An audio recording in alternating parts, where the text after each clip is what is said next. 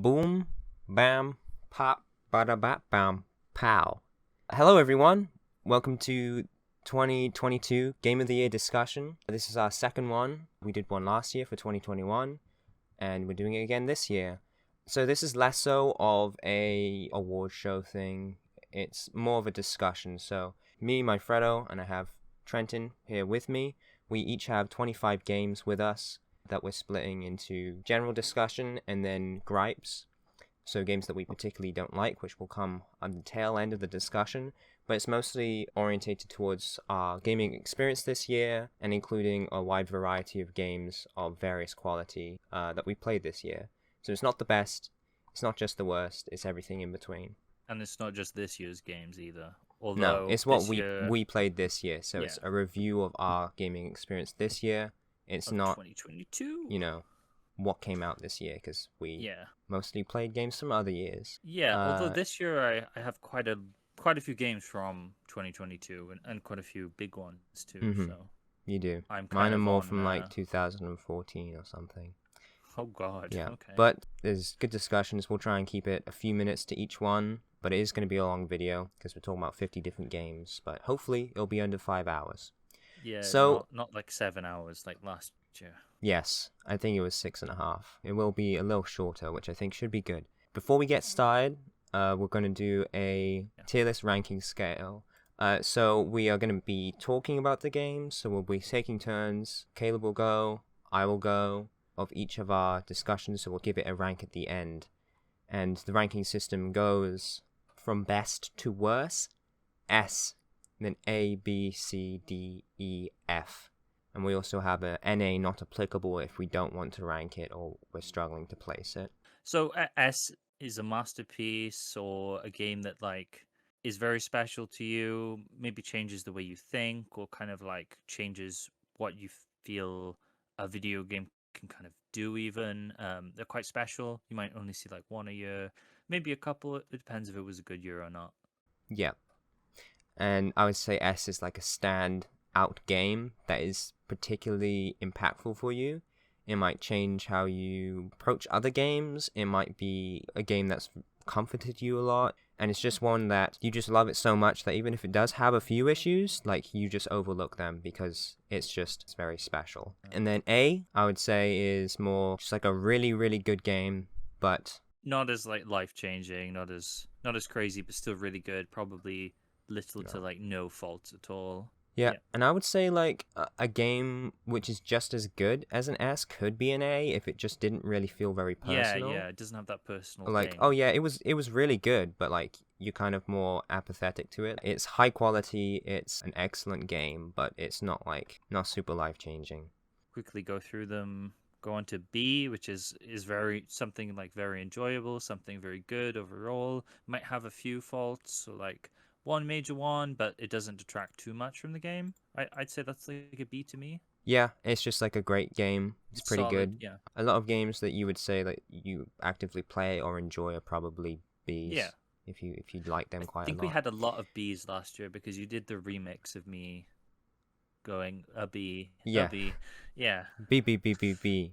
Yeah. And then C is also another common one, I'd say. Yeah. It's just like, it's a good game. It does have issues, or maybe it's just kind of a bit mediocre, but you quite enjoyed it. Yeah, it's alright. For me at least, it can either be like a game that's like okay, but you did enjoy it, you got like a good experience out of it, or it's a game that is like pretty good, but you do have some major issues with it.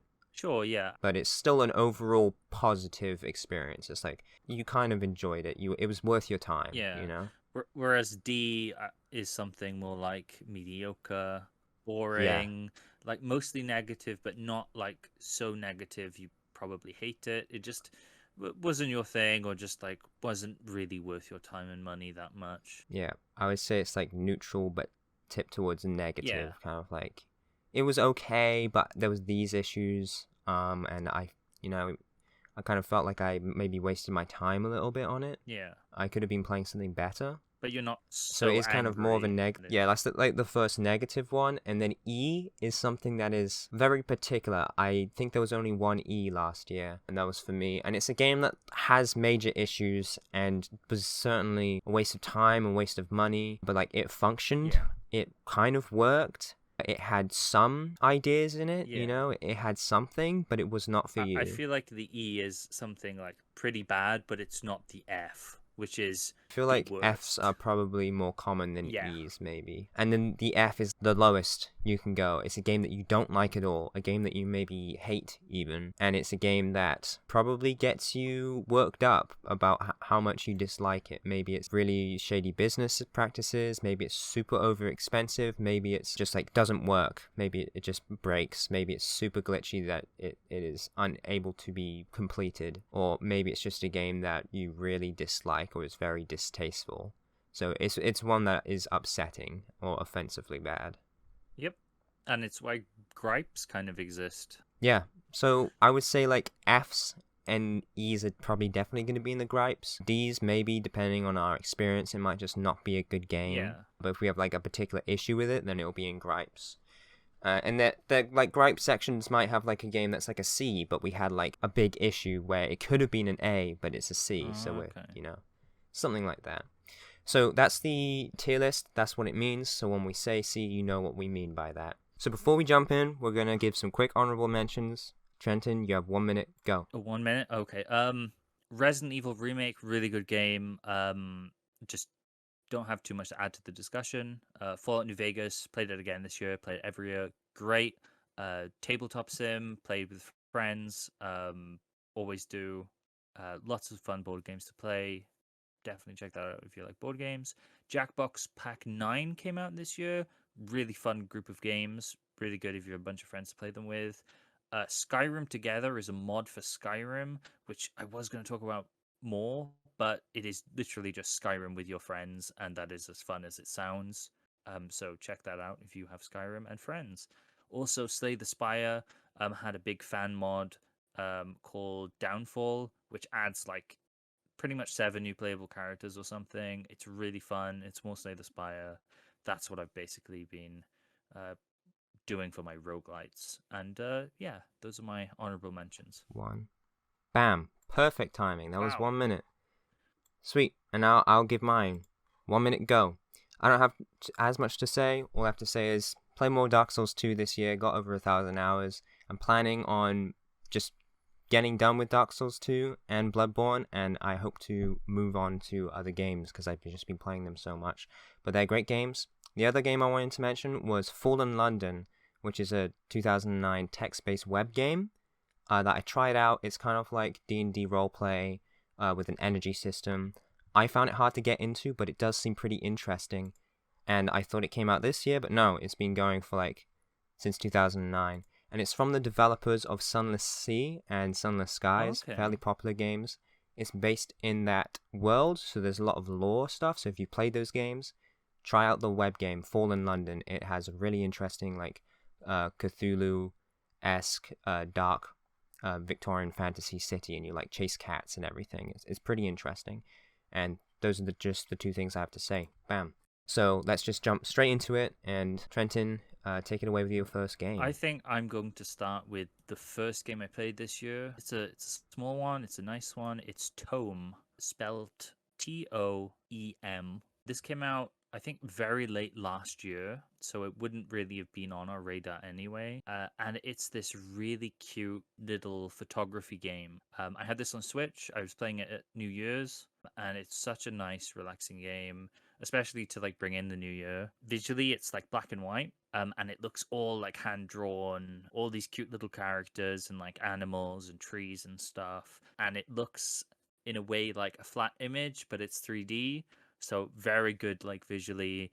It just works so well with how relaxing and calming it is. You go around, you take pictures, you do little quests. A good one if you you have like a completionist itch, but you don't want something too long. I think it took me about 7 hours or something to 100% it, and I think it also got some extra content this year as well. Very small amount. I haven't done it.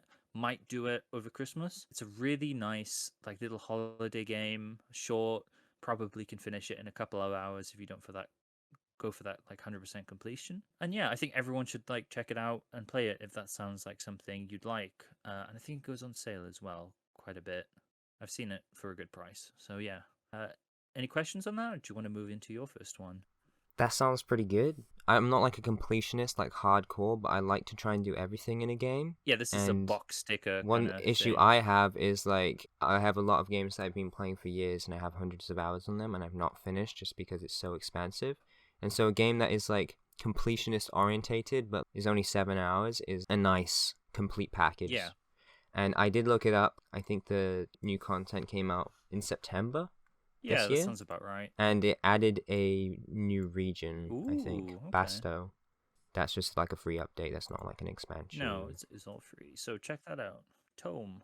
Yeah, it looks interesting. Yeah, I definitely Nice. recommend. If you have a Switch, it's on Switch. It works really well. It's a good Switch game. Ooh, I'm gonna. I need to rank it though.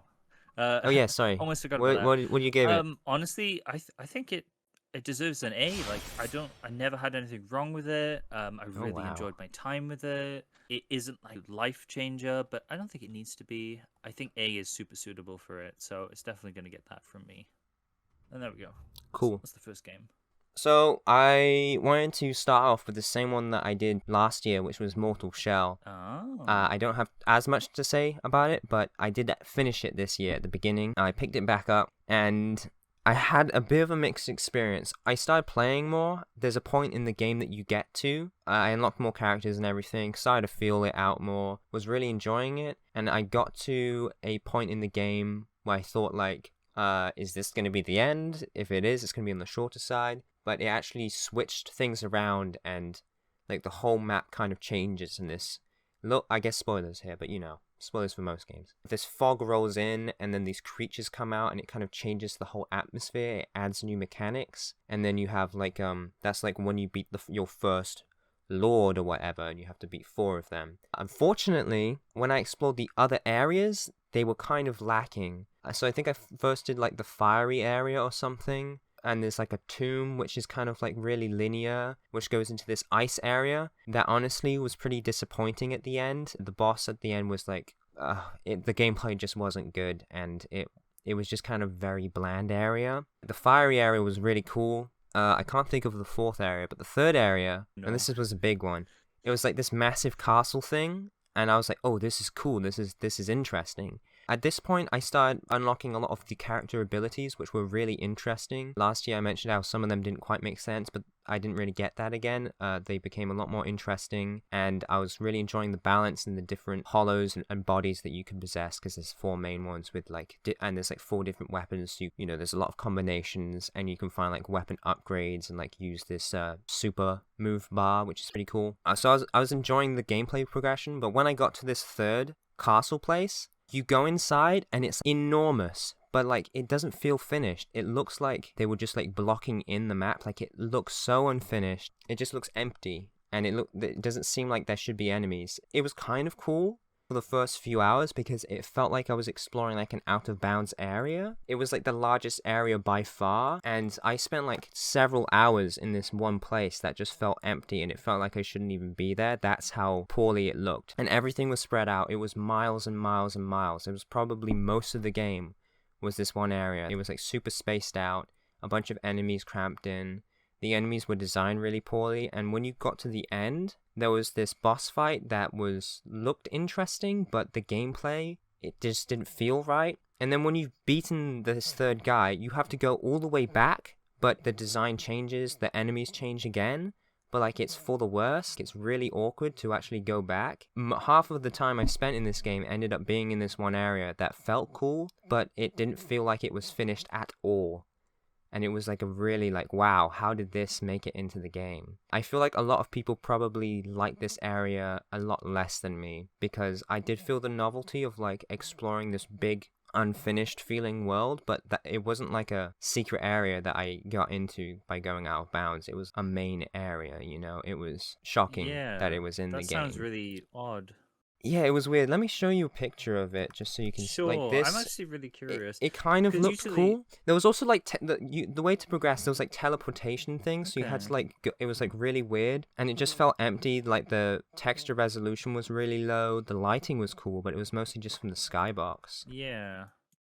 I find this a bit weird because like usually with like Souls-like games, a lot of it is down to like the tightness of the levels, Yeah, and stuff, and hearing and that there's this massive like open part near the end is yeah, and like some of interesting. the enemies were just kind of very iffy. There was like like the large corridors that you would like run down for like a minute, and it was like empty, and then you get to the end, and there's like one item there, and then you just have to run back for like a minute.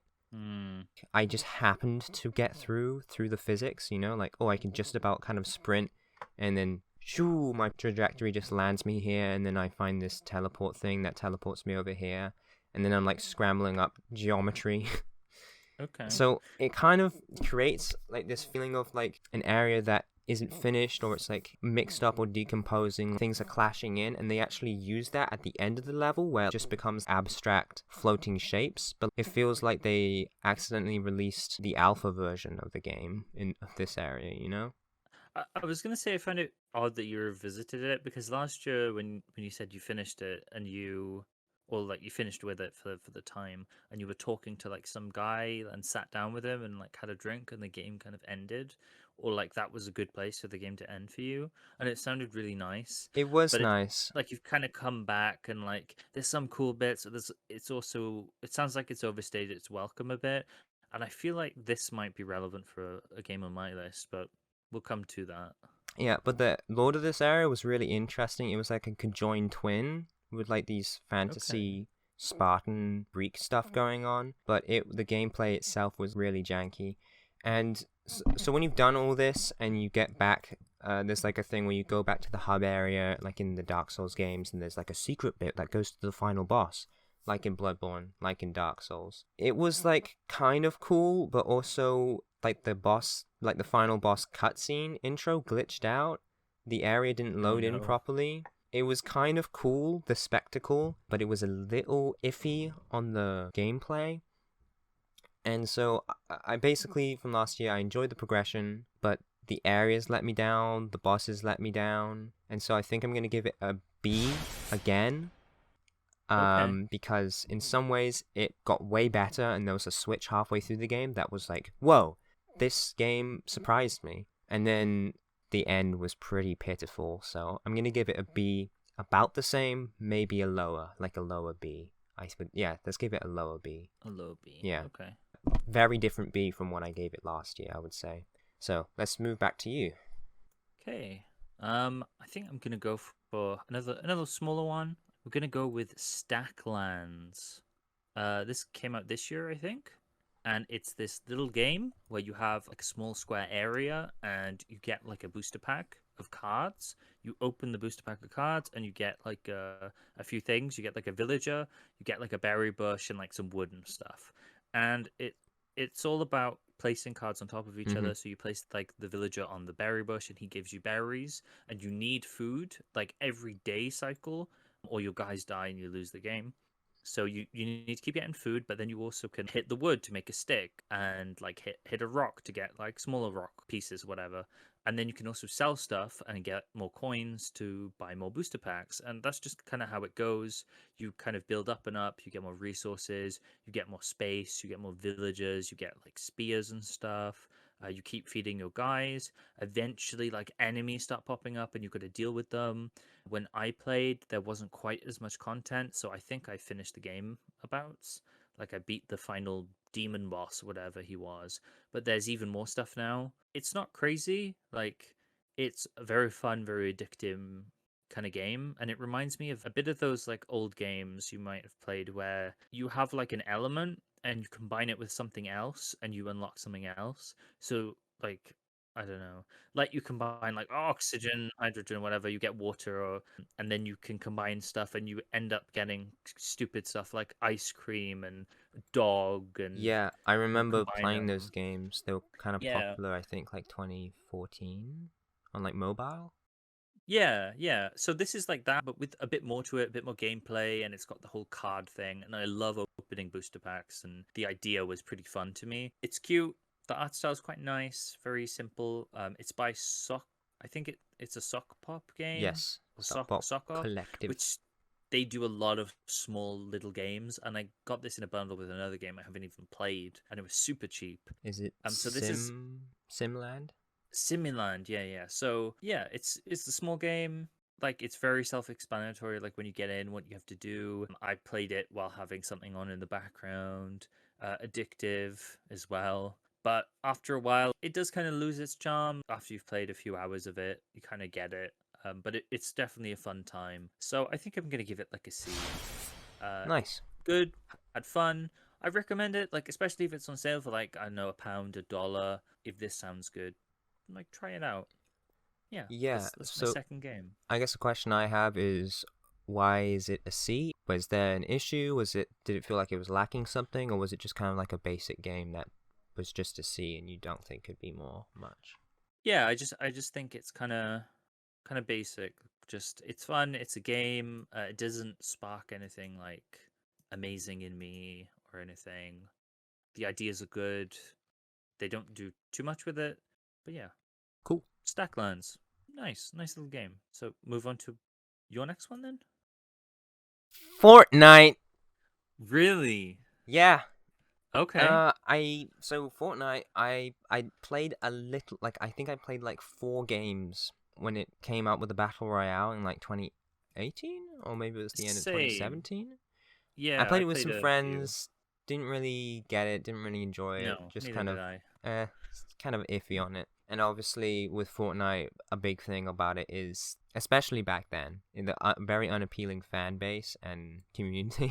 So, but I'll say this: last year I tried it out as like a little, let me try out Fortnite, and I enjoyed it. It was okay. Yeah, I actually kind of had some fun with it, and I was like, oh, this is a game that, like, I saw it for what it was. Like, oh, it's a decent game. It's designed fairly well. They keep adding updates. I don't really care about them. I'm not going to spend money on it, so I don't care about the monetization much. I don't care about I'm not very interested in the monetization. I do care about it. You don't want to play as Goku?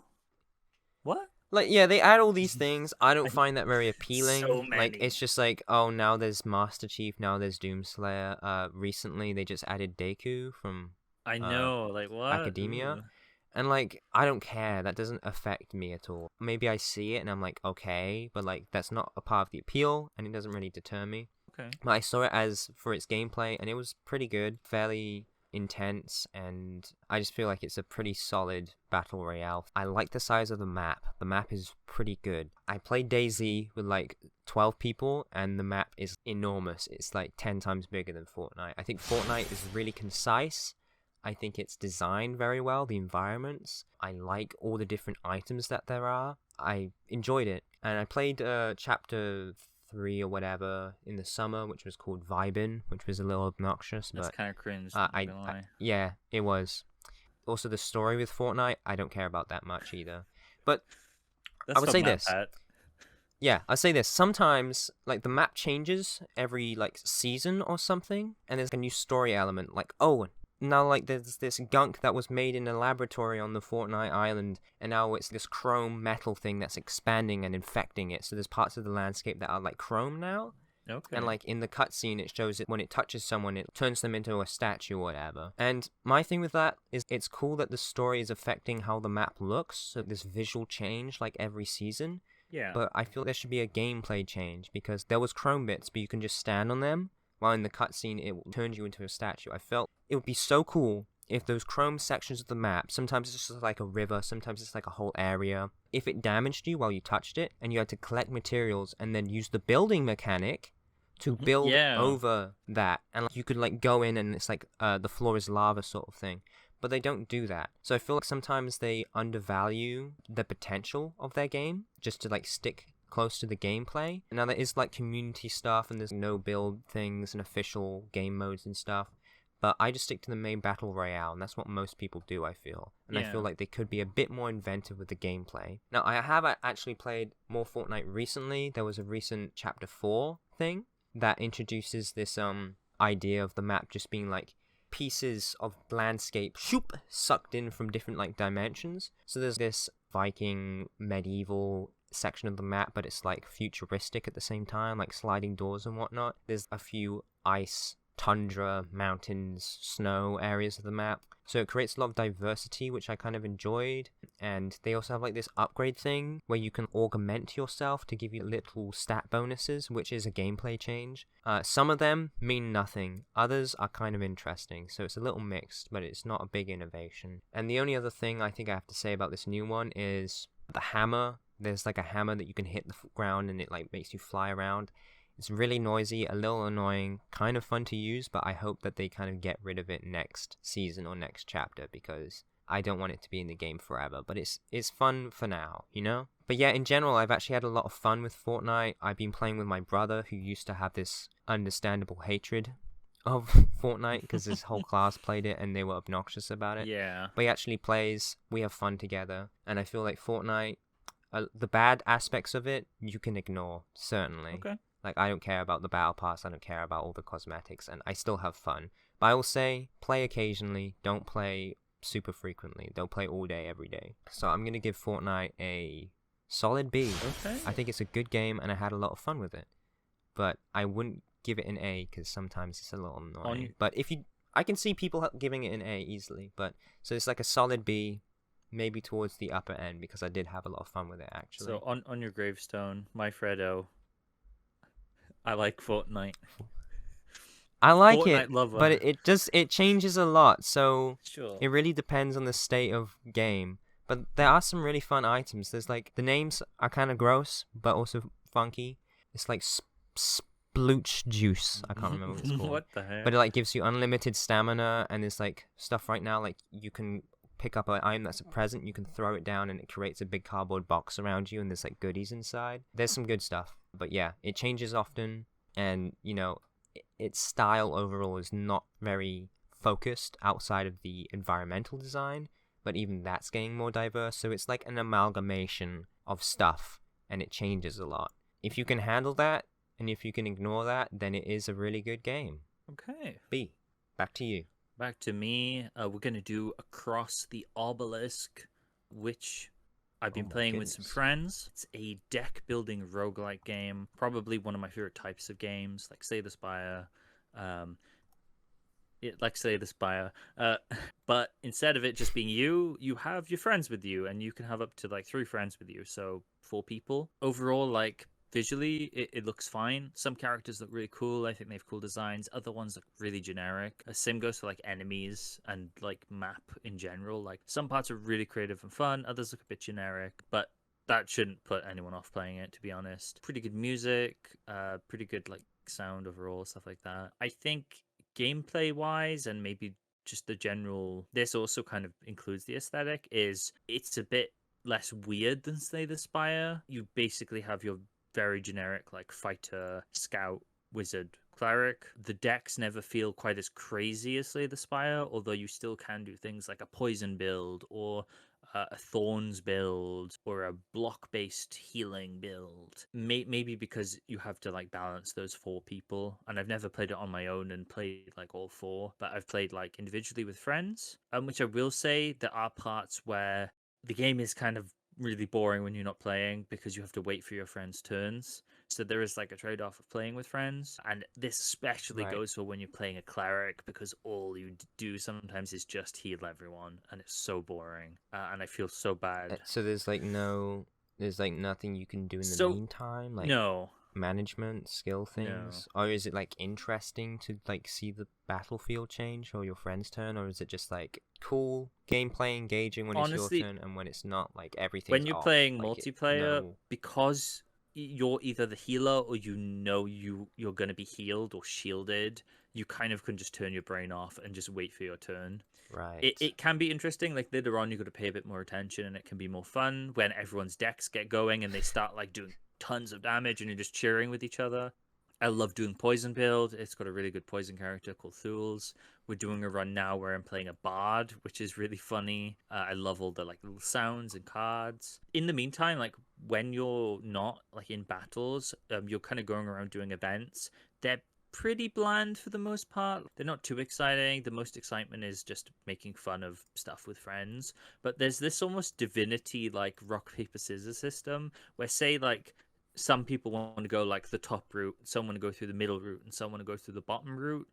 What it'll do is it'll say like one person picks high card, low card, or closest to 2, and then everyone draws a card, and then whoever gets like the picked one, say it's high card, the person who draws like a 5 mana cost card, they get their option picked, if that makes sense. So it can be quite fun, and it's funny like when people want to go one way and you're like, no, I'm gonna click this, so we have to do this thing, and like, oh, now we're going down because I clicked this. It's very fun with friends. Oh, I see what you mean with the rock paper scissors thing. Not a gameplay thing, but a mini game or like a mechanic, yeah, it's a mechanic that gives one person in the party. We're going with my decision, sort of. So it helps you like that way. In general, I think it's a solid game. It's fun with friends, but it's also a game that has a lot of boring downtime, and I tend to just like read manga kind of in between turns. I'm not gonna lie, and I know like my friends like they either do a bit of work or something as they're playing because it is really fun though. Is that like something that is neutral? Oh, you can fill in your time, or is that like neutral. A negative? I'm kind of leaning toward like more of a negative, but I don't think you could really do much with the game how it is. I do kind of want to bring up because we've been playing Slay the Spire, the board game, and Tabletop Sim, and I've actually like kickstarted the board game. I've got it coming. I'm so excited. I love Slay the Spire, and it's multiplayer. But instead of kind of waiting for your turn in that board game one, you kind of work together, and you're like, right, I've got this much damage. We're gonna hit him here, so we take out your row first, so you're kind of protected, or we're going to take out this enemy because they're going to do a debuff on all of us. So there's more kind of interplay and like talk, so you're all playing together, while in Across the Obelisk it's more like, this is my turn, I'm going to do damage, or this is my turn, I'm going to heal everyone. So yeah, despite that, a bit hard to kind of rank this. I think I'm going to give it a C, but a high C. It's a good game. It's enjoyable. On single player, have not played single player, might be really fun because you always have your turn basically. And I really like the opportunity to like play a deck builder roguelite with my friends. Yeah, I think they are trying to advertise towards playing it multiplayer. Yeah. I think that's a bit more of the focus. But when I look at it, I see this. Oh yeah, so there's the okay. That's what I'm seeing. No, nothing like Darkest Dungeon. It looks it looks like the nice version of Darkest Dungeon, which doesn't look quite as cool. It's like Slay the Spire and Darkest Dungeon. And just to clarify, because I got confused, kind of. The developers of this game did not make Slay the Spire. No, they didn't. That was just a comparison. But keep this in mind. Keep this in mind, Caleb. The only thing that at least from their Steam account, the only thing that the developer has made aside from this is Empire TV Tycoon. So I think they've done a good job. Yeah, they've done a really good job. The only reason why it's not like a B is just that lack of when you play multiplayer, that idleness in between. If you have friends and you like roguelites or deck builders, like, get this game. It's really good. It's really fun. There's a lot of positive stuff around it. But I would say, like, when something's neutral, like a game's more passive, I feel like that, that can be okay, and I do play passive games I like. Yeah. But like, for me, that's something I already lean into anyway. Like, when I'm playing a game and I'm comfortable with it, I often, like, watch something in the background or I'm doing something else. Yeah. And so I really value games that require my attention and get me involved. And so, even though something being neutral like that, you could just be like, oh, that's not going to really affect my ranking. To me, I think I do want to have games that are more involved now. Yeah. I think that's something valuable to me. So something that's neutral and makes you more passive and idle is okay, but I think it also kind of can waste time, and it also doesn't draw you in as much. So the thing with this is it's like multiplayer though, so you're kind of with friends, so you're not wasting time. But like, I'm just saying, like, in general, for games. Yeah. I kind of agree, although sometimes time-wasty games can be Sometimes. fun. Yeah. But yeah, this is you're not. I don't feel like I'm wasting my time or not having fun. It just feels like there's a little like disconnect. There's this time you're kind of doing it solo but together at the same time. It's still worth playing though. So yeah. Do you want to go into Okay. your game? No. So this next one, I have a few larger ones to start off with, so excuse that. Some But big boys. next one I have is Call of Duty Advanced Warfare. Okay. Bazinga. I played this on the PS4, and just to mention, I played the other two on the PS4 also. Call of Duty Advanced Warfare was actually my first Call of Duty game that I've had. Like, I played Black Ops with other people, played zombies and stuff, and it's pretty good. I always had the view that Call of Duty was like this really trashy mainstream shooter that had like nothing behind it. Yeah. And I don't actually think that's the case.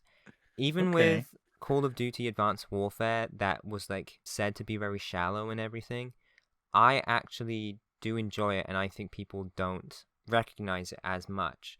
And I think a lot of the issues with it is due to the publisher, due to Activision. And I think the developers actually are talented, and I think they have ideas, but I do feel like there is this essence of this restriction and this yearly stuff, and I think because it's such a big thing in games, it's like one of the biggest franchises, it has suffered from the medium and the industry in general. Call of Duty Advanced Warfare, I think, is a good shooter. It has like the advanced movement that a lot of people didn't like. I actually really like it. I think it's pretty good. And it's set several decades in the future, and when I first played it, like, I was blown away. I was very impressed with how modest they were about the futuristic stuff, but it's still making sense. I think the audio design in Call of Duty is overproduced. Aside from that, I think it's really cool. So you have like these exosuits which allow you to like do this big high jump, like this little jetpack boost, and you can do like dashes and stuff. And you have different types of exosuits. One that has like a shield built in, clamber up specific metal walls, but you don't have like the movement options. You can just do the jump. You can't dash. You can't like super slide or anything like that. And then there's like the more mobile ones where you can jump and dash and like do like these side steps and stuff. I just find it pretty interesting. There's a grappling hook and stuff. There's like tanks and like big mech suits that you can get into, and they are so fun, especially the tank. But the issue with Call of Duty is all of these cool and interesting abilities and movements and vehicles are all set piece based, and they're scripted. Like with Halo, you have like these cool vehicles and stuff, but the cool thing about Halo is that it's like a sandbox, and it lets you like use them in whatever way you want them. And Call of Duty doesn't do that. It's more linear. So like, it's cool that you're piloting this tank, which has like these super cool missiles and different firing modes, and has this really interesting semi-futuristic movement style, but it's only in this one section against these certain waves of enemies, you know? And so like, there's a lot of potential. It's really fun. It's very well made, but it doesn't mix with the gameplay. Like, the ideas only mix with the gameplay on a shallow level. Like, you can clamber up walls, but it's only very specific locations, so you might as well not have control over it. The grappling hook is also used in a similar way, how you're given it and then you have to use them in a specific order of things. There is one mission where it's like stealth, and that's a pretty good mission, and you have a grappling hook going into bushes, and then you like grapple hook people into the bush and do a takedown like that. That was a cool stealth mission, and it was actually fairly open and sandboxy. And then there's another mission near the end where you do that also, where there's like 3 grappling points, and there's turrets you have to take down, and there is one helicopter that you can grapple to, get in, kill the pilot, and jump out of, and it's awesome. But there's only one helicopter in the entire game, and it comes up in like all the clips. It shows it in like the trailer, but it's just one bit. And so there are a few sections that are really cool. There's like a level that's based in Antarctica, and it looks gorgeous. But all of these wonderful things, it's restricted and bounded up and binded a lot of the time, where you don't have the freedom to actually have fun with these things, even though they seem really good. The story is okay, but there's like a twist It's very obvious that Irons is evil, by the way, who's the guy that you're working for. I'm not going to explain the story too much, but basically you find out he's evil without any evidence, and then your friend, your buddy, shoot, I can't remember his name. I like him. He's you play as Mitchell, and then your friend, I can't remember his name. I liked him a lot, though. Pongo. I have to look this up, sorry. Gideon. Gideon is good. But when you find out Irons is evil, Gideon stays with Irons. You think, it's like this whole thing where like, oh, he has to find out if Irons is really evil, and he pretends that he's going to kill you, but then he's on your side. It's really stupid. The characters are like dense. You have no reason to think Irons is actually evil, because like you just like with barely any evidence, and then you are pushed to side with Irons. Like you don't get to decide. Your character's just like, Irons is evil. And then Gideon's like, I'm sticking with Irons. And I thought it was because he was trying to work on the inside, but Gideon genuinely, like, was confused and didn't trust you, who is your best friend, basically. So the story is like baby toddler. And yeah, it's just like the twist is rubbish, basically. And the whole thing with Irons is he declares war on the whole world, and it sounds stupid, but like, he has points. It doesn't make it particularly good writing. Like, the narrative is okay, the story is not great. But there's, like, cool set pieces and stuff. The campaign's a mixed bag. I played it through twice. There's, like, some very light gameplay upgrade stuff. And it's just, like, very shallow, but it's well done. And so I wish they just opened it up more. Because when they do open it up just a little bit, it makes it so much more fun. Campaign is several hours. I played it twice. And there also is a little mission, which is like 5 minutes, where you lose your gun and then you have to like stealth through this abandoned warehouse thing. That is the best part of the game. The best part of Call of Duty is when you lose your gun and then it's like this horror stealth section. Nice. But again, it's so short-lived. So it's really mixed. I wish this game was better. But there is so much that it could be so much better, and there's some great design, some really good work in it. It's just, you know, the direction, basically, the big boys who are directing it. And the only other thing is Exosuit Survival is the side mode. There is zombies, but I'll get to that. But Exosuit Survival is like this wave-based thing where standard soldiers with guns and exosuits, so they can jump, they can dash. There's like these waves, and they're set waves. And I've played like 35 hours of this. I really like this mode. Okay. And like you get points each round on completion, and you can spend that on upgrading score streaks or getting new guns and attachments. I wish there was more variety, more guns, but you have like 4 classes and things, and it's pretty good. The maps, they get from kind of okay-ish or kind of poorly designed for the game mode, but they're also multiplayer, which I didn't play, to pretty good. It's a fun mode, but I just wish there was more content. It kind of feels slightly rushed. And then the whole drive for this mode, for a lot of people, I enjoyed it by itself, but a lot of the drive for this mode was when you get to the last map, it takes like 10 hours to do enough rounds, but you can unlock zombies mode. So on the last map, when you get to round 10, there's like this biological strike, and then suddenly zombies are there.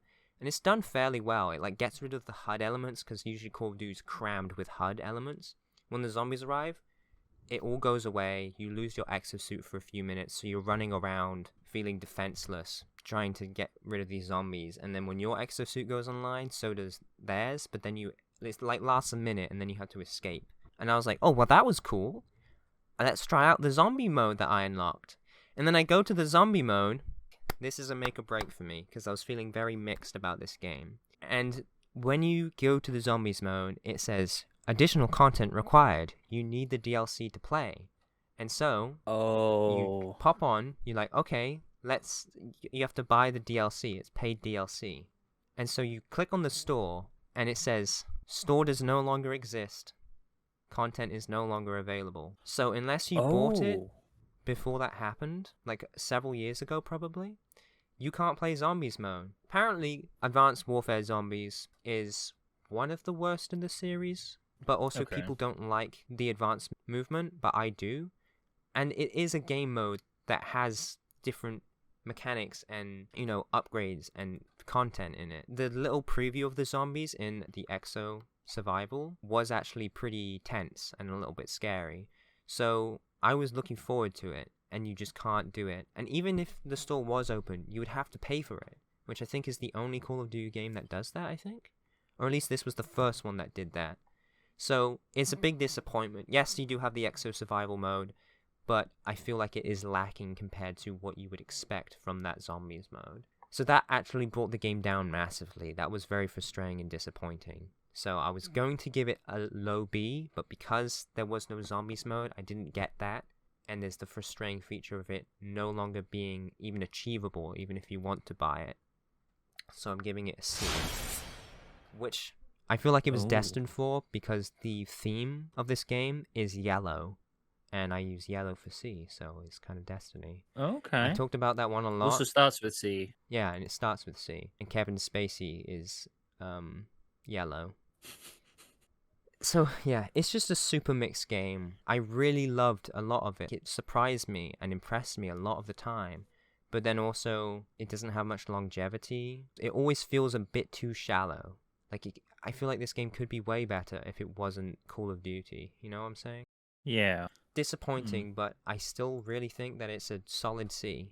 Even with that disappointment, and even with it being a Call of Duty game that most people, even Call of Duty fans, don't like. I actually liked this one, and I thought it was good, but has some flaws, and a missing game mode. So, C.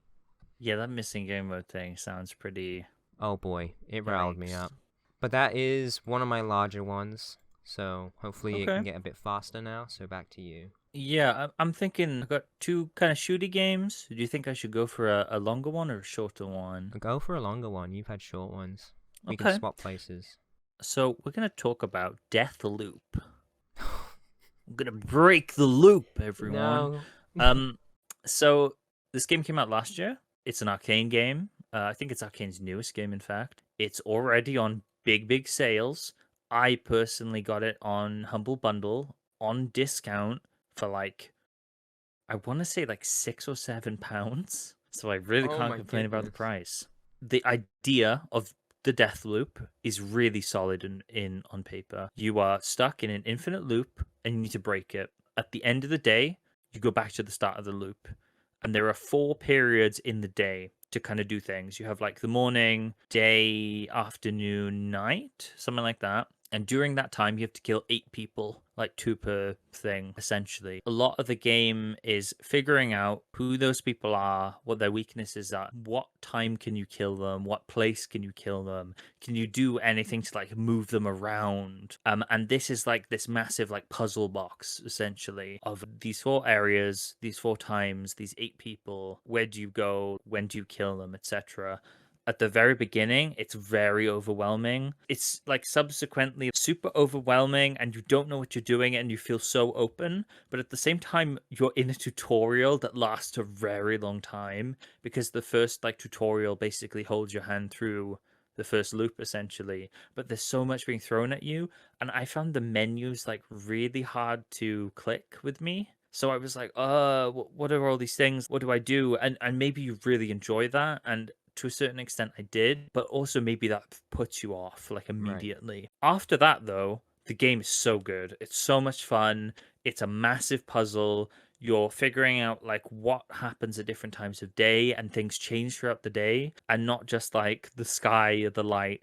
Enemy placements, events happen, patrols move around, areas get inaccessible or accessible, so there's a lot to explore, and the areas are really nice and confined. I will say some of the areas are way cooler than the others. So Updam, the first main area, is really cool. The changes are really fun. Carl's Bay is another one I really like, although that one has it's something the morning is really fun and the night's really fun, but other times of day it's really boring. The other two are kind of way more that they're kind of the same. They're very samey. The first one's a kind of small town. The second one's a bay dock area. The other two are a science lab in the snow. And I'm trying to even remember, what is the other one? It's just a bunch of rocky mountains with a big bar complex. I feel like they could have easily been in the same place, basically. And I was a bit disappointed that there wasn't a fourth area that was entirely an underground lab. That's I think what the lab should have been, is a more enclosed, massive labyrinthian lab or something. But that's not too bad a a complaint, to be honest. The gameplay overall, so you have guns. They're pretty fun. I've heard a lot of complaints that early on they got really good guns and they just steamrolled the game. That didn't happen to me. I was fairly frequently finding new guns, swapping them out, trying new things. There's a single sniper rifle in the game, which I didn't get till the very end. I like that. You could probably get it early if you knew about it. I didn't. I kind of had to like figure it out. So I wasn't sure like where it was, but there was this part where you have to find like a present or something. And I remember being like assaulted like when you go for the present, and I heard like a lot of big booms and I was like ambushed, and I thought like, oh, maybe someone has a sniper then because they're ambushing me and they're in like the buildings and stuff, and that's kind of how I found it. So I was really impressed with that. But I didn't like have the sniper as a crutch through the game, so I'm really, I guess, happy about that because I got to try tons of things. One of my favorites, not only do you have guns, but you have like a melee, you have these little trinkets that give you little abilities. One of my favorites was you heal with poison, and I also had a gun that shot poison clouds. So what I could do is Ooh. shoot poison around and like heal myself, because healing is something you have to like go around and find, and it's kind of limited. So that's a good combo, but I had to be really careful I didn't like shoot twice, because if you shoot a poison cloud it explodes. So I could like hide somewhere, like shoot that, try to be stealthy and like heal up. That's actually There's interesting. near the end of the game, I ended up going like full on melee. I quit like speed boosting things where if I killed someone with melee, I'd get like 10% faster. And then I equipped one that like healed me when I did a melee attack. So I was just going around with a machete, like cutting people's heads off, like slicing them in half. It's very gory, but it's not, because when people die, they don't like actually die like lore wise or something. But Because it's of the loop? very, yeah, it's weird loop stuff. But I really like the gunplay and the general gameplay. I thought it was quite good. There's also powers. Some of them I didn't really use that much. Some of them I did when I unlocked them. So there's a blink power where you kind of blink through, you do like a dash. Very, Classic. very nice. There's a telekinesis one called Carnesis where you like drag people to you and like slam them against the walls and stuff. I didn't use that one too much. There's one that boosts like damage, I think. I've honestly forgotten about a lot of them, but I remember using a couple at least, and I'd rotate them. Oh, it's an invisibility one too. The blink one I did use quite a lot, because I guess another element of the game is there is a multiplayer element, a little bit like Dark Souls. Oh my If you've heard of goodness. that niche game, where people will invade your world basically as one of the visionaries, Juliana. They hunt you down. Where Um, visionaries are the people hunting you, yeah. right? So the 8 people you need to kill, one of them comes to kill you like every loop at least once. And that's like another player with these abilities and these weapons. Ooh, So sometimes sneaky. they had the sniper and would just kill me. Most of the time I would use the blink and I'd try to hide and like blink up to them with the machete and take them out as quickly as possible. Sometimes those parts were so tense and so fun. Other times they were really iffy. I would just get sniped over and over, or they would just lead a bunch of enemies to me and I would respawn in these really bad places, because I think you get 2 respawns. That's kind of your power as Colt, the main character. You get these respawns and you can loop.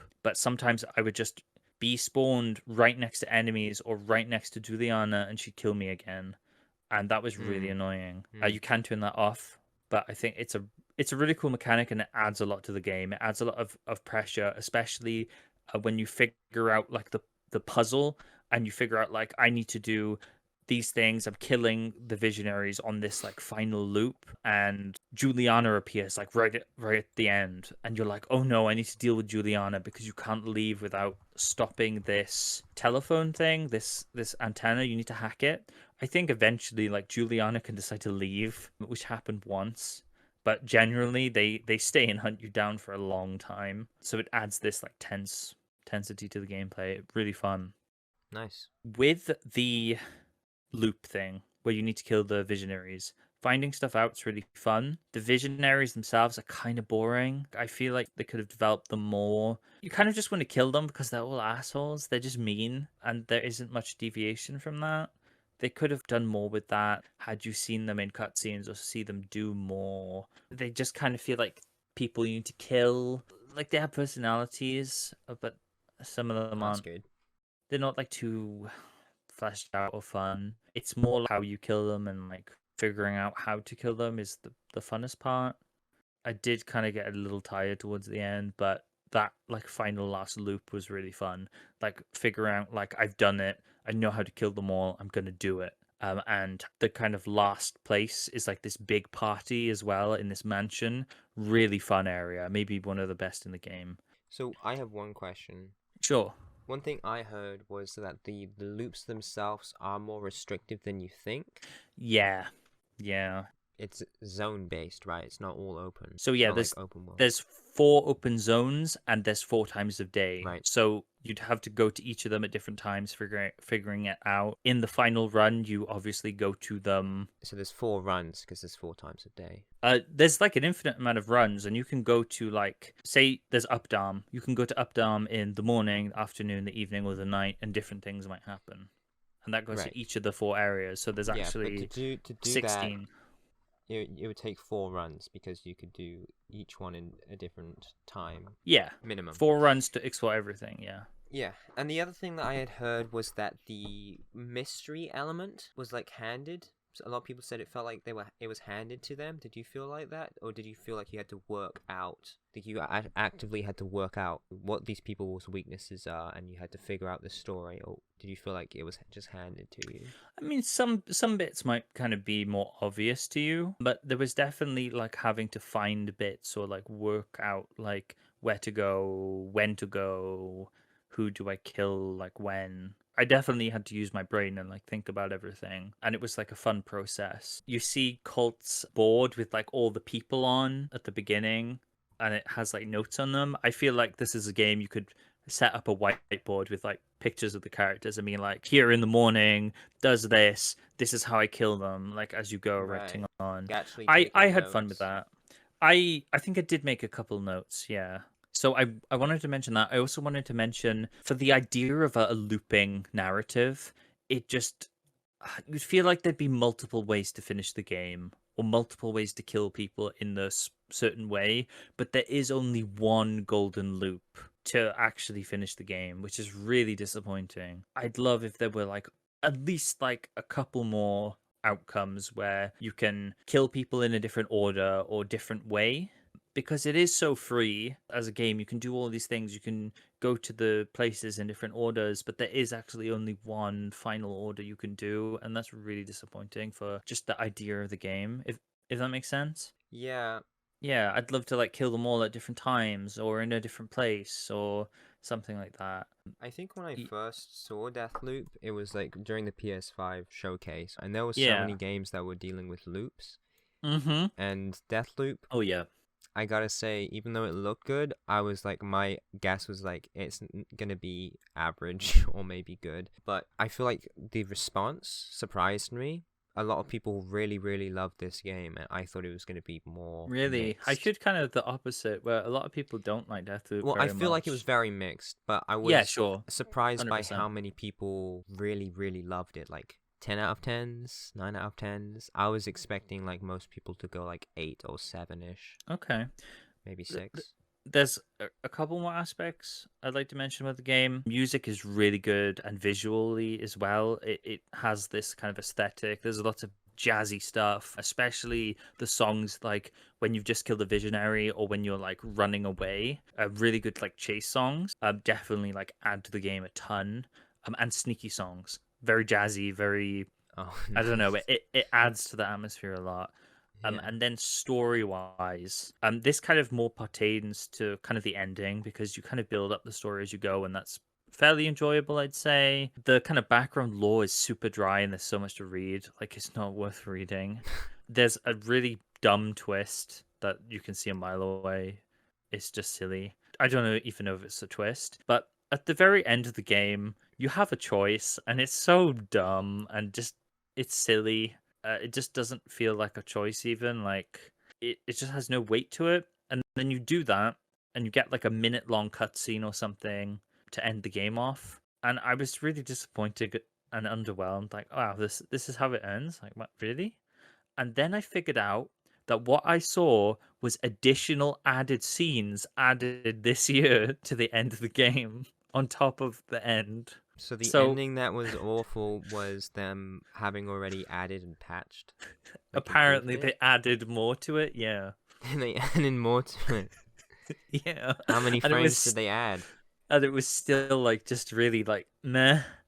So it ended on a pretty low note. Right. And I didn't really want to play as the mode where you play as I forget her name Invader. now. As the invader, yeah. They added even more content as well. Like they've added maybe small mini quests. They added a new ability as well. Cool. All free. Overall, this is one of my long ones. Yeah. I do I have one question before you give it a sure. ranking. Yeah. How did you feel about the visual style? Because didn't they do like very animated, cartoony stuff, and they had like this sepia orange Kind of. aesthetic? But Yeah. also, when I looked at the game, sometimes it seemed very present, other times barely there, and there's like Yeah. the animated stuff where it's like completely different style from the gameplay or like the So actual models. I'd say generally it's fairly realistic. There's a lot of very colorful like Art Deco-ish, I think, Yes. parts and buildings, and it meshes really well in my opinion, like how it looks. And then all of the cutscenes and little animation bits are really nice. I really like them, but they're Mhm. not really part of the main game. It just flashes up like, say you killed someone in a loop, you'll get a little animation of like, here's how Colt did the thing. One last thing as well, I really love Colt. I love his voice actor. He's really fun to play as. Yeah, just a fun character. So if I give it a rating, I think I'm gonna give it a B. Like there's definitely things that hold it back, but the general gameplay, the middle section which takes up most of the game, is just a lot of fun. Definitely missteps, but the general, just like the visuals, the music, the gunplay, the little systems, me healing myself with poison, like I'm gonna remember that fondly. And if it's on sale, pick it up. Played it on PC, had no issues at all. It's on PS5, maybe PS4 too. I could be wrong. Yes, it's on PS4. It is on PS4. Yeah, check it out. I think I said earlier to a friend, if it's £20, $20, whatever, I think it's worth it. If you can get it even lower, like 75% off, which it probably will be, Right. check it out if it interests you. So I'm looking at the deluxe edition on Steam. It's $110. Should I get it? No, don't buy the. I don't know what the deluxe edition adds. I think it adds a skin. It's just the soundtrack. Yeah, don't buy that. Just Okay. buy the game. Well, shout out to Jason E. Kelly. Yeah, great voice actor. And what's your rank? A What are you B, giving it? B. solid B. Because I it's think orange. It's an my orange game, so it gets yeah, B is B. orange. Nice. Sure, That was a big one. Let's move on. it was a big one. That One was of my biggest. interesting. I was looking forward to hearing about that.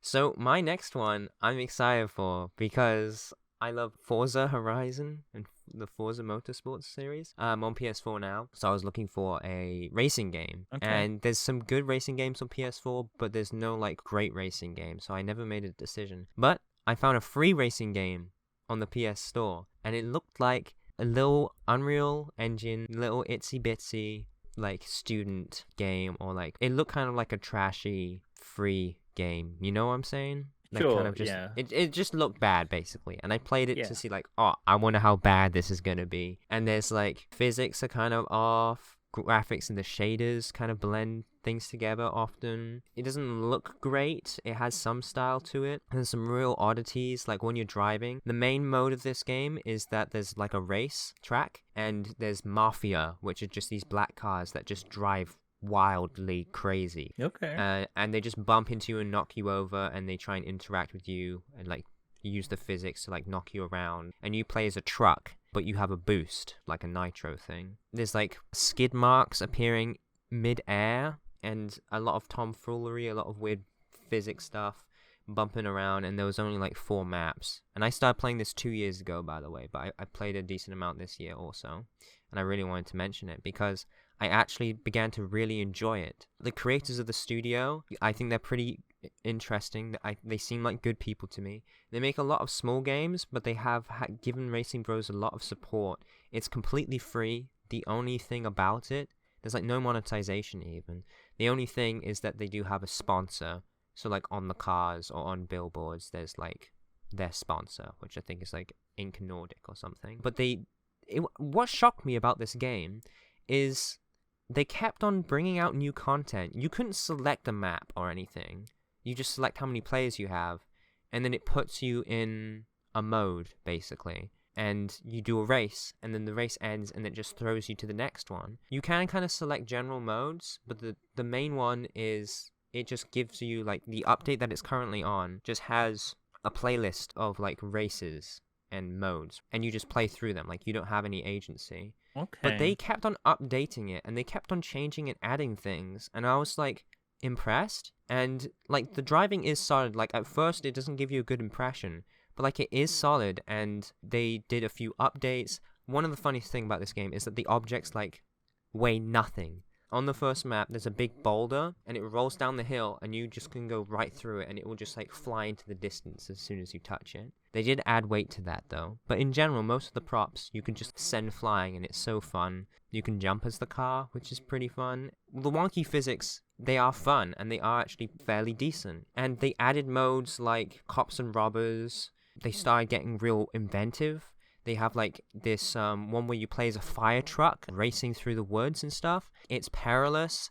It's such a traffic jam. Sometimes you just get completely stuck because there's, like, 5 fire trucks on this tiny little country road. But it is fun to try and blast through it. Sometimes they let you play as, like, sports cars, where if you hit a ramp, me and my brother would do this, you can go absolutely flying, and with the boost, you can just, like, fly into the distance. The camera is physical, so if you hit something and your car goes spinning, your camera will hit into the car will hit the camera like a mile away, and it will slowly zoom back in. It's so goofy, it's so zany, I love it. Me and my brother got so good at this one, like, stretch thing that we can finish it in, like 10 seconds, just by, like, abusing the physics. One of my favorite things about this is they added downhill racing stuff, where you play as, like, a big truck, and you just boost down, like, this ramp, and it gets faster and faster, and you have to be so delicate with the controls. It's like threading a needle.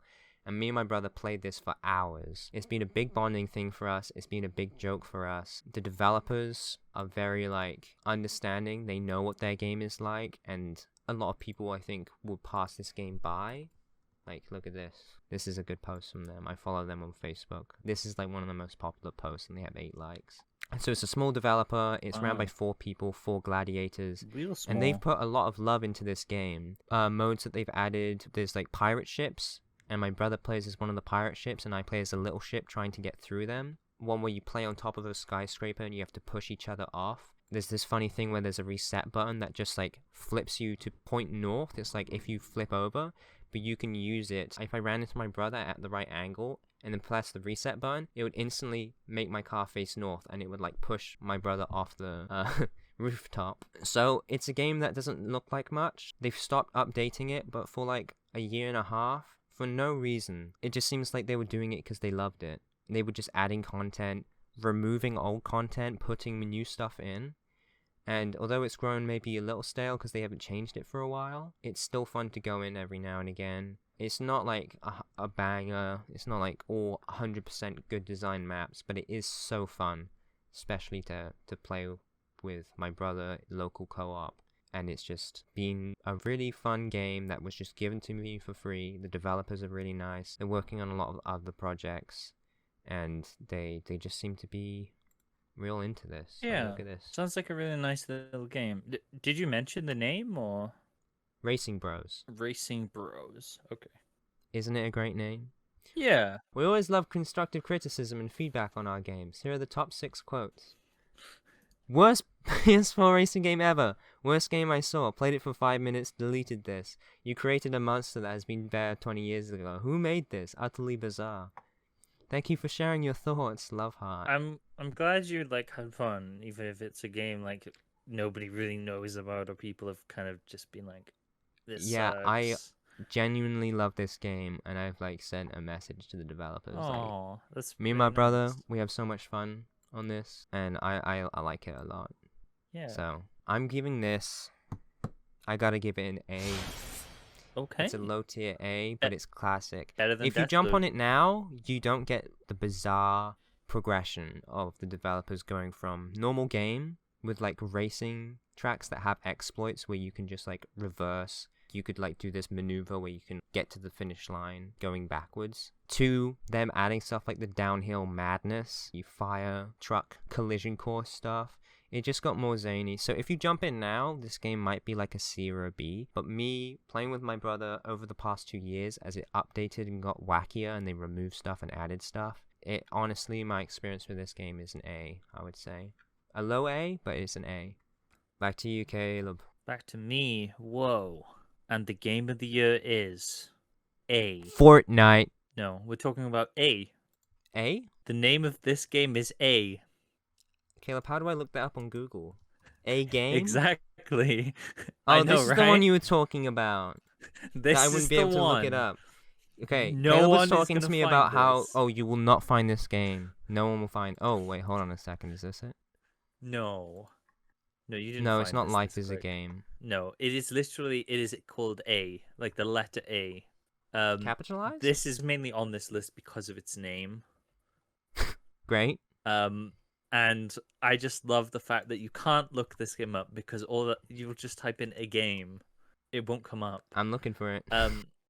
The only way I found this is because of my favorite podcast I listen to, and they mentioned this game and they said they found it on Switch new releases. I managed to find it about a year ago. So it was in January. So good luck if you're trying to find it. A year's worth of games have come out on Switch since. Shoot, And if you you're gonna have type to in A scroll. on Switch Store, every game with the letter A in it will come up. So good luck That's a lot finding of this. games. Yeah, I'll be honest, Caleb, I can't find it. Yeah, you're not finding this game. Can I have a picture? Can you give me a screenshot or something? So I can like send you a screenshot on my Switch, like when I get around to that. Sure. I need a picture, or I could just put the letter A in the middle of the screen. Sure, I'll try to send you like pictures of it on my Switch. Are we breaking the news? Breaking what news? Of this game? This is the only journalism? Can I find mean, any other articles on than the A game? Like the podcast, like I got it from, or they mentioned it on. Okay. Well, I want to hear about it. So A is a platformer game. I don't really like platformer games. I'm not very good at them. It's also a really hard and weird one. From my memory, you play as like this little wormy guy. I think it's made by someone crazy. Probably English isn't their first language, or they're like Japanese or something, because a lot does not make sense. The first level, there's just lots of like buzzsaws and stuff around in a grassy cave.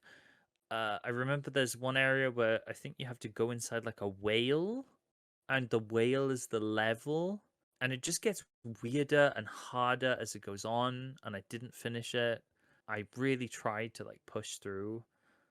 I think there's like a hat selection. It is honestly one of the weirdest things I've played, and the fact that it is just called A is just like the cherry on top. But yeah, I think you're tripping.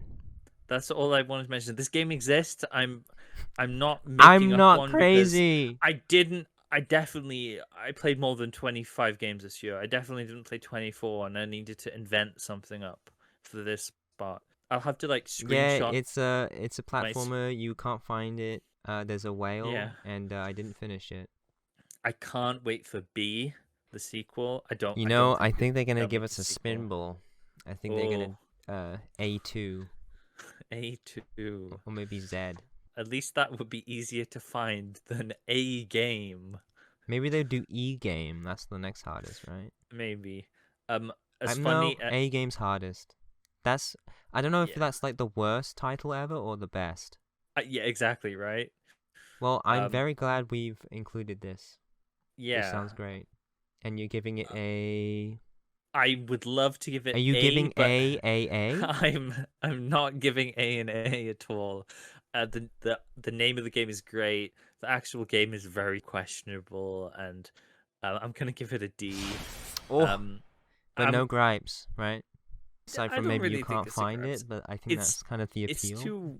It's too weird. That's the appeal. The appeal of this game is its name and the fact that no one is going to be able to find or play this. I think the idea of the game more than anything, and hearing about it, is the fun thing. And so it is kind of like it's just like an obscure, crazy platformer. Yeah, it's this is weird platformer with the name A. Okay. Yeah. Well, let's So move on. back to you, yeah.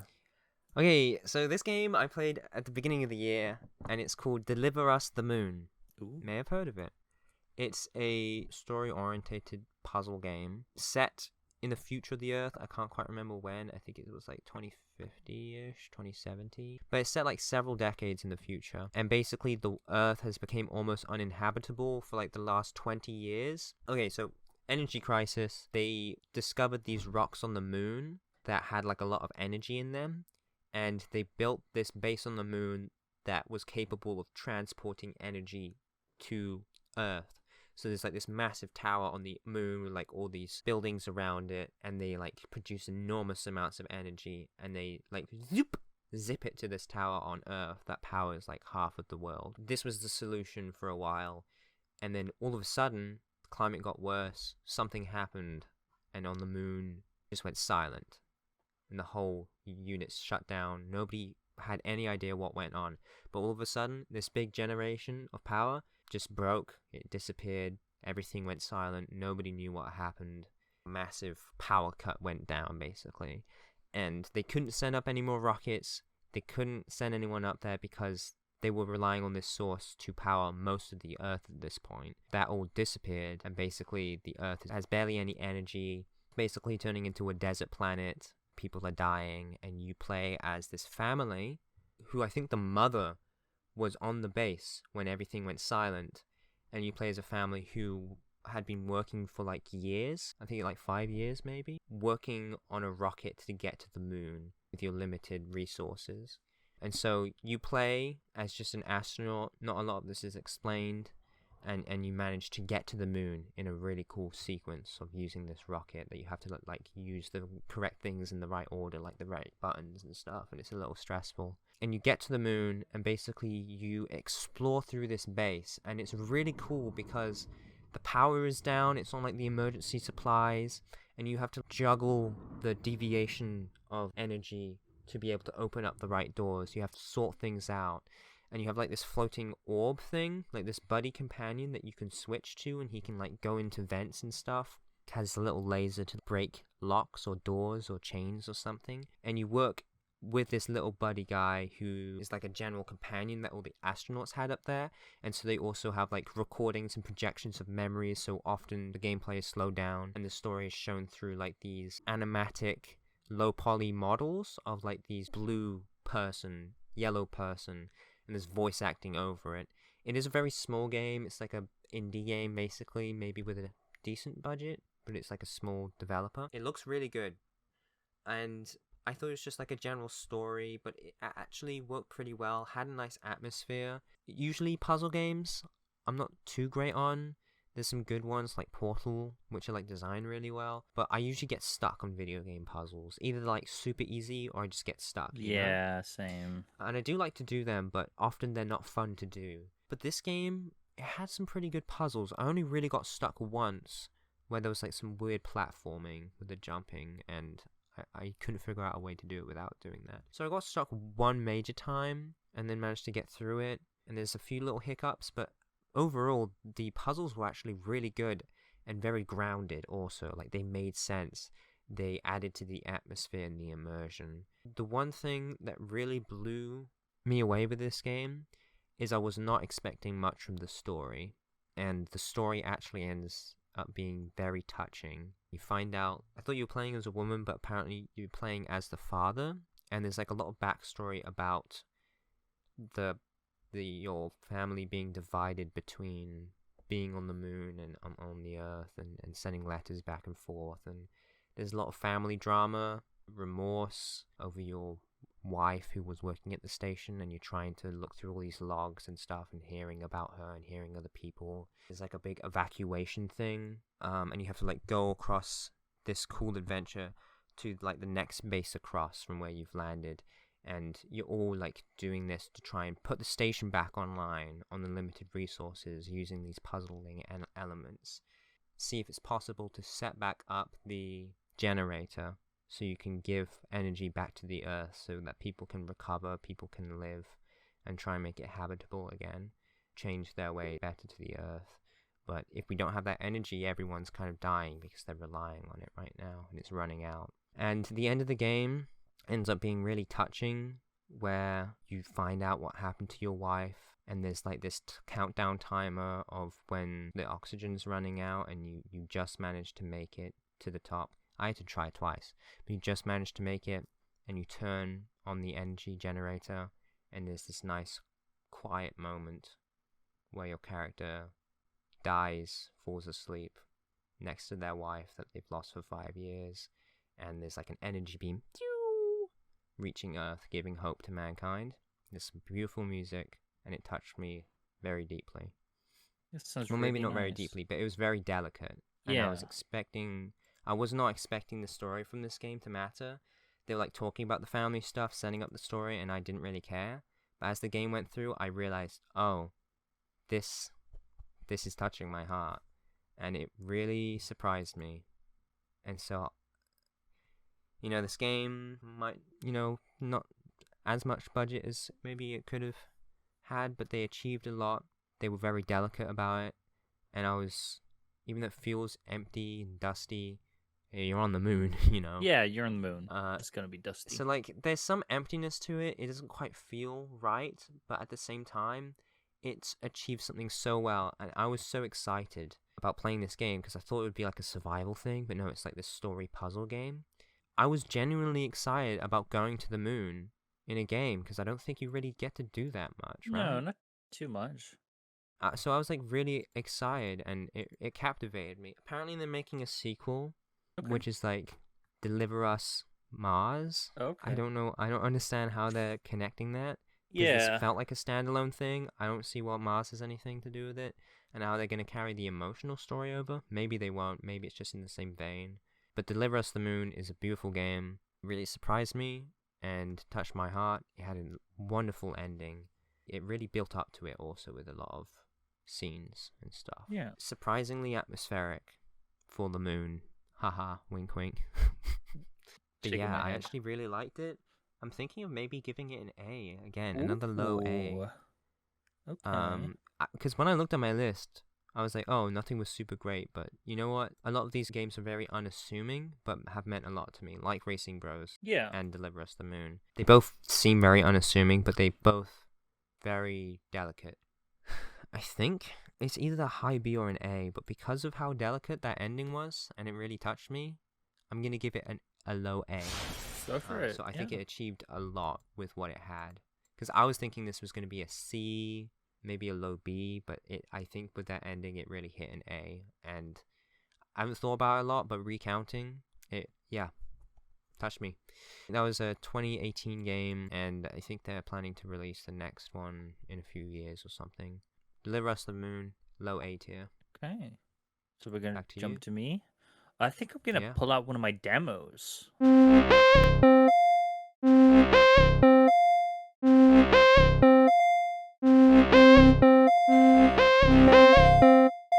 Nice. Pull out a demo. I think we're going to talk about Fashion Police Squad. This came out this year. I haven't played the full game, but I played the demo earlier this year. And it's a first-person shooter, kind of classic style, I guess, thing, old Doom. But the whole visual and just overall concept is you're a fashion policeman. The initial enemies are like boring men in grey suits. You shoot them with your, I think it's like a tailor gun. You're shooting like needles at them or something. Oh, nice. And you like transform them so they have better fashion. Then there's like these cyclists going around in really bright clothing, and you suck away some of the color to make them like less garish. You can also like shoot billboards to change them from like really boring watch ads to like really colorful, cool fashion ads. Oh my goodness. It's so much fun. The gunplay is really fun. You're like switching between different guns for different like things. It never felt too hard. You're like jumping around. At some point you get like a belt whip, and you can use this to just whip people with it. And also there's like these Spider-Man sections where you're like flying around with the whip. The best part of this game is like the super move. The first time you use it, you enter this square full of enemies. You literally, your hand appears on screen and you go around slapping them. So you like do a rush I'm watching a rush right forward, now, you slap them in the face, they change, you go to the next enemy and you're just slapping them in the face, like just transforming them. So much fun. I'm definitely Oh going to my pick this up at goodness. some point. It's also really funny. Like all the dialogue's really snappy, and it's all about fashion and being a fashion police. I think an X-Files reference for something like this guy appears and there appears to be like more going on in the scenes, so it feels like there's a bit of story there, enough to like give the gameplay a bit more weight, but the gameplay alone is like fun enough, and it's really funny and charming. Really good, This looks really good awesome. demo, by the way. Like if the demo's available on Steam, like check it out. Apparently, I already had it on my wish list. I probably saw that you played Yeah, it and just added it without actually looking at it. really good. Fashion Police Squad. Definitely check that out. Even though it's a demo, I think I'm gonna give it a. Should I give it a ranking? I probably give it a. It's a demo, so you could, but I usually give demos NA because it's too related to the main game. Okay. I know you're ranking the Yeah, demo, but giving the demo a rank is kind of saying something about the main game, which you haven't played. sure. I mean, if I'm You ranking, can say it's if great. I'm ranking it on the demo, like I give it an A. That's kind of the Okay, quality we're at. Really fun game. right. But yeah, Fashion Police Squad demo. Check it out. Check out the game as well. Full price, it's 22 Canadian That's not dollars. much there. That's not So too that's much. probably like £15. Probably, yeah. On sale, that's probably worth So it. if it For goes on sure. sale, that sounds like a steal. Yeah, for sure. Really quick one. Nice Cool. demo. Back to you then. Do you have another demo? Because I know you have more on I your do. main Do you want me to do list, another so you could demo, do like back to back? yeah, your demo section. Do you want me to do all of them, or How I many got do you three, have? so two more. Yeah, do Okay. all of them. Demo number 2 then is Peripeteia. This one I played a bit more recently. I don't think it's part of any like Game Fest, Demo Fest things, so you probably can play this one for sure. Peripeteia, by the way, is a very strange word. Peripeteia is like a reversal of fortune, and you see, I used to hear it a lot in like English lit class. Very interesting I've name. heard it before. This game is so weird. It is a immersive sim with a kind of shoot to stealth focus.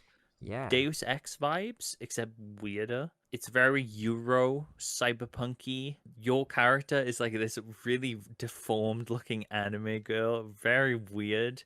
It's how I found this Finally. is there's some like sprite icon art in there, and I followed the artist. They have some really interesting art, but they've done, it's almost like the Pip Boy, like Vault Boy little images on some parts of the game or something.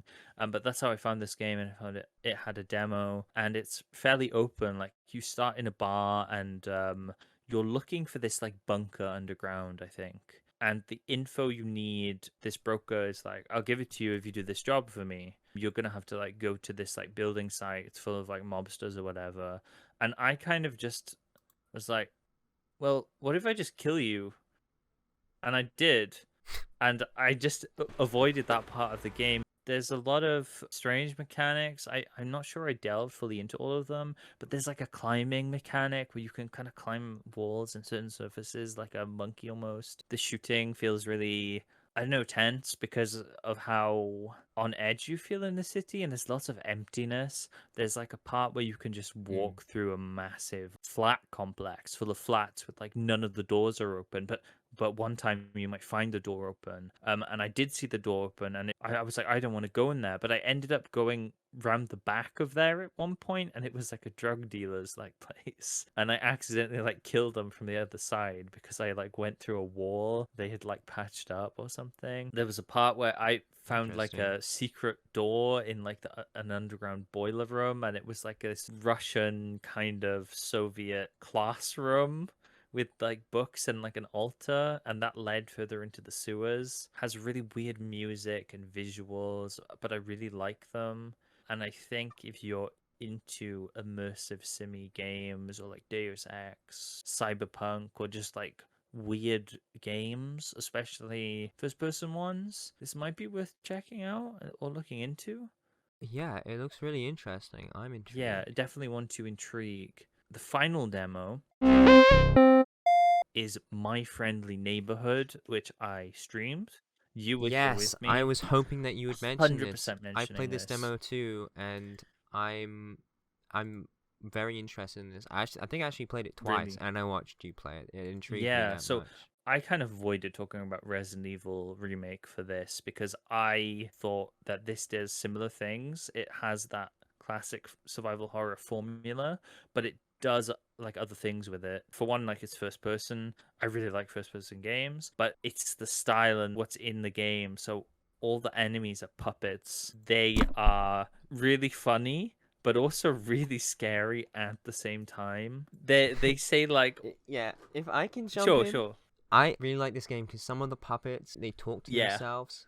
Some of them seem very friendly, but others are just like frantic and like they're just talking about something. The voice work it's is so so good. amazing. The voice actors did an excellent job and they had excellent direction. When they see you, some are hostile, most of them are, but when they see you, they just like run up to you, eyes really wide, and they're like, "Oh, hello Yeah, there," and they're just like shouting at you. And some of them are like more aggressive, like, "Ooh, come here, get out of here! This is my place. What were you yeah, doing here?" Or like some of them just like seem crazy, like, "Can you do my hair? Can you do my hair?" yeah. They're They really run at you and annoying. like start punching you I, or something.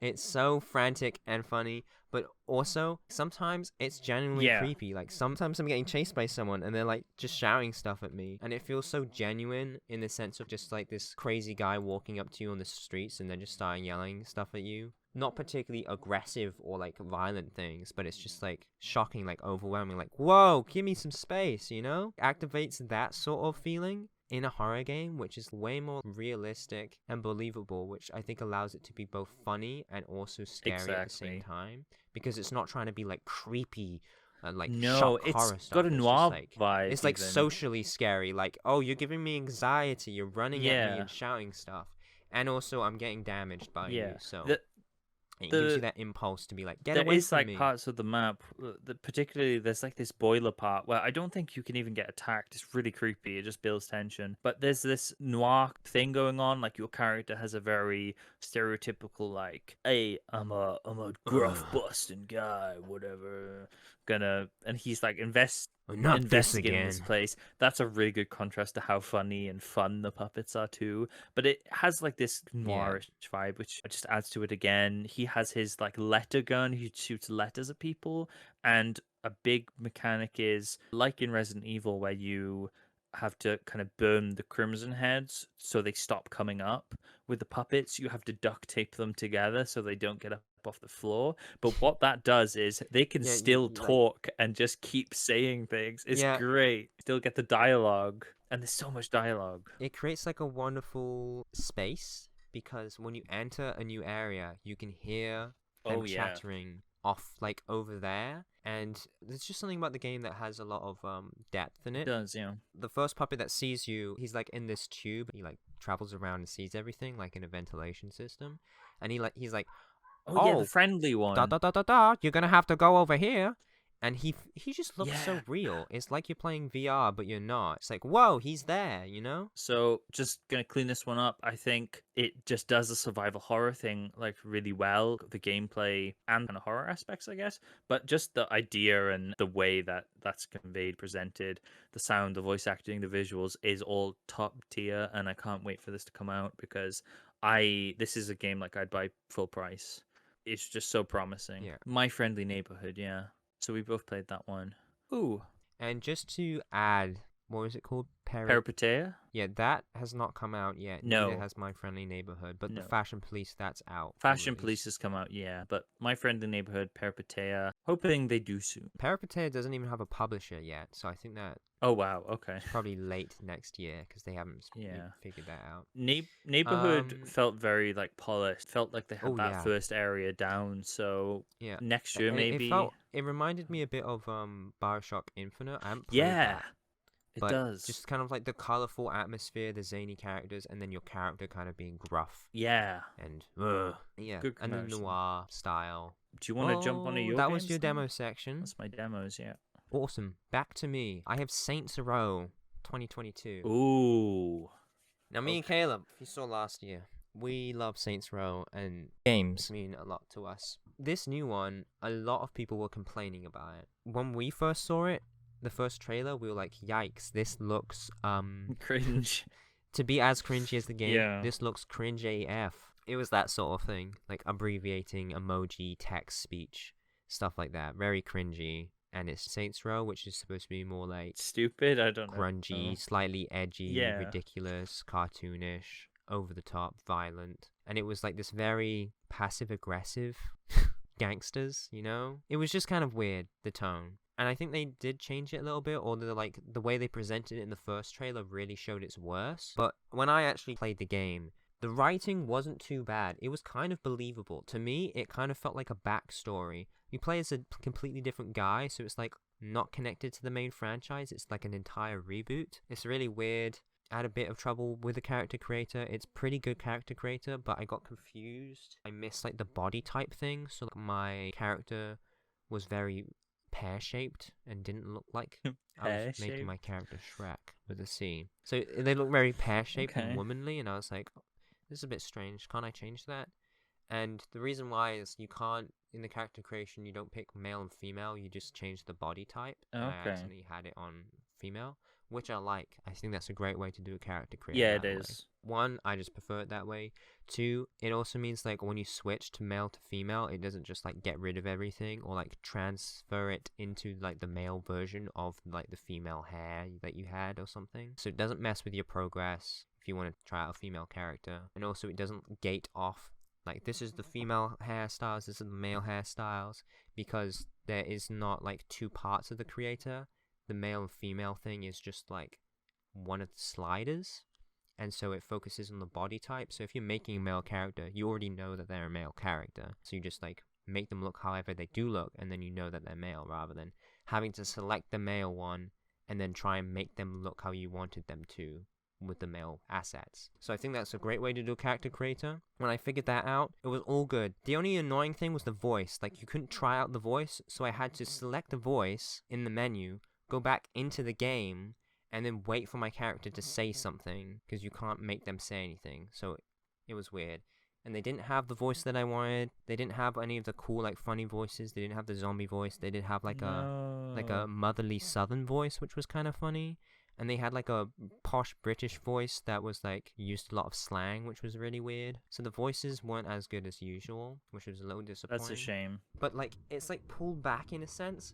A lot of people complained about this Saints Row because the humor, like the characters just seemed like pansies or wimps or something compared to the other games. It like pulled back to the earlier games where it wasn't as like crazy and bombastic or whatever.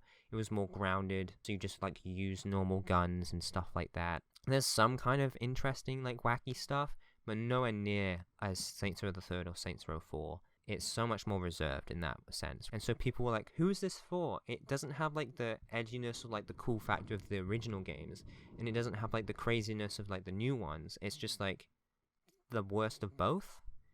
And to me, I kind of liked it, actually. I don't think that the writing was too bad. I think the characters were like these more open-eyed, less experienced people. Although they were fighting like gangs that the boss in like the original series would be like a little footnote, and like the whole game is about fighting these gangs are like nothing. But like your character seems so casual and inexperienced, as if like this whole crime thing is like a side thing that they do on top of their regular jobs. And I kind of like the dynamic. It is kind of crazy, but it's not over the top, so it's kind of more grounded in that way.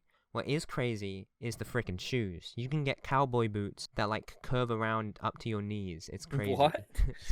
Yeah. Okay. It's great. You can get like cowboy boots that are really long, and then you can get ones that literally are several feet long and curve up to your knees. It's really funny.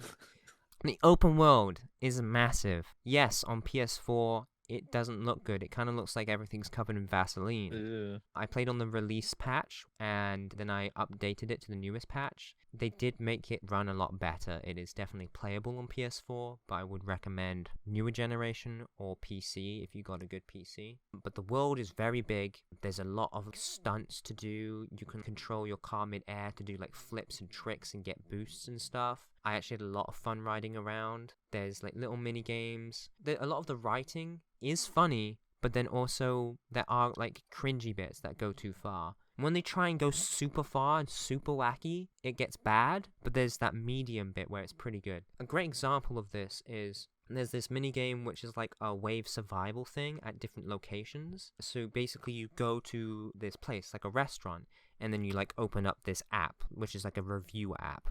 Like a Trustpilot. not Yelp.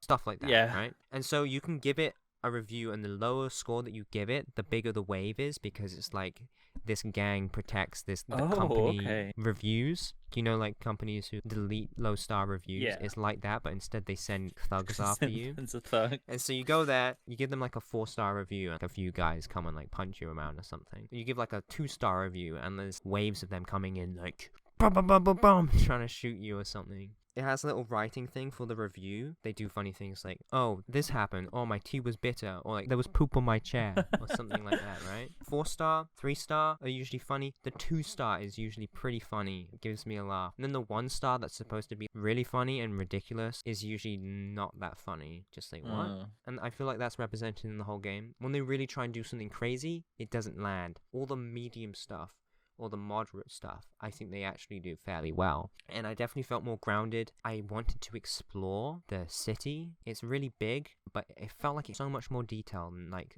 Saints Row 2 or 3, where it's like very blurry. All the shops kind of just have JPEGs in them. This one, it has faked insides, like a 3D JPEG projection, which don't work all the time, but when you're like driving past, it gives the world a lot of depth. There's a lot more detail. The movement options are more limited, like in 3, where it makes it fun to actually explore and try and get on rooftops rather than just jumping up a skyscraper. So I actually really enjoyed this. And there's even the flight suit where you can get around and you can jump and land on cars, or you can drive a car, get onto the roof, shoot someone, and then escape by jumping up in the air, flight suiting. Flight suit's so fun. I originally was going to play this game just to see how bad it was and then put it down. There is some bad stuff to do with the story. The story kind of sucks so far.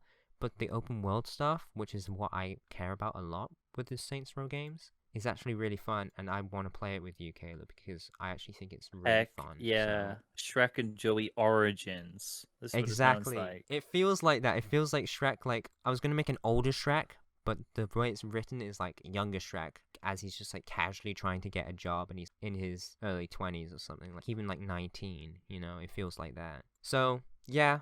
Not the best writing, not the most engaging story, but I actually enjoy it. I think it's a good Saints Row game. Sounds good. Glad you enjoyed. I'm going to give it a tentative C for now, but a very strong one. Has potential. I haven't played a lot of it. I could give it a B, but I don't feel like doing that because I just haven't seen that much, and the story, I don't care about it much, but the open world I do care about, so I'm just going to give it a C for now. Okay. Let's move on. I'm going to do a quick one. So the next one's going to be The Manga Works. This came out on Steam this year, but I played it on Switch. I think it came out in 2019. This is a port of an iOS game, a mobile game, and it's one of those tycoon games where like you'd make video games or like you'd write books, but you make manga, so it's all manga focused. I've played a game like this. I love manga. Oh my goodness! Yeah. I'm guessing you played something like really similar. I think I played this when I was like 15. Oh, 14. okay. It's by Cariosoft. Yeah, I really like their games. They are mostly on OS. They are kind of priced a bit high. They do have some free ones that are limited. Yeah. But they are good. I played the limited free games and they're good. Bro, this game company and all their games, I binge them for a while, and whenever I find someone who's played them, it's like my man. Like it's a connection thing. These games are very special. I love the bakery one. Sorry for interrupting, but I love the bakery one. That's fine. It's interesting. I had to delete this one off my Switch because I was playing it too much. I played the demo. I really liked the demo. I played the demo way too much. I bought the game, played the game way too much. I love manga. I just loved the idea of I got to pick like what genre was my manga, like what was it about, what the name was it a one shot or a series? And because I'm familiar with the basics of like how the manga industry works, it was really engaging. Oh, I did this one shot and it was really well received. They want me to do a series now. And I was like, oh yeah, let's do a series. My series was like too ambitious for me and it didn't do well. And certain elements just weren't resonant with like people right now. I think my big break was I did a one shot called like Tax Evasion Thief Melvindo, and it just got tons of votes. And what I would start to do was I have tons of ideas for like my own comics, and I would like put them in the game essentially and see how they do. And one of them was called like Idol Ideal, and it went on for like a really long time. It ended eventually, and I did some one shots and they weren't doing so well, so I made like a sequel and it did really well. But then something like the magazine I was in was really angry at me, and I was like, screw you, I'm moving to a different publisher.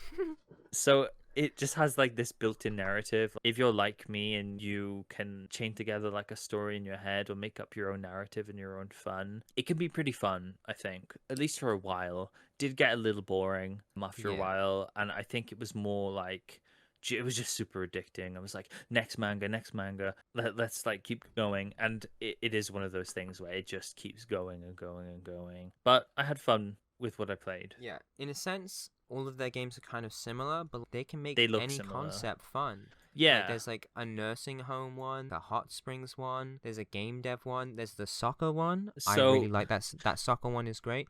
I yeah, also recommend the bakery one. It doesn't seem to be on Steam. It's probably on mobile still. But they yeah. even have one called Beastie Bay DX, which is a Pokemon type game, Okay. Monster Collector. I remember that Interesting. one being kind of fun. I played the demo. I think there's a marriage shop one now or something where either you like do weddings or you like sell dresses and stuff. So that's a really niche one. This developer, please check them out. Also, the Ramen Sensei. Interesting. I'm guessing that they have all these iOS games and they're like gradually porting them. Like I said, this came out on Switch in 2019 and Yeah, a lot. I'm Steam looking this at the year. stuff here. A lot of their games came out this year, so they're still Okay. transferring stuff. Ninja Village is also a cool one. It's like a feudal clan warfare. Yeah. Yeah, Uh, I'm gonna. This is an odd one. Like I had fun with it, but I think it I would say it's welcome a little. Maybe I don't want to give it a D, but I think I'd give it a low C. okay. Uh, I mean, yeah, I don't think the games that they have are like excellent, but they are really fun, and I'd recommend them out. yeah, Like, they are very addicting. They're really fun, yeah. and they can Careful make if you any have a concept addictive fun, basically. personality. Like, Yes, ooh, if you do that, then you'll be spending the next 20 years playing their games. They have a lot of games. yeah. They have But like like, 30 ported over to Steam, and I don't think that's all of them. damn, 30. If you really have like an idea, like you love manga and you're into it to the Yeah. similar extent as me, like you Or might you're want to a check it race out. car driver. Yeah, sure. Or a game tycoon, obviously. I think Video Game Tycoon is one of the bigger, well-known ones, and there's lots of different games like that. Yes. But They yeah. even have an anime one, as well as a Ah, manga one. next game. I've done my PS4 games, so all the games I've talked about, PS4. I have a mobile game next. Released from 2015, it's a grand strategy game based on the World Wars primarily. It's World Conqueror 3. I downloaded this game this year and started playing it again. I've put a lot of hours into it, and I've only won once. I tried several times to win. Basically, game starts in 1939, so the beginning of World War II. Sorry. And you can pick any faction to join. There's a lot of them. And you start off with just a few nations or whatever. And as you play each turn, more nations join in. Basically, I've only really played as the Allies. And the main Axis forces, they are crazy. They are so strong. They expand massively. The game basically comprises of a main map that's like hex-based. And there are cities which have different levels of, they have like incomes of money and metal, basically. And you can spend money and metal on ground troops, where it's mostly money and a little bit of metal. Or you can have armored cars, tanks, rocket artillery. If you have ports, you can have submarines, boats, and they all have different stats, defenses, speed, range. Some of them have 2 hex range, so you can fire upon other enemies without getting hit again. It's just managing income, trying to take hold of cities. You can place down fortresses, immobile cannons, basically, that take a few turns to build, so you can like have a defensive line. But the game is really hard. If you play as like a big faction, like Britain, you will get targeted and crushed by Germany, basically. And if you play as a small one, as soon as the Axis forces reach you, you're like, oh my goodness, they just crush you. Very difficult game. Whoever is on the other side of the war, if you play as the Axis, then the allies are super strong. And so it feels unfair a lot of the time. And whenever you attack a troop, they also attack you back. And so often you can be attacking a troop, they do more damage to you and you're giving them XP, and then they level up and get stronger. And also all the big factions like Germany, they have generals, which are a big part of the game, because when you assign a general to a unit, depending on their particular skills, they will make that unit stronger. Maybe they're better against defense, or maybe they are really good at commanding infantry, so they have an attack bonus, or they like make their health double or something like that. And Germany has like several super good generals, and you start with like 3 kind of rubbishy ones. And that's the only way that you can really get stronger, is by getting generals by either winning or doing side modes that have like these setup scenarios. That is a really good way to get income. And there is like pay to win to get the money to get the general so you can be better. And so there is kind of that thing where it's like super difficult, and then you can pay to get better generals. But from what I remember, I think they've made it a bit better, how like you can get daily login rewards that give you a lot of points. You can do the scenarios that give you a lot of points to get better generals.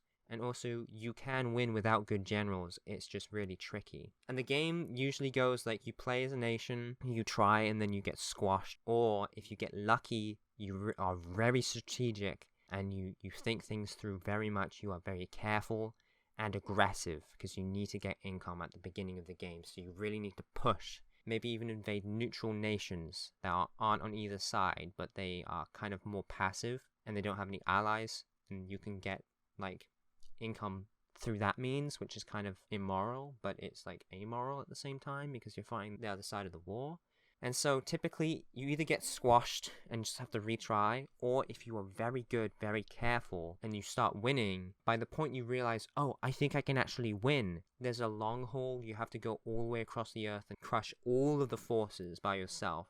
Because if you are doing well, all of your allies have been like distracting them and being crushed while you gain power, or you're like helping them, but the AI at that point is so worn out that you are the best hope. So you then have to just spend like 100 turns, like just kind of going through everywhere. And by the time you realize that you're winning, there's like several hours where you're just trying to get to the winning bit so you can get the money and then buy a better general. So in that way, it's kind of tiring and boring, but otherwise, that beginning bit is really addicting, and I wanted to play it all the time. I'd sit down and play it for 10 minutes and end up playing it for like 3 hours. This game, when I was in high school, I played constantly. And my friend was like, are you still playing the same game? He's like, is this just Risk but bigger? Yes, it is, and it's awesome. But like, a game can take so long. Even if you're rushing and trying to be quick, it can still take several hours, like dozens of hours, maybe 1 or 2 dozen hours or something. And it's a mobile game. Oh, wow. We'd expect it to be more bite-sized, but it's not. But it doesn't have the complexity of a lot of PC grand strategy games. The other thing to note is it's not real time, but like as you play, every second or so is like a day, and there's like an in-game timer. There's like the first mode that you play is set in 1939. The next mode to unlock is 1943 at the end of the Second World War, which is 4 years. And so if each minute is like a month or something, and it takes like 4 years, it takes several hours to unlock to unlock the next mode. And then that next time period, the cities are better. Germany starts off with like more things, but the Allies have more people now. New nations have joined in, Cuba and Mexico and like Brazil and stuff like that. And then there's also like a 1950, which is like beginning of Cold War. There's a 1960 mode. And then there's a mystery mode that I've never played enough, because you have to put a lot of hours to unlock that final mode. Damn. But there's like 4 main modes. I think I have like almost the 3rd one unlocked. Well, it's not modes, it's like the same thing, but there's like different time periods. It's rebalanced. In the new ones, there's better tanks. There's like super tanks, and you can create atomic bombs and stuff like that. So there's a lot of imbalance in this game. A lot of the time it feels unfair, but when you're playing really clever, and you're managing to overcome, like I beat the Axis forces as Australia, I've done it as Brazil. If you're struggling at this game, I would suggest one of those two. You need someone out of the way so you can build up forces, because if you start as like France, you're going to get destroyed. If you start as Greece, you're going to get attacked from all sides. Egypt might be an okay one too. So I think I'm going to give this game a C. It's very addicting, it's very fun. Sometimes it can drag, and almost all of the time it can feel unfair. But I really like it. I like the concept. There's a lot of different countries you can play as, there's different time periods, and there's also the scenarios that you can play, and it doesn't feel as unfair and as pushing you towards like paying as I remember it being. I've not played the 1 or 2, but I have played 4, and I haven't played it enough to comment on it.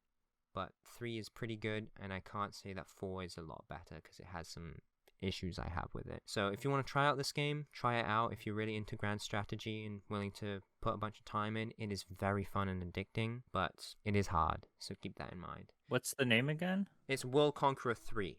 I'm going to Okay. give it a C, World Conqueror 3. and that's what I have to say about that. Let's move on. Going to a very different type of game. Probably a fair amount of people's game of the year. I'm going to talk about Stray, the Meow Meow Cat say game. the other one. No, Okay. not yet. I got this for my birthday. Hobbit got it for me. Thank you, Hobbit. Very, very nice game to get someone for their birthday. I think he enjoyed it a lot. And I also Shout out to my Wibbers. Gotta be careful. Be careful. If you like cats, you are gonna hate it. No, you're gonna love this game. Because you play a cat. I think that's the best thing about it is the feeling of being a cat, controlling a cat, and it feels like a cat. Just the way you jump around is so fluid and cat-like, and it feels right, especially in the first area of the game where you're jumping on buildings and knocking things over. Knocking things over is so much fun, by the way, like just knocking glass bottles off the top of a building, or like knocking a ball around. It's a very fun exploration, and all of the environment it's so detailed. There's like trash everywhere and signs. One thing that stuck out to me was this sign that had like a trumpet and a cross through it. So that was really interesting. You see all these little environmental details, and it's so packed with them, and it's so much fun to just go around and look at them and knock things over and scratch people's carpets and be a cat. It's great. That's definitely the best thing about it, I think, as well as how it looks, like visually stunning. First area of the game is amazing. This lovely little exploration sandbox with quite a few quests, very nice. Later on, I think visually the areas get more ambitious and interesting, but there's less to do. So I found it a little bit front loaded, but overall, like, I had fun throughout. There's a lot of things that kind of change gameplay up a bit. There's like some chase sections and some more combative sections. General like story is you're trying to find your other cats, and obviously as a cat you can't talk.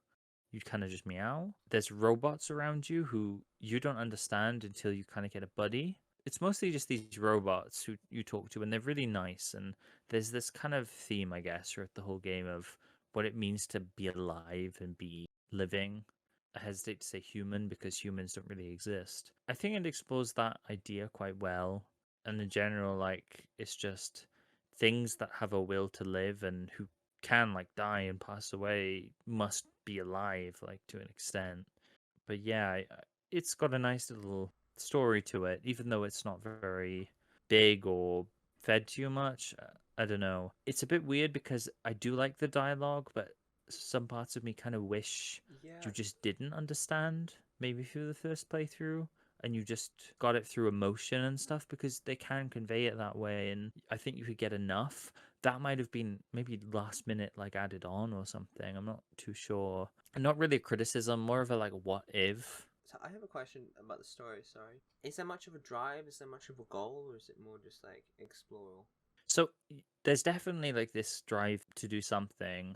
Very early on, I guess spoilers for Stray. This happens in the first 5 minutes. You're with your like cat family, and you end up like falling down into this like robot land. So you want to see them again, but the only way really is to just move forward, and then you kind of explore. You can get a friend who also has their motivation. So there is this push forward, and there's this almost like hierarchy that was developed in lore, where the people at the bottom are at the bottom, and then they get kind of more wealthy as they go up. And so you kind of understand that you need to go up. So you do end up going up. There's a good mix of like tense scenes. You're being chased by these things, either these little monsters or like robots.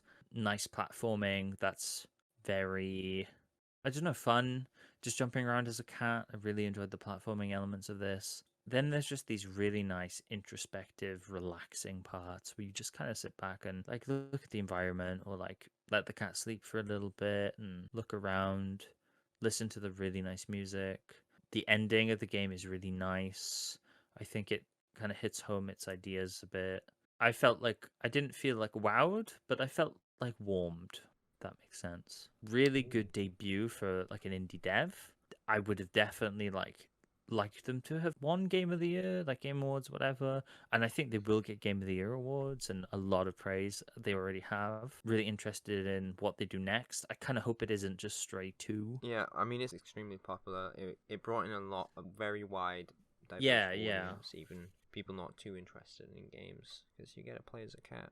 Yeah, if this is at a decent price, and this was like not like a full, what would it be, like $60 US release? I think it's much cheaper. I think it debuted at like £30 or something. I feel like that's fair. Yeah. Obviously, I got it for free, but even on sale, I think this is a really good one to pick up. It's not very long. Like, it took me about 8 hours, and I messed around quite a bit and took my time. But you could easily get, I think, 10 hours maybe out of it if you really went for everything. But I think it's a really good package overall. Really nice, lovely game, which I think I'm going to give an A. Ooh. Yeah, no other questions? No. Back to you. Solid. So this next one is a little embarrassing. Uh-oh. I have to admit.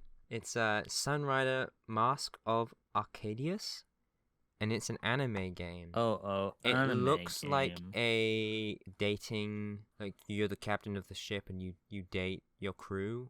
Okay.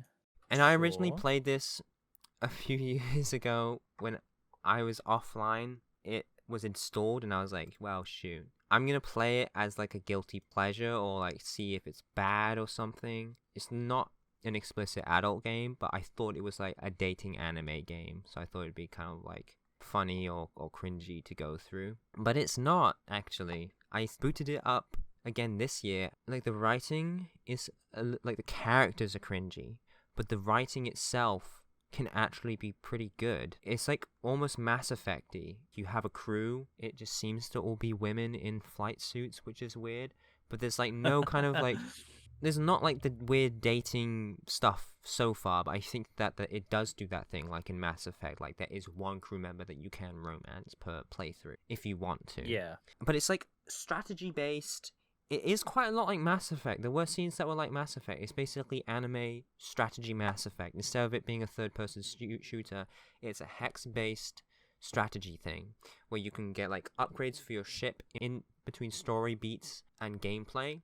It's like set battles that you go through. There's like a map where you can interact and visit planets. Side missions, but they're like very set. There's no like infinite way to get XP. It's very coordinated.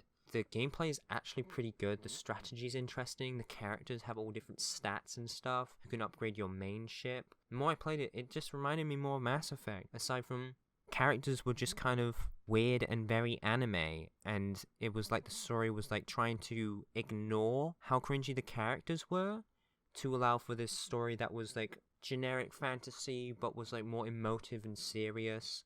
They do actually wrestle with heavy themes like civilian casualties. There's a mission where you have to decide between a civilian ship and the more military mission thing. And there's like a scene where it describes children injured or scarred, basically civilian child casualties. There's an arranged marriage, there's some heavy themes that they deal with properly, but then in between those beats, you have these conversations with characters that are weirdly out of place. Sometimes you get depth to the characters where they are actually interesting, but there is that anime writing and character that is, maybe they're trying to serve it as a contrast to the more serious tone. Although the characters are trying to cope with this serious war and stress by like expressing themselves in a zany way that anime characters usually do. To me, it's kind of at the detriment. But I was expecting that kind of writing anyway, so I was just surprised about how seriously and sometimes kind of well how they approach these darker tones and darker subject matters.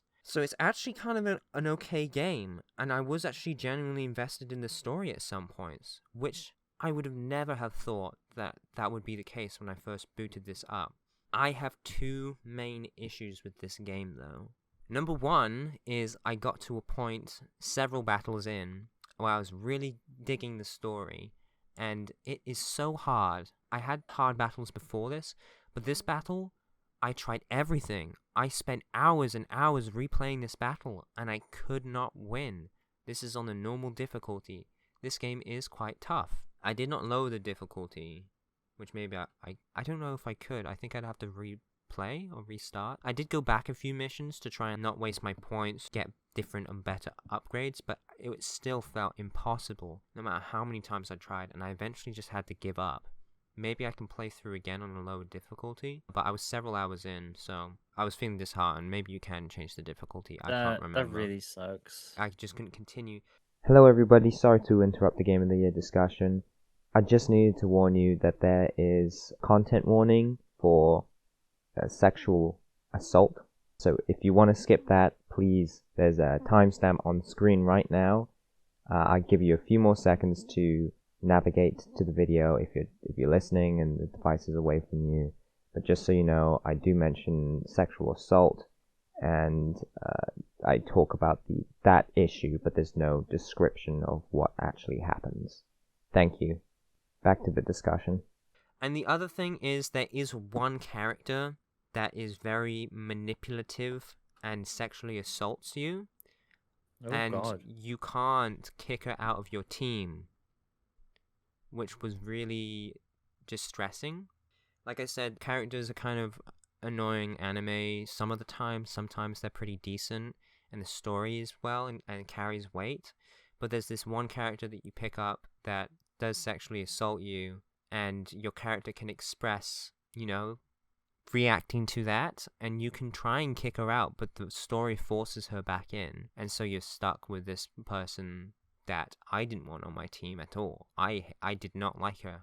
My character that I played did not want her around. Because of the story, she had to be there, and there was forced dialogue where I had to concede that she would be there, even though I did not want her there at all. And it gave me an option to try and kick her out, but then she had to stay anyway, because, we need her, otherwise we can't do this mission. Get out of here. That really sucks. That is a really big thing against the game that I did not like at all. And it surprised me, because I thought it was going to be like that. I thought it was going to be trash like that. And it turned out it wasn't, and it actually had really mature themes and dealt with things properly most of the time. And then there was that one character where it was rubbish and it really soiled a lot of that good writing that they've done. So I'm going to give this game a C just because it really surprised me. Thought I wouldn't like it, but I ended up liking it a lot, but I had to stop playing, and there was one character that really upset me. So, giving it a C. Very mixed. Okay. Yeah, so if you do want to play it, I would recommend playing it on a lower difficulty. Play it on easy, please. Should we jump back to me then? Yes. I'm gonna go into Lobotomy Corporation, which is a game I almost forgot to add. I played it this year. I don't know why I never wrote it down on my list of games I've played this year.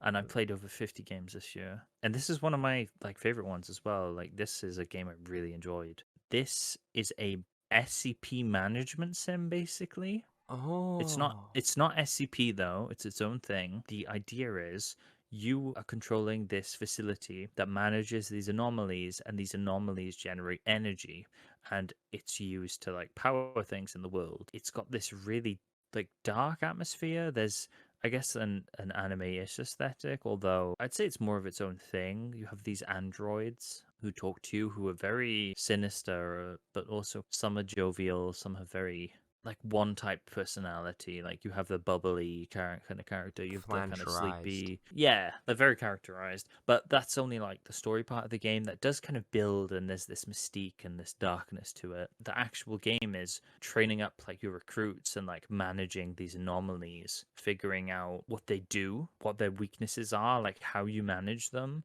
how you suppress them, their story, what they give you. And it's tense. You get a new one every stage. It could be something really creepy looking. It could be an old grandma in a chair, and you're like, oh my god, what's she gonna do? Or it could be Grandma. I'm trying to think of another one.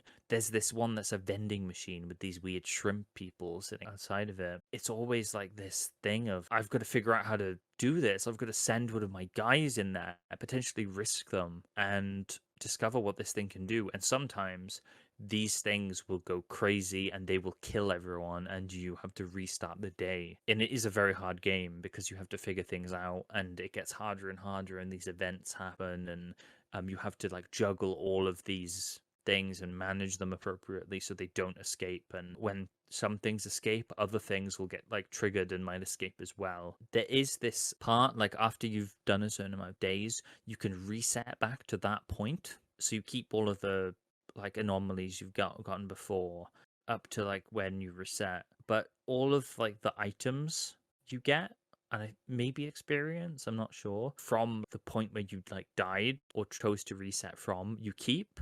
So even though like you might have lost like all the progress of like figuring out those things, you can now choose a different path, but you still have those like really strong weapons and stuff to keep going. I've played this game a lot, but I am nowhere near done from what I can tell. You kind of build this, I think it's a Quilthoth shape or something, it's something to do with like pagan occultism stuff. You have to build this massive shape, and I think I've only gotten to about half of it. Basically, you get new divisions, new abilities, and just more spaces for anomalies as you go on, and you just build this facility with all these anomalies, and it's just a lot of fun, and it's creepy and scary, but it's a management game, and you can pause at any time. So I really like that combo. Music is excellent, some really great tracks, very energetic but creepy, adds to this atmosphere, this oppressive dark atmosphere, like so well. I really like this game. It's so good, and I keep wanting to play more. And what's it on? It's on Steam, I know for sure. I don't think it's on the Switch. Okay. Yeah, it looks good, and it seems like a pretty long game. Yeah. How long to beat? Has it at like 60 to 60 like hours? 120? Damn. So yeah, this is a long one. If you like management games, or if you like SCP style stuff, like this is something you should check out. It has the people who make it, I think they're called Type Moon. They have a game that came out last year called Library of Ruiner, which is a deck builder roguelite.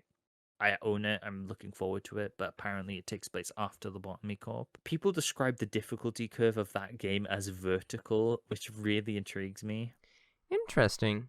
So maybe next year I'm going to talk about Library of Ruiner, but Lobotomy Corp is on here this year. Really cool game, really unique visually, gameplay wise, sound wise. Might be a bit too hard.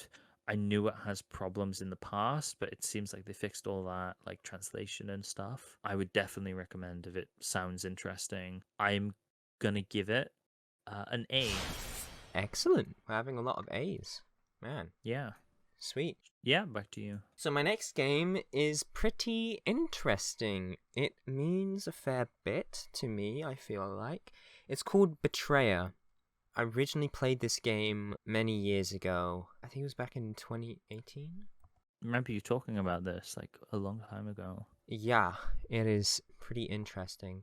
So what jumped out to me is it's like black and white, and it has these red highlights, which is not very original as far as photography goes, but setting a game in black and white is more original, I would say. I like it because at least back then my favorite color was red, and I really like black and white. I really enjoy contrast a lot as far as visual art appreciation goes. That's the draw, and when I started playing it, it's basically about you wash up in a ship. You supposedly are just an English sailor or something, and you land someplace in North America, and there's pine trees and valleys and wooden huts and stuff. This place is infested by English forts and there's Spanish forts. But when you get there, everywhere is abandoned. Everyone's gone or dead. And the only thing alive is the Spaniards, and they seem to be possessed by ghosts. And the landscape just seems to be just nature. And then random forts dotted around the place. And so you arrive there, and there's a maiden in red that you see, and you follow her, and you manage to catch up to her. She doesn't know why she's here. You don't know why you're here. And both of you are kind of creeped out because there's this wind that's blowing all the time. Every 30 seconds or so, this gust of wind comes, and all of the trees sway and flutter, and the grass rustles. There's just this nature soundscape. And the only thing breaking that is the Spaniards, who like wander around the plains and in the forts and stuff, and they roar. They have like they use like a lion's roar. Yeah, it's like a lion or like a tiger's roar. But you have a few weapons. You have like a knife, you have a short bow, and you get like a musket that takes like several seconds to reload. You have a pistol that's like really inaccurate but powerful. It has like this supernatural element to it, where when you go to the first fort, you find like these eyes and these ears, so you can hear things that are dead. You can see ghosts with these eyes and ears on your body. And you find a bell. You place the bell in the tower. You ding it. And there's this massive reverberating noise and this clap of thunder. And then everything like turns into night, where everything goes from whites and greys with the black shadows to everything's like nighttime. The bell like rings continuously in this ominous thing, like perpetrating through the landscape. When you venture out, there's kind of goofy looking, but like the atmosphere's there. So there's like skeletons, there's like these ghosts and fissures and stuff. And you have to follow the voices, and you have to find ghosts of the people who live there who have died. And each area along this valley, there's like open world areas. So there's like several areas. And you have to figure out the mystery, what happened there. So you talk to the ghosts in like the daytime in the normal realm, and they give you hints and send you over here, and you kill possessed Spaniards and stuff. You find items, you find little charms and trinkets. And there's like a store you can buy things from. You never see the shopkeeper, but he leaves stuff there and you leave money there. You can get better guns because you start with like rusty ones that are really slow and take ages to reload and are inaccurate. And eventually you get better guns. You can get charms that make you shoot faster, reload faster, sprint faster, stuff like that. And each place has a mystery where there's like a twist, and they're written kind of well actually.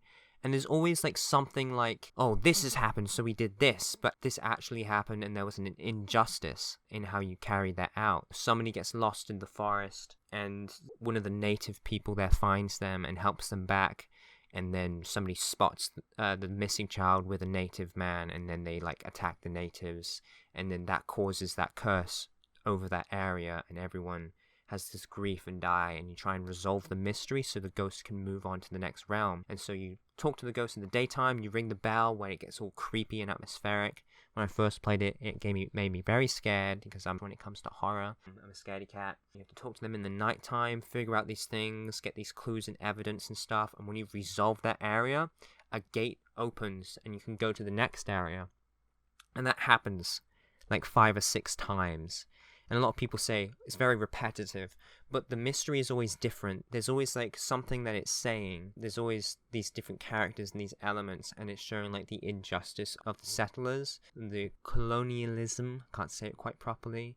It also shows some of the improper retaliation from the natives. Some of it's justified, you can say. It stays fairly neutral, but it showcases these scenarios and these situations where people, in the name of justice or revenge or whatever, do something that causes them to linger as ghosts, to stay around. There's one where a man is like saying, oh, I don't know where my wife went, I don't know where this went, and my son was missing. And then you figure out that the son ran away because the father didn't want them to hang out with this girl, and then the mother went out looking for them, and then the father ends up like killing the mother, murdering her or something.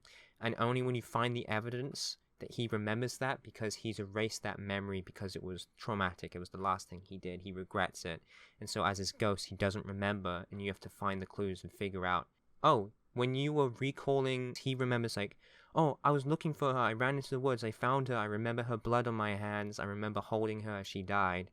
But he forgot the bit where he killed her because of these reasons. And you bring back the reasons, and he remembers, and he gets resolved, and he gets sent off ambiguously to wherever he's going next. And I thought this was just the game. I really love the atmosphere, because like the wind that appears every 30 seconds, you can use that to sneak, to like go through the bushes and sneak up to like the Spaniards, because the wind covers the sound. There's lots of nice details. I really like the aesthetic. You can add color to the game in the settings, but I like to keep it very minimal, like lowest color possible, so it's just like very subtle, mostly black and white. I loved exploring. It was a game I like to play late at night for like an hour or so each night, and it made me feel very calm and relaxed. And then during the end of the game, kind of builds up. There's this big area, there's these new monsters that appear, these spiders, and you start to have to face larger forts and these big skirmishes of these Spaniards, and it starts to become more overwhelming until you get to this forest at the end of it all, where you've been following this character who's ran away, and get to the forest, and without the bell, it's already black. There's like this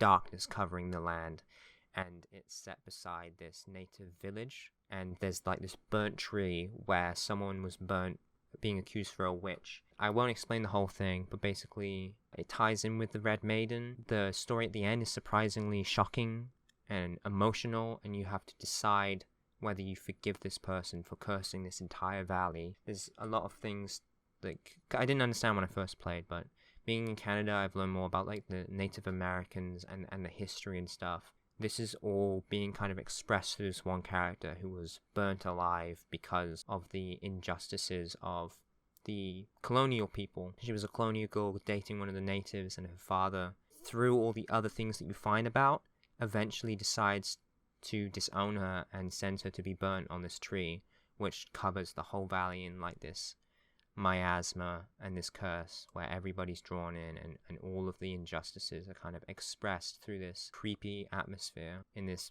beautiful landscape, but it's all black and white. Although the game drags on, it's very repetitive. Again, it surprised me with how meaningful it was. It also brought me a lot of peace exploring the landscape. It's like a North American landscape, which is where I live now, but it was really interesting, and this game really had an effect on me. And it's not super big, it is fairly big. It feels very personal because I've gone back to it after so many years. It sounds like you have a bit of a new perspective on it, and like a new things to kind of come at it with personally, to make it kind of more impactful. Yeah, and it's about 8 hours long, I would say. Okay, that's a It's good length. Not too 8, long. 9, 10 hours maybe. And I originally I played like halfway through in like 2018. Okay. But I played it this year in the summer, and it's a hard game to rank, but I think I'm going to give it a B. Okay. It's hard to explain everything. I would recommend playing it, but it is kind of repetitive, and sometimes it is confusing. It took me a while to realize what the purpose of this game was. It kind of just felt like a arty, open world horror thing to begin with, but I think it does have a lot of intention. And it has a lot of cultural and moral. It does say something, but it's more subtle. It has these scenarios and has these mysteries where there is this injustice and there's this. It kind of shows a lot of the human nature, but it has these impacts on this valley that just becomes filled with spirits and these creepy things. And I love the enemy designs too, because there's like different enemies. And they all have like different animal sounds. There's like this giant that like roars like a bear, and spiders that scuttle around and screech like hyenas or something. It is a bit of a sparse game, but it's good. And a lot of meaning, cultural significance, I would say. So I'm going to give it a B. Okay. Right. Back to you, sir. Back to me. To me. Let's talk about...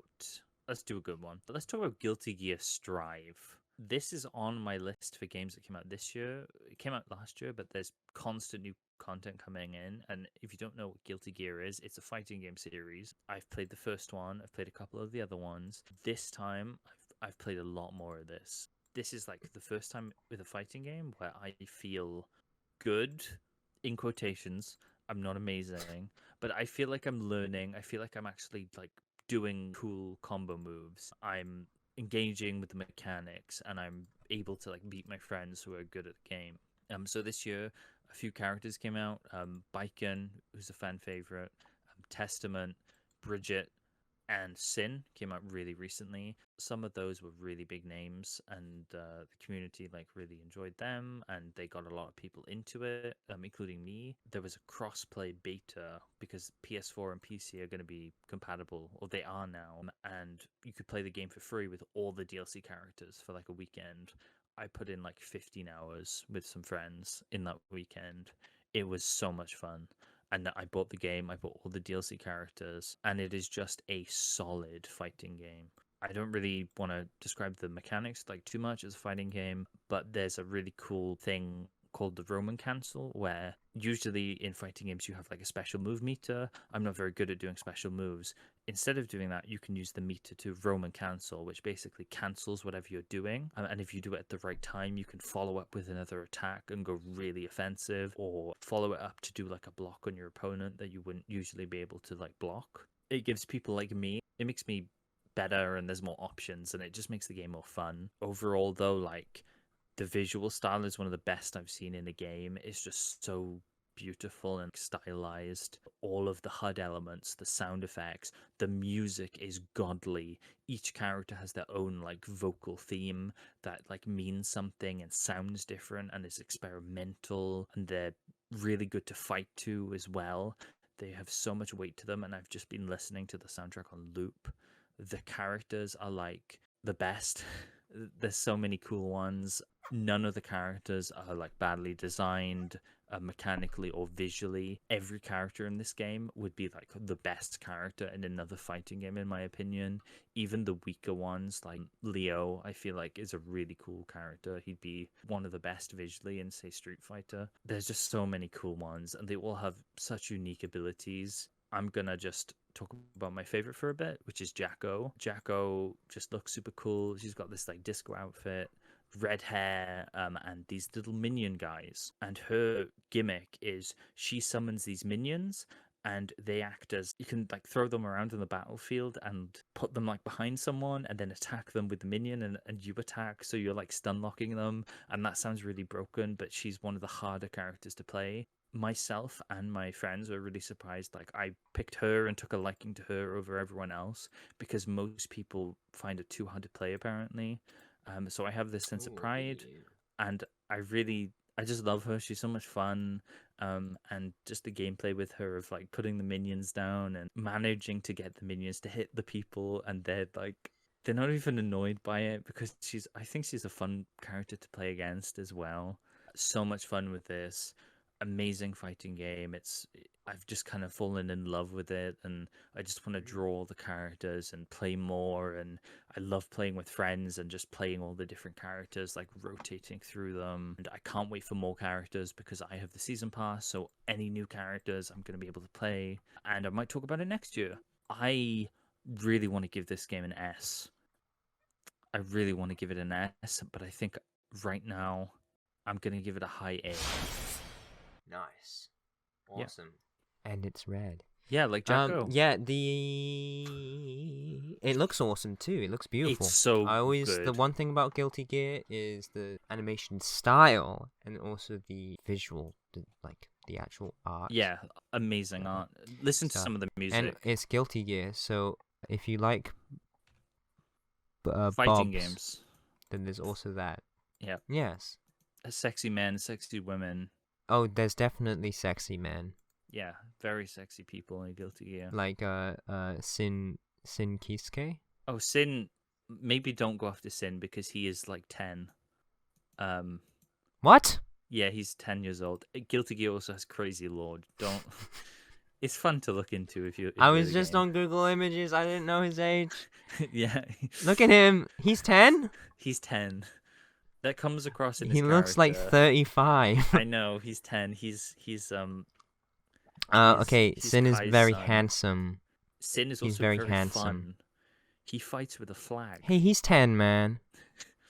I think he's 10 anyway. Okay. He's definitely like, he ages faster because of reasons. Okay. Well, my mistake. Let's go to me. Yeah, let's go to you. Obama boss fight. No way. Oh my god. I have nothing to say about this game. Check it out.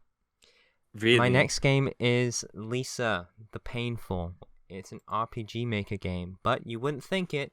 An excellent game. I'm going to try and keep it short, but this is one of my favorite games ever. Wow. It has a lot of content. It's set in a world, it's like a desert, like post-apocalyptic, where there was this big flash where all the women just disappeared for some reason. Pretty much all the characters are men, and the game based around you finding this daughter that you found a baby girl, and you raise her, and then she gets kidnapped, and you have to chase her down. Brings up a lot of generational trauma. It brings up a lot of themes about drugs and, withdrawal, violence. And to me, this game comforts me because I feel like masculinity is a tricky subject a lot of the time, and it's a hard thing to define. And I feel like this game showcases and expresses a lot of the negatives, or like the ugly parts of masculinity, and I think that brings me a lot of comfort because it helps me respond, and it helps me think about that subject a lot. Your character is sympathetic, but the more you play, it's one of those things where you realize... Mild spoiler warning for the ending, by the way. You don't know if you could justify your character's actions. It gets more desperate. And the ending, he he really turns into a monster. The final decision that you make as a player, you actually make for the girl about your character. And it's not like whether he's redeemed or not, it's whether the child hugs him before he dies. And man, doesn't seem like much, but it means a lot. There's also themes of sacrifice. You play the game, there's points in the game where you get like robbed, or you get these decisions or dilemmas where it's like, hey, you can cut off your main character's arm and lose a lot of like his fighting ability and you're stuck with him. Makes the gameplay harder. Or we'll take all your stuff, or we'll kill your friends, or something like that. I played this game like 6 times. I almost always end the game with like an arm or 2 missing. It's so hard to make the other decisions. But this game is very emotional. It also is really funny. It has so much funny writing and funny moments, and it has an excellent splice of those two things: serious subjects and funny relief without it being too stupid. And this year when I replayed it, I actually found a key or an area which I never got to before, which led to like another area and another area with 6 different new party members that I've never found before. There's a lot of party members. There's like dozens of them, and they're all interesting, all different. You can replay this game a lot, and it's a big game too. I have 41 hours on this RPG Maker game. There is a prequel that is free on online. It's just called Lisa the First. There is DLC for this game that's called Lisa the Joyful. Apparently, it's not as great, but it's still more of the same thing. It expands on the lore. There is a lot of lore. Not gonna go into too much. Gonna wrap this up. I love this game a lot. It means a lot to me, and the time I played it in the summer, I saw a bunch more of the game. There is pain mode, which is very difficult. I do not recommend that for the first playthrough. Pain mode. Just means you can only use save points once, and that really can cause, when you die, you have to like replay an hour. So I played that mode twice. I don't think I'm ever going to play it again. Just play normal. Love this game. I'm giving it an S, because it's one of my favorite story games ever. It has done so much with such a rudimentary engine. Yeah. There's so many characters, so much content, and I keep finding new things about it. And it's got a prequel that I'd like to check out. It's got DLC, and it has so many themes that genuinely comfort me, really help me out with some stuff when You're feeling too hot. Yeah, not feeling too hot. I boot this up, and I'm like, oh yeah, it's got so many inside jokes too. If you play this game, I've heard a lot of good about Lisa. Yeah, so it's an S, easy S. Easy S, yeah, wow. It's an easy S. Damn. First S. Guilty Gear almost was the first S, but Lisa first S. Yeah, Lisa first S. Just an S. Just casual S. Back to you. Just a normal, innocent S. We're just normal, innocent S's. Okay. Let's do another game that came out this year. Not too much to say about it. Ghost Song. Ghost Song is a Metroidvania. I feel like I should love Metroidvanias, but I'm not too crazy about them. I love Hollow Knight. Played some Metroid, played some Castlevania. Not too crazy about them. This one is sci-fi, so kind of more Metroid-y, where you play this robot. Controls really fluid. I really like the guns you have. And later on, I picked up like I think it was called the Magma Spear, which is such a cool name for an item. But I loved like using it, just spearing enemies, jumping around, fighting them. All pretty good. Environment-wise was pretty good. Just caves and sci-fi-ish bases, and there was this nice alien kind of hive nest. There's, I think, a Dark Souls-y pickup mechanic where if you die, you've got to go back to your corpse to retrieve your... I'll just call them souls. It's easier. Story-wise or narrative-wise, like you kind of crash land and you don't know why you're there, or at least that's what it felt to me, and I just did not care too much about what was going on, and when I did find an NPC, they just kind of dialogue overloaded me, and I was like, I don't really care about this at all. That's kind of all I have to say about it, really. If you like Metroidvanias, this is one that came out this year. Apparently it got kickstarted like 9 years ago and has come out this year, which is so long to wait for a game. But visually, control-wise, sound-wise, solid. Maybe just not my thing. The story and the dialogue just really didn't do anything for me. I think I might give this one an E. Oh, what? But I feel very like personal one, just because like even though it felt and looked okay and good, there was just nothing guiding me, nothing making me want to play more. No So it soul. felt very hollow. Yeah. I feel like there might be Hollow. soul for other people though, so I don't want to This write game it went off. hollow. Oh my god. Yeah, it seems to have a lot of positivity, and I was gonna ask, oh, do you recommend it to me? If Well, you like that's Metrovinias, B. then sure, yeah. No, I've not played much. If you haven't, then maybe not. Like, play another Okay. Metroidvania. Play Hollow Knight. I'd If say it's play cheap, Hollow Knight for this. I played a bit of that game. Yeah. If you didn't like Hollow Okay. Knight, I don't know. No, I probably liked it. won't It's play just I didn't get around to. I got distracted. Or Yeah. I think I actually lost my save data. this. was Ooh, that one sucks. That sucks when I that was only a happens. few hours in, but it just made me move on. Yeah. Well, anyway, Back D to for you. Ghost Song, right? E. I'm gonna give it E. Okay. Back to me. This is my only 2DS game. Ooh, 2DS. Mario Kart 7. Wahoo. Yahoo! It's a bit of a funny one, but I mean I had it when I got 2DS. It like came with it, and back in like 20 pack-in bundle. Kind of. I got secondhand, but like in 2017, and I played it a little bit. Didn't really feel it. I like Mario Kart DS. I played that with my sister and stuff. That was always fun. No one else in my family had 2DS, so I was just playing it by myself, and I was like, I tried to have fun with it, but didn't get much fun out of it. And then I remember trying out the online, and it was really fun. And last year, it wasn't last year, it was 2020, I tried out during the lockdown. I was playing online racing on Mario Kart 7 on my little 2DS, and it was so fun. I had a blast. It works super well. There's like no lag. You play with people in like Japan, and Nintendo does it online, right? What? That's just impossible. worked. You're lying. It just worked. It worked well. People in several different time zones. It was just super fun. It was quick paced. The downtime between each match, like a decent chunk, but it gave me time to go do something, go to the bathroom, and then I'd be like racing back to get there before the race started. It was just fun. It kept the pace. It kept me engaged. I like played it very frequently for like several days, and I would pop on every so and so weeks, and I had fun with the time trial mode, and then I played it here and there again this year. I had some fun, improved some of my scores on time trial. I did try online, but I've had some difficulties with my Wi-Fi in this new house. So I haven't played online this year, but playing the offline, I had a decent amount of fun. I did timed modes again. Just reminded me of playing online a couple years ago. It was super fun. Playing this game, probably not going to play it too much anymore, so just thought I'd mention it for this year, because I played a decent amount, just finishing up the single player and stuff, unlocking things, and it's a good game. I really like. I quite like it. It's just fun. You can customize your own cart and whatnot. You got the flying mechanic. It's just a decent game that took me a few years to really get into, but I've enjoyed it, and I've kind of explored a lot of it now. So I'm gonna give it I'm gonna give it a B, tentative B.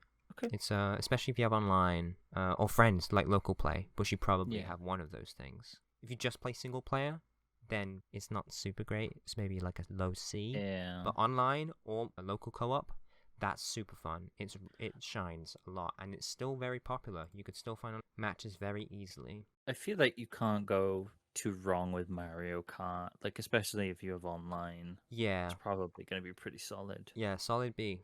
Back to you. Nice. Back to me. I think we're gonna do Milk Outside a Bag. Woo! Last year, I believe I did Milk Inside a Bag. Yes. I streamed this with Freddie actually. This one came out very late last year, December 16th. So for all purposes, I feel like this is a 2022 game. I mean, if it's after the Game of the Year awards, Yeah, or the nominations at least. It deserves a chance. Most people would have played it in 2022. I'd imagine. And we kind of just picked the dialogue together, played through this. Did you play the first game before you played it? Yes, I did. I played it the night before, and the first game was really good. It was good. It was surprisingly really cheap little good game. Yeah, it was interesting enough. There were some very nice moments. Overall, it was kind of abstract, very daydreamy. Yeah, it's very dreamy, and this kind of continues that, and it evolves it, I think, especially its art style, its sound. Everything is an evolution, and it's beautiful. It's got the same heart, but it's very different in how it presents itself. But it has a similar writing, but it's expanded. First game, you go to the store to get back milk. Get And milk. it's kind of like the abstract thought strains of the girl. She has like anxiety and she has these coping mechanisms that the player and her are working through together, and she like acknowledges you for a bit and then she moves on. You have to like snap her out of it. You can have the influences on her. You could be a bad voice, you could be a motivational voice, but not so encouraging. And the second game is when she gets home and her mum sends her to her room for no reason apparently. And the game is mostly like super chill, just spent for several hours in her room as you like explore.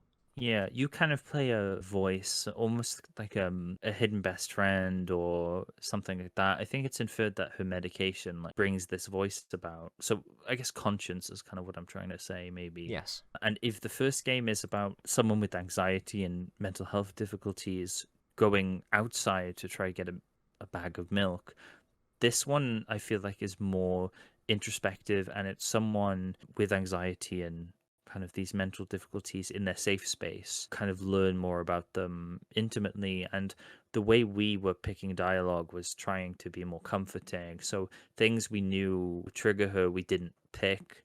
And it led to a really cozy and heartwarming experience, I feel. And I definitely want to play it again. And there's elements of darkness and horror and I guess nihilism and existentialism there. Yes. You don't have to kind of engage with them as much, I feel like, in this one. And the first one was more abstract with the art style because I feel like there was this rush of emotions, this blocking out, and like this skipping of time, like walking home and suddenly you're there. This one is much more filled out, but it's still very stylistic because I guess her mind isn't racing. She's kind of more calm. There's not like active inputs, really. Yeah. And there's some nice music. You can have like a radio on. And yeah, the radio bit is with fun. okay, imagine this. You're a hamster with everything that they need to have a comfortable living, and you live underground. So let's say, if we accept this, that you have everything for a comfortable living, and imagine that you're a hamster who lives underground. We pretend that airplanes in the night skies are like shooting stars. I could really use a wish right now. Wish right now. Right now. Wish right Wish right now. now. That's not how I think it would go. Pretend that airplanes in the night sky are like shooting stars. I could really use a wish right now. Right now. We pretend that airplanes in the night sky are like shooting stars. Look at it. We're scaring cactus. Wish right now. Wish right now. Wish right now. We're going back to the game. Imagine this. You're a hamster that lives underground. You take this. A hamster that lives underground, right? That makes sense. All logical so far. If we can agree upon this, you have everything for comfortable living, correct? Correct. Did you imagine? As always, your analogies are spot on. Okay, I imagined. Alright, so you're a hamster that lives underground. You have everything for a comfortable living, okay? Okay. Wonderful. And here's the situation. You're a hamster that lives... Okay, I got it. Do you want to talk about something else? Yeah. Wait. We literally just did the Mordecai and we just did that like 3 times. Oh, it's a loop! We're in the loop! It's a loop! And that you have everything for comfortable living. Okay. Are you with me? Yeah. Is there going to be a twist? Well, that's what she said. There was a loop where she kept on saying that, remember? Oh, of course. And it was just after we were singing the I forgot about If this. airplanes in the night sky. And it was Oh, a loop. yeah. Then we went back to the game and she started to loop like that. That was my highlight. That was my favorite moment. Ah, I forgot about that. I definitely remember vividly trying to find the fireflies, and they were kind of all over the room. And Oh yeah, Yeah, she had five. She kept them inside of her head or something, right? very It was like nice. Owl City fireflies. Yeah, I think one thing I really like about this game is it has like the same atmosphere that I see with a lot of my friends on like social media, and how I feel like people express themselves more openly, especially online, in the sense of being able to comfortably express their like coping mechanisms or their quirks and being much more open. And I feel like that was what was happening with the game, how she's talking about how she thinks she keeps fireflies inside of her, and all these feelings and intimate thoughts that she's having, she expresses openly in a manner that is both endearing and brings her uniqueness and has that kind of twinge of concern, but it's like this healthy, it's like somebody who's not mentally healthy expressing themselves in a very open and healthy way. Yeah. I think it's really good. It brings good dialogue about mental health and anxiety and just talking about it. And with how you mentioned, like, you get similar feelings to like online friends or online talking. With this, it's like someone in their safe space talking about themselves and how they feel. And when you talk to your online friends, they're usually in their safe space. They're usually in their bedroom, this room that is, they feel safe and they feel open to talk about it. And there's less maybe like pressure on them and anxiety because they're online and they're just in this nice little room. So I definitely can like agree with that. But yeah, it's such a nice little game, and I think there's more to it. There's quite a few endings we didn't get. There's things we definitely didn't see, and I'm happy with not seeing them. But I also wouldn't mind going back and seeing more. I mean, yeah. I usually post from the side of a cliff. Oh wow, very quirky. Yeah, very quirky. Yeah, I'm in the subway right now. Well, it's like. So what are we thinking? Are we thinking triple S tier or? No, I think this is an A. Like, I'd Yes. love it to be an S, but I don't think it quite has enough there. I I'd definitely agree. think it deserves an A based on visuals and what it's trying to talk about and the feelings it gave me. Yeah, and there's more to it than the first game. It's not like a massive amount, but we also didn't see everything. So No. I know it's your ranking, but I agree. I think it's A, Yeah. a mild A, a moderate A, somewhere kind of in that region. Yeah, I think in the middle, Mild. A. Not a mild, just an A, just a Sure. a big old A. Cool. Bold. Back to me. Back to you. Okay, I'm going with a Switch game. Ooh. Mario Kart 8 Deluxe. Oh, so going to another Mario. I freaking hate this game. Oh. Just kidding. Okay. When I first played it back in 2019 or something, I didn't like it. It was with like a party of friends and stuff. We hopped on, it felt bad. It was confusing. It turned for me. I couldn't bump into the track. It was like super railroaded, like baby mode. And I was like, well, I can't even do the skips or stuff that, like learn on time trial mode or something. When like you boost across a corner with the mushroom so you don't get the off-terrain movement palette. Like I couldn't do that because it kept on pushing me around and stuff. And so I had a bad taste in my mouth and I was like, Crash the Nitro Kart is better than Mario Kart 8 Deluxe. But I played it again this year, and that kind of auto-driving, auto-turning thing, where like even if you crash into the side, you just start moving sideways and then it just corrects your vehicle. Like, it's hard to actually slow down, basically, and it just turns for you. Your wheels just slide everywhere.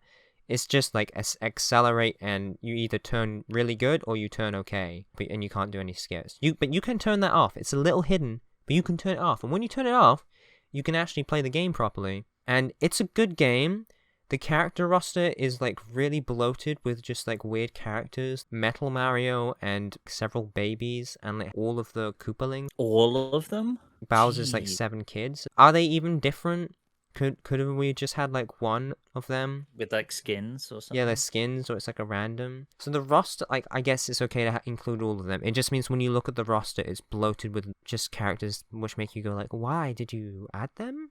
And the other thing that Mario Kart 8 brings is there's beautiful graphics, brings a couple new items. You can now hold 2 items. Coins do a little different thing or whatever. If you have more coins held, you go faster rather than getting the little boost from the coins. Or maybe you go faster in the previous games, but I don't think you get the boost anymore. And there's like the blue stuff, hit this blue pad or whatever, and then you can like drive on the side or upside down and stuff, and it's supposed to look really cool.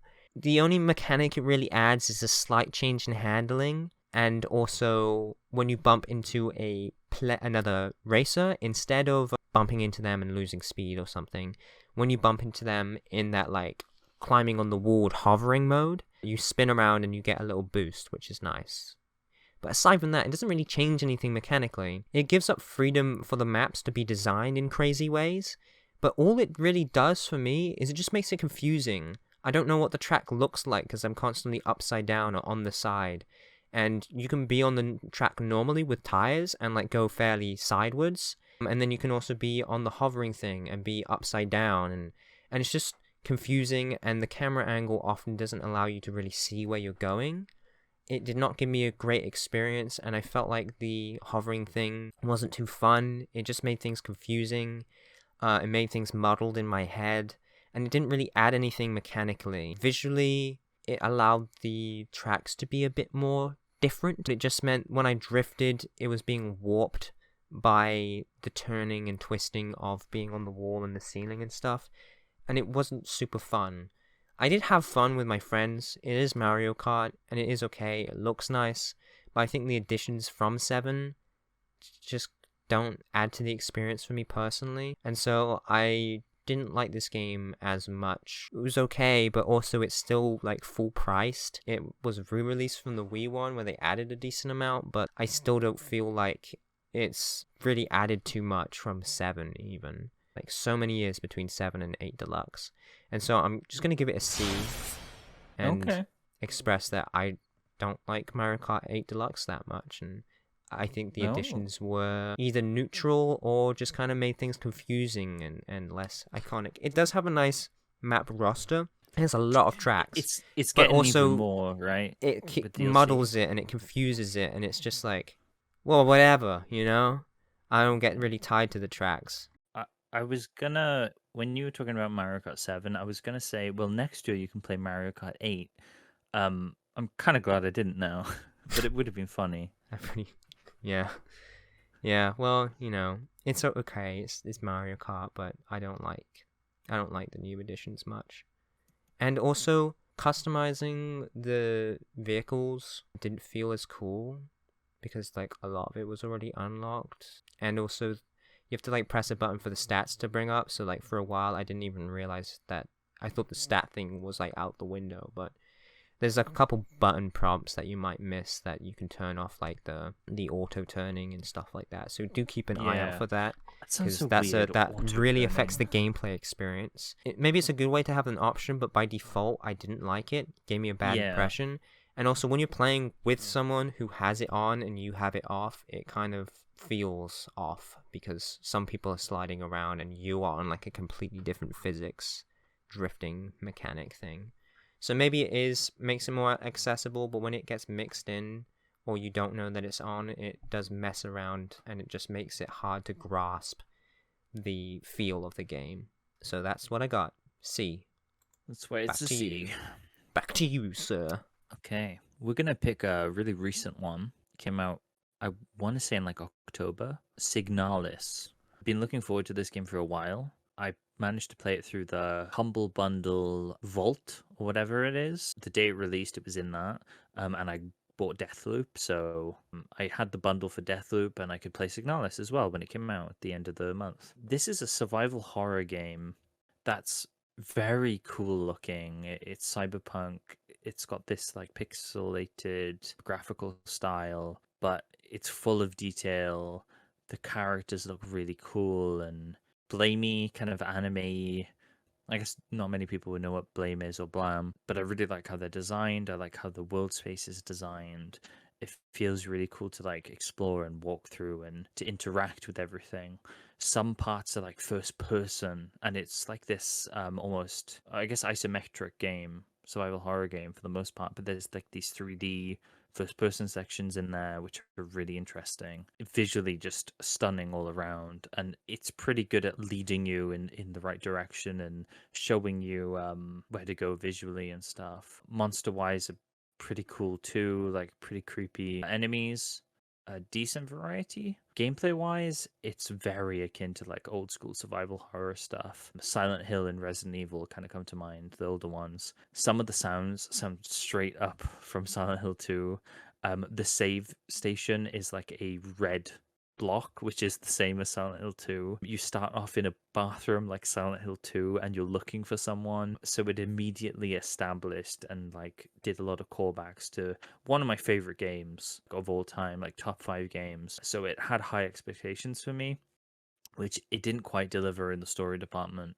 But we'll get there. There is like a lot of inventory management, which can be really tense. But that was maybe one of my least favorite parts of the game. Is there's way too much inventory management. You're constantly going back and forth between boxes. It never felt like I had enough resources, which can be a good thing in a horror game. That might be really make the game really tense for you and scary for you. But there's another issue where I felt like there were way too many enemies in the game, and it stopped being scary and it started being frustrating. Sometimes I would walk into a room and I'd see 6 enemies, and I'm like, what the fuck are you doing, game? Why are there 6 enemies in this room? It's a horror game. I feel like with horror games, each enemy has to have like some kind of introduction or feel like a purpose, like they are individually a threat to you. You have like 6 of them. It's just like, oh, there's just a group Yeah. of guys here. Every enemy, I think, can get back up pretty much. At least the standard ones, they can get back up if you kill them. Every enemy in this game is a Resident Evil Crimson Head, which does lead to some tactical things where you have to use your limited resources to put down some of these enemies. But it also means some rooms with 6 enemies are always going to probably have those 6 enemies or a bit less if you can manage to like burn some of their bodies. And at the beginning, I don't think you really get access to much like burning stuff to burn them. So it gets really tense and it's a bit overwhelming. And I feel like if they dialed it back down, it would be like really, really good. I struggled quite a bit with it. Like I mentioned with the ammo resources thing, I never felt like I had quite enough, especially with ammo. I was constantly having to swap out my guns. At the final boss, and that's another thing that really irked me. Really cool boss. I died a few times. I really don't like dying to horror bosses because it removes all the urgency and agency Yeah, and like breaks the big immersion. things. I killed the boss though on my final bullet, and Oof. that's really cool. But it's also like if I didn't, then that would have felt like such a waste of time and such a like morale hit. Yeah. Like, But because yeah. you had a final bullet, it was like in your mind, oh, if I miss and this doesn't kill them or something, then I'm gonna Yeah. have to retry this, and Or it makes it very if gamified. if I hit and I can't, I just That's don't what I'm have any yeah, bullets. that too. I'm done. So that Melee. resource scarcity was like there is no melee, so you have like stun prods, which are 1-use kills on Oh, small right. enemies, but they take up a small inventory space, and that might be part of the problem is you are stuck with 6 inventory slots the entire game. You don't upgrade that at all, and it's stupid because other games like Resident Evil, they give you extra upgrade slots. Silent Hill has an unlimited inventory, so backtracking and inventory management aren't an issue, and it focuses more on the atmosphere and the story, which this game does atmosphere so well, and this could have like pivoted more to the story, but instead the gameplay just it's good, but some elements are dragging it down, and it's a shame. I should have probably changed the difficulty to easy. I didn't realize I really could until the end. That might be my fault though. Like I just didn't check hard enough. So if you were like me and get frustrated if you're like dying too much or fiddling too much with a horror game and you want to feel more scared and involved, then change it to easy. One thing I'm going to praise the heck out of it for though is puzzles. All of the puzzles in this game I felt were like good. They made me use my head, and they use the radio as a mechanic where you are going through radio channels for certain puzzles and like finding out the right sounds and stuff. And every puzzle to do with the radio was honestly a joy and really clever, and it made me feel really smart. This is like across the board probably the best puzzles in a horror game. There wasn't really any that were too hard. There weren't any that were too easy, I feel, compared to like other games. Just really solid.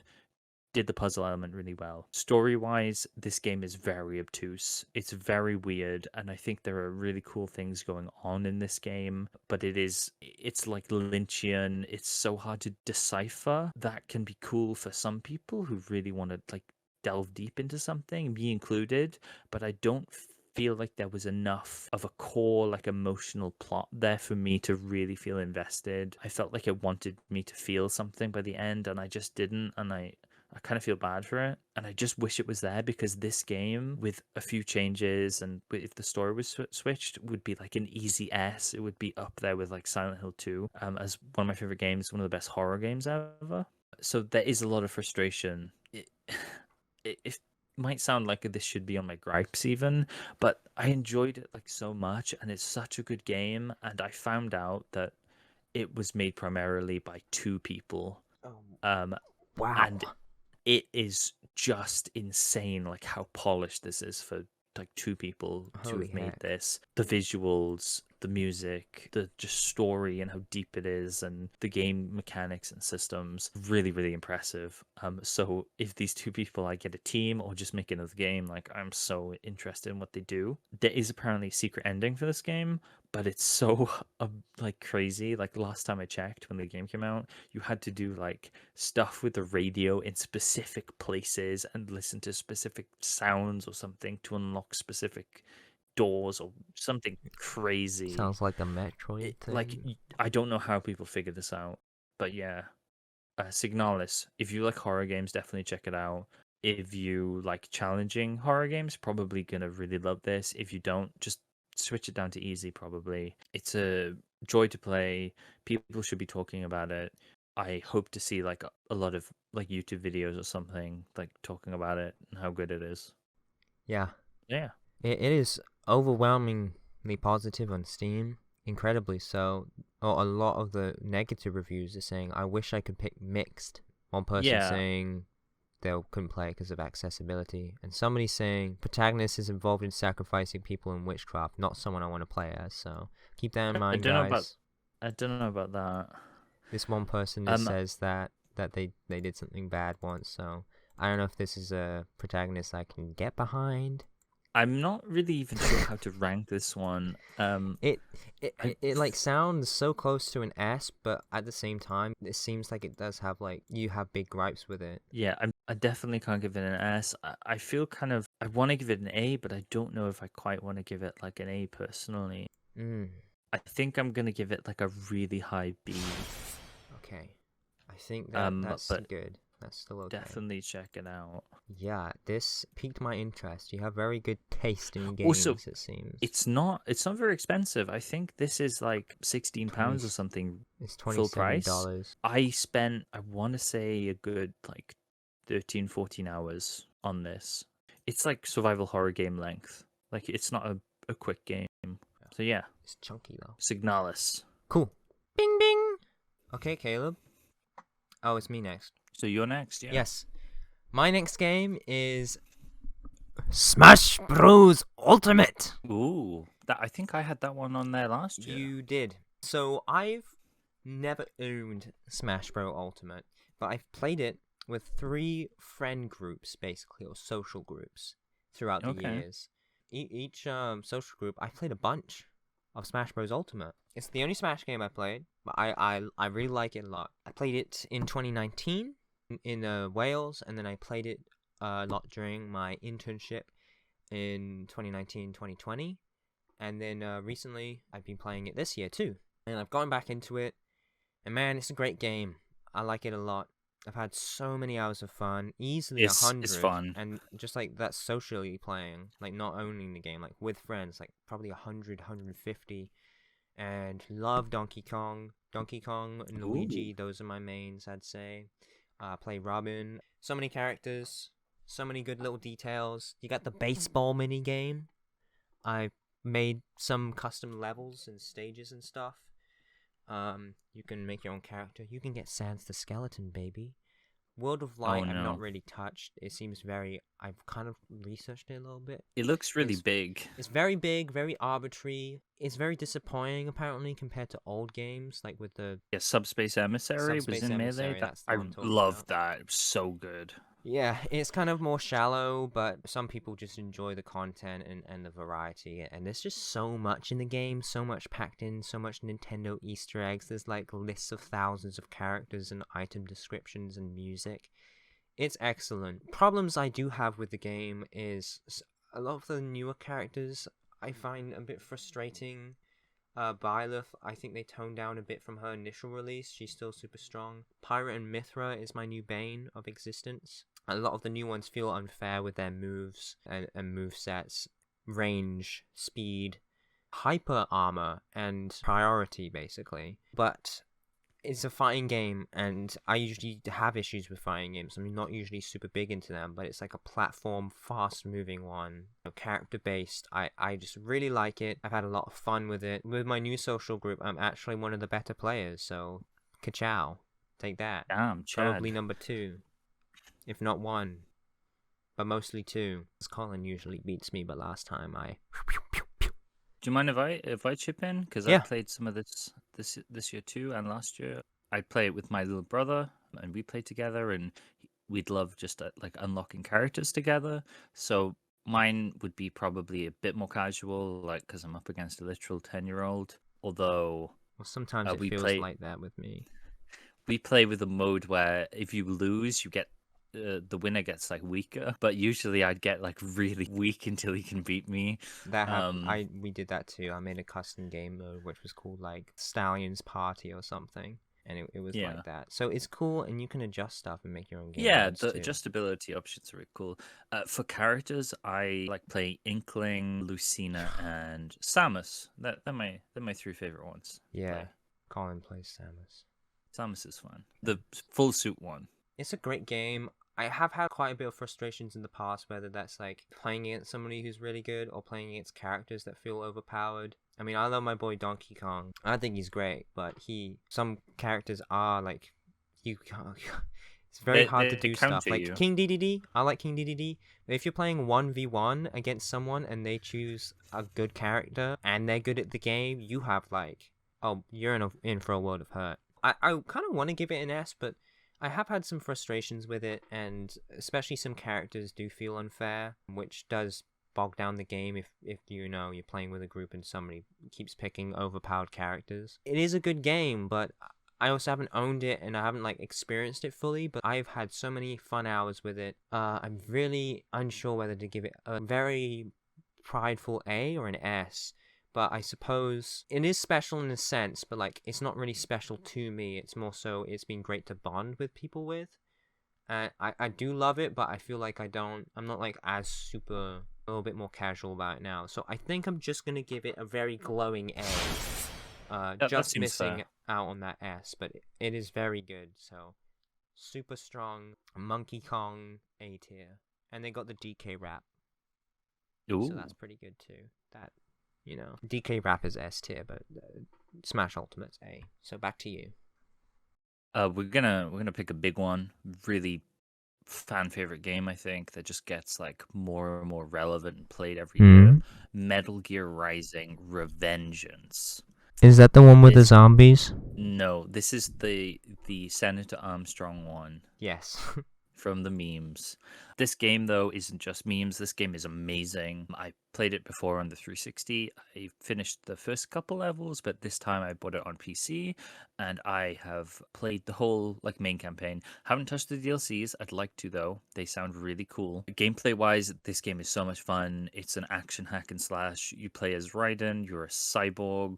You just sprint around, jump around, flip around, slicing people up. There's a really cool like slow down mechanic where you can slow down time and like accurately move your blade to target specific points. So Oh, you yeah. can chop people's arms off and heads off and like chop them in half to grab their spines for What the hell? like, You're messed up. electrolytes to like replenish you. So the more aggressive and faster on attack you are, the more you can like get those spines to kind of refill your health. So it Crave like spines. pushes you to be kind of aggressive in that regard, and it changes up the gameplay a lot. You fight all sorts of different enemies, and the highlights are definitely the bosses. Not only are like the fights so much fun, they make quick time events like so thrilling, and they time them to the music, and they're so big and bombastic. They're just great, and the characters you actually fight, Raiden, the sidecast, and then the like bosses, the villains, are so good. Each one of them could be a villain in their own game. Blade Wolf, super cool, like robotic dog who has his own arc about Ooh. like what it means to be alive. Super cool. The female one, I forget her name. She's really cool. Senator Armstrong, obviously. Jetstream Sam, probably seen him in a lot of memes. He's the kind of more samurai-ish guy with a ponytail. So Yes. cool. His chapter is literally just his boss fight where you're finding him in the desert. It's amazing. And then the final fight is just so climactic and bombastic and crazy. And a lot of people do like meme it a lot and think it's very funny and silly. And it is. To be honest, I've seen a bit of it, and it just looks cool. It just looks badass. It's cool, badass, it's funny. It also has a lot to say, like politically. I think it's pretty deep, and I You think get to fight the president of the you United fight the president. States of America. It's That's the space shuttle. You can't chase after that. Hey, Mr. President! Mr. President! Mr. President! That's pointless, Mr. President. Nothing is pointless. And the reason is because I'm the president of the great United States of America. Yeah! Mr. President! Jody, I'm gonna step out into outer space. See you soon. it's at once like it has depth to it, and it is very in your face at the same time. I think other people though can talk about it better than me, but I just want people to know like there is a depth there. There is more to it than memes, even though a character literally has like a whole speech about what memes are and goes on about memes. Just from the gameplay, the visuals, the story, amazing. The music is absolutely like stunning. Guilty Gear kind of level of amazing. Each boss has basically a vocal theme which delves into them, same as Guilty Gear, but kind of even crazier. Definitely listen to the music if you don't plan on playing the game, but play the game as well. Just, it's so good. It's worth that hype that's been generated around it recently and keeps growing. Such a fun game. Is there like any plans, more excerpts into the kind of side series? I mean, I have no idea what Konami's doing with it. Okay. I mean, it is hope they don't- Konami, so they're probably not going to do anything with Yeah, it. I hope they just don't touch it and leave it as it is. Probably best. I think canonically this might be one of the last Metal Gear games, and it's you don't need to play the other games to play this, from my Yes, understanding. standalone. You can just play it. Shout out Jamie Christopherson. I'd like to hand it over to Super Eye Patch Wolf. He can probably tell you why the game's better. I wish. I don't think he has a video on Shoot. it. Yeah, check it out. Like, it's so good. As for score, I want to be real. Be a G. I want to be frugal with my S's. Be a G. But this might have to be like an S, just because like I can't really think of anything too bad about it, and everything about it's like good. It's so good. Can we get the Vine thud sound effect for that S? Cool. S then. Nice. Yeah, you could even do like an edit where like you do one of those meme edits I'll try. where like he comes in or something and punches the screen. But yeah, Metal Gear Rising Revengeance S tier. Go play it. Back to you, Epic. Freddy. I have Chibi Knight, which begins Ooh. my little list. I went back, I think in like was it just before the summer or something? Just after the summer, I started to play some Flash games. Even though Flash kind of went down, there are websites who now used to host Flash. They have like applications or browser-based, like a emulator kind of. So there are some websites out there that still have the games playable. So I will mention the websites because some of them don't work for me. But Chibi Knight is one I remember playing as a kid. I played it on Crazy Games. It's a 2014 Flash fighting game. You play as a little Chibi Knight, and you go across this little world. It's very small in scope. There's a few bosses, and when you beat a boss, you get an item that you can give to someone or use to like walk across water or something. The overview world thing is like a Zelda-esque stuff, and then when you bump into like an enemy, it goes to like this 2D platforming view, you know, side-scrolling. Just fills a little scene in with a bunch of little monsters and whatnot, and you can walk around, swing your sword, and you also have a magic gauge. And then you can collect XP and coins from beating monsters. And you can use that to upgrade your armor or your sword. And whenever you do that, you get like a cool visual thing, like it's made out of a different metal, or it's fire, or it's magic, and then it does more damage and whatnot. And then you can also upgrade your spells, which gives it more damage and also creates a different pattern, whether it's like a rain from a top, an orb that goes forward, or like an area of effect thing. It's so cute. Chibi Knight, it's made by a random guy. He's like a father, and his kid, his like little 3-year-old son or daughter or something, voices the Chibi Knight. So like you go around and you like pick up an item, and like a little kid's voice goes, "Yay, let's go!" or something. It's very cute. It makes me smile. The bosses are kind of interesting actually. And when you beat the bosses on the overworld, you go to like this final dungeon, and then there's these 3 bosses that have like a mechanic to them. One of them was actually pretty tricky. They're like puzzle bosses, and it's pretty cool what they do for like a very limited game. And then there's the final boss, which for me on Crazy Games, it crashed and I couldn't find another website where it worked. But I looked up online a little speedrun or something of the final boss, and it's just like a fairly simple but kind of looks cool. But I wanted to throw this on because it made me happy. It was really cool to see like the developer making a game including their child and intending for the child to play it. Like that would be cool. That's really nice. Imagine if your parents made you a Flash game and you get to voice the main character. And it's cute and it looks nice, and I like the upgrades. It's got some nice little lines and stuff, and it's got that very concise, condensed, like little Metroid thing where you have to go here, beat this boss, and get this upgrade, and then go over there and then unlock this, and you can do some little side hidden stuff. But it's a very short game. You could probably beat it in like an hour or like 40 minutes or something easily and see pretty much everything. But yeah, it's nice, and I'm just gonna give it a C and move on. Sounds good. My next game, I'm going to talk about Gundam Evolution. Oh my god. This is a multiplayer 6v6 FPS class-based shooter, Hero Overwatch, shooter. but with Gundam. So the big robot mecha anime, also known for the building kits. And Gundam is something I was a little bit into before because of Iron-Blooded Orphans, but I played some Gundam Evolution. I was looking forward to it because it had Barbatos, one of the suits from IBO in, and it came out this year. I've enjoyed it like a ton. It's gotten me into other Gundam series, so the originals, Beyond, and also there's the new series, Witcher Mercury, coming out, so I'm very into Gundam right now. The game, though, I love it. Like, gameplay-wise, it's so just fun to play and fun to shoot. It's definitely, like, my speed of game. Sometimes it's a little bit quick for my liking, but I adjust it eventually. There's no class-based system in this. You just pick the mechs. Some Hero shooter. Yeah, so there's no, like, tank or heal or attack. Just some are tankier than others. Some have healing capabilities. Some are just faster and excel at flanking more. But all of them have the capacity to like do damage and fulfill their role. So I don't know. It's just more interesting like that. And some of the systems in the game. So every suit has a dash, which you can use to like get around faster or dodge out the way. Or you can use that gauge to just like go faster than usual or to jump. Makes it unique. And there's also a resurrection kind of feature where if someone goes down, they're not immediately dead. You can like pick them back up.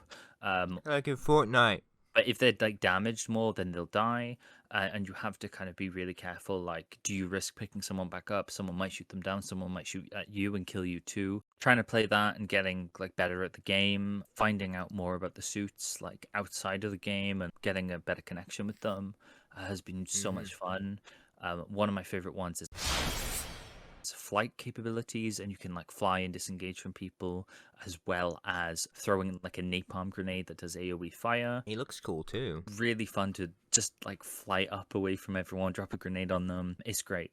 General gameplay is great. I think visually it looks good. The newest map looks good. They added new Gundam, who's really cool. I've played him a bit. However, launch was really rocky with this. If you play free to play, it looks like you can only unlock one suit per season. There are, I think, the 15 suits free or 12 suits free and 5 more which weren't free. And there's another new one that's not free. Every season you can only unlock one, and they might be doing 1 or 2 per season. So there are just suits that are kind of pay to win in a way. Like the people who buy them have easier access to them. And before today, I think, because there's an update like really recently where you can actually play the suits you don't own in practice. You didn't know what they do because you couldn't like play them at all. So that was iffy. You said that changed today? Yeah, so I think maybe today, or it was announced today, you can play the other suits in like practice mode and you don't have to buy them. Good. Yeah, monetization just a bit weird.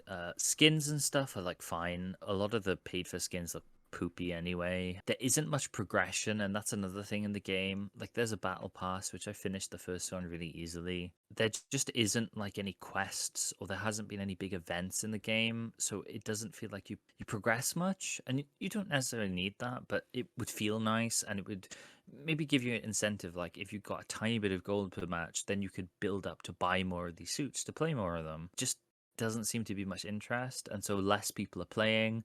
Getting a ranked game is really hard, and what ended up happening is most people moved to the Japanese servers. So the Europe server, the North American server, pretty barren.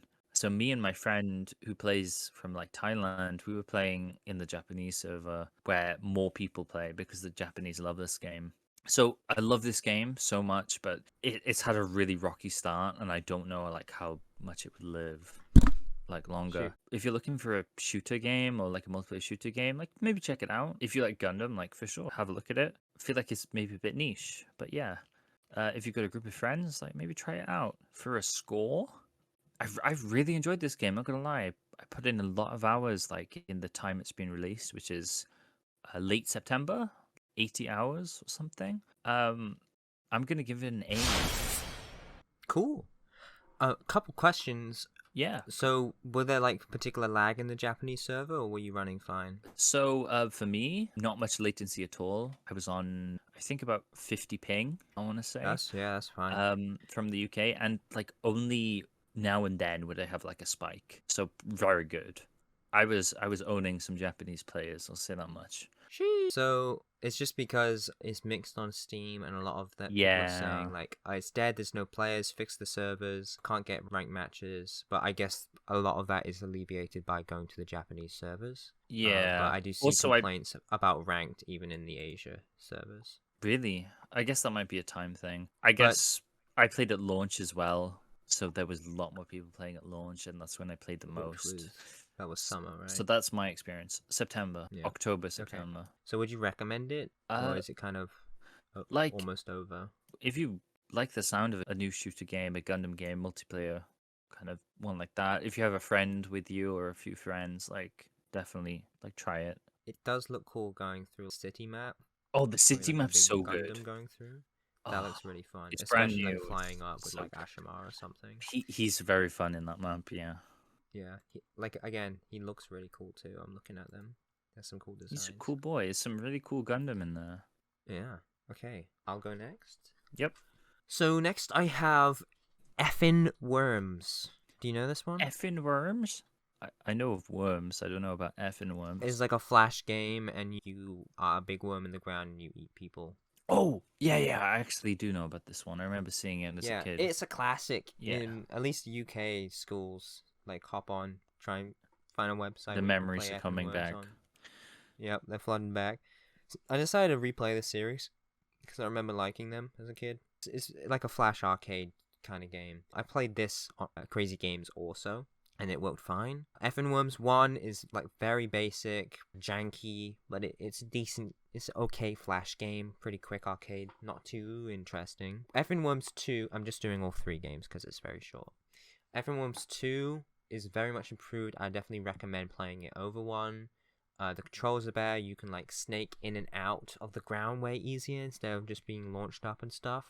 And it introduced upgrades, so when you like eat people, police come and you get them, and like, helicopters, you can break them, and then it's like the military and they're dropping bombs, and you can lose health by like hitting on the bombs or something, or getting shot at if you expose yourself too much. But it is kind of fairly easy to go on for quite a while. I think Effin Worms 1 was like, you just keep going until you die, and I just got like really good, and then it was like impossible for me to die. But 2 does bring actual difficulty and balance to it, where you can die, It's like an actual possibility, and it's got some really cool upgrades, and you can make your worm look different. You can get like big maws on you to get a bigger mouth so you can eat more. You can get wings to glide. You can get different tails to give you more health or speed, so you can actually like customize and upgrade in this little upgrade paths, which is nice. And it's a pretty fun game actually. I've replayed it a couple times, and it's nice. And the only other one in the series that I tried out, which I think is like the only major one aside from the mobile version, is Effin Worms Xmas, which is just like Worms 2 but with a Christmas skin. It has different upgrades, and it's set in the North Pole. It kind of looks a little whack, if I can use that word. But the good thing can I use whack? Is that offensive? Yeah, no, you can use whack. Sure, I don't think that's offensive. Is that a swear word? No. Anyway, yeah, it's just kind of the same, aside from it's elves instead of people, and they still have military or whatever. I don't really too care much about the reskin. What is different about it, though, is you actually get objectives, which I thought you needed in Worms 2, so that it will be like, try and get 10 of these guys, or this and that, and so it actually incentivizes you to aim and like plan out when you're going to jump up and at who, and gives it some direction, because otherwise it's kind of just a bit mindless and endless in a sense. But those objectives really help. The only thing about it is the upgrades are kind of the same. They look cool, but I think a few of them are less interesting, or they make you way too strong. In like 2, you could glide. In Xmas, you could like fly, and you don't need the ground at all. And it just makes it so easy, and you just grow big enough to take up the whole screen. So the balance is thrown a bit off, but the end game kind of sucks and is boring, but the mid game and doing the objectives actually engages the gameplay a little bit more. So just for the series in general, I'm going to give it a C. It's okay fun. Some of them aren't very balanced. 2 is probably your best bet, and you can play it a couple times. I spent a few hours going through the series, and it was okay. It was fun, and then sometimes it gets boring. So it's fun for a while, and when it gets boring, just try again, restart, or just try Xmas instead of playing 2 or something. Yeah, so kind of run-based game? It's like an arcade thing. Yeah, so yeah. You can do a couple runs because you can get different upgrades, but you know, it's good for a few hours, so I'm going to give it a meager C because it was fun to revisit, but not for too long. Do you know what else has runs? Big Vampire Survivors. The next game I'm going to talk about, I'm going to steal your thunder. This Vampire Survivors came out this year. I played it really early on in January.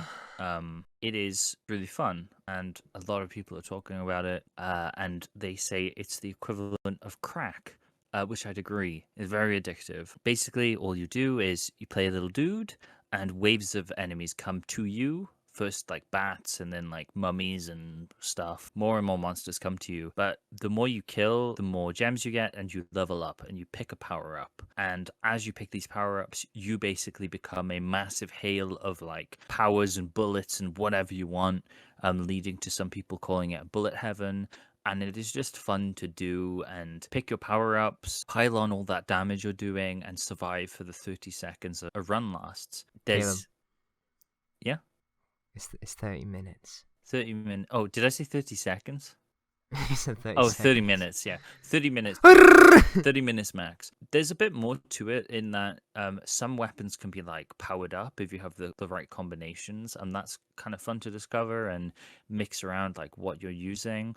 There's also a lot to unlock over the year that it's been released. Like so much content has been released for this. I had all the achievements at one point. I logged on the other day and I had 30% of the achievements, which is crazy. The DLC was added really recently called, I want to say it's called like Servants of the Moonspell or something like that. Yeah, something like that. I bought it. I haven't played it yet. Really cheap. The game overall is really cheap. I got it for like £2. It's like £4 now, but I definitely recommend Legacy of the Moonspell. Legacy of the Moonspell. And it's pretty cheap. And if you have the main game, you can get the bundle for even cheaper. Yeah, or you can just buy the bundle of both of them, I guess. But if you want like a shorter run-based game, or a game you can probably like put a YouTube video on in the background as you play, I definitely recommend it. It's real good. It's real addictive. It's such a good little game. It's pretty hard though. I'm struggling with it a lot. Yeah, so you've been playing it recently. Do you have any thoughts on it, or? There's you can play it for a while, so I was gonna probably put it on next year's list for myself. Okay. It's pretty good.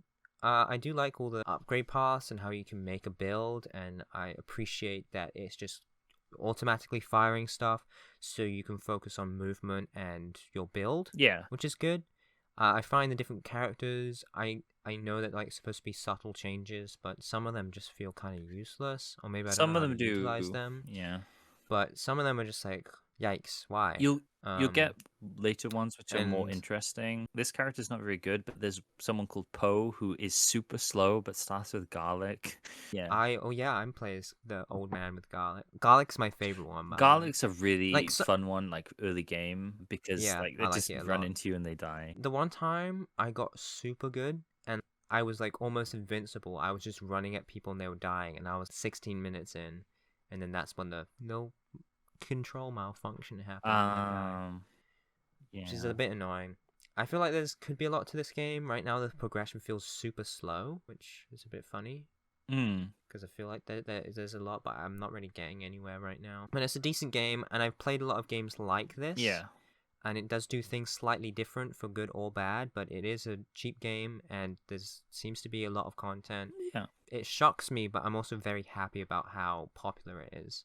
Because a game like this has no reason to be obscure and not to be a mainstream game, but so many games like this, very few get as popular as Vampire Survivors has, and I think it's cool that a game of this scope Is so popular. is getting so much Yeah. attention. Dev seems to be really passionate about it, releasing more content. Just really happy with it. Yeah. I'm gonna keep playing it. Yeah. Play it next I year. mean, I have 12 hours in just a few days or something. Damn, Like a week, that's like maybe. how much I've been playing. I think I'm at 15 now because I've done a couple of runs recently. You are at 15. But yeah, I unlocked like the cat ability yesterday. Really weird and fun. I've got a lot more to unlock. Great game. Wait, you were playing it earlier in the year and you only have 15 Yeah, well, I hours?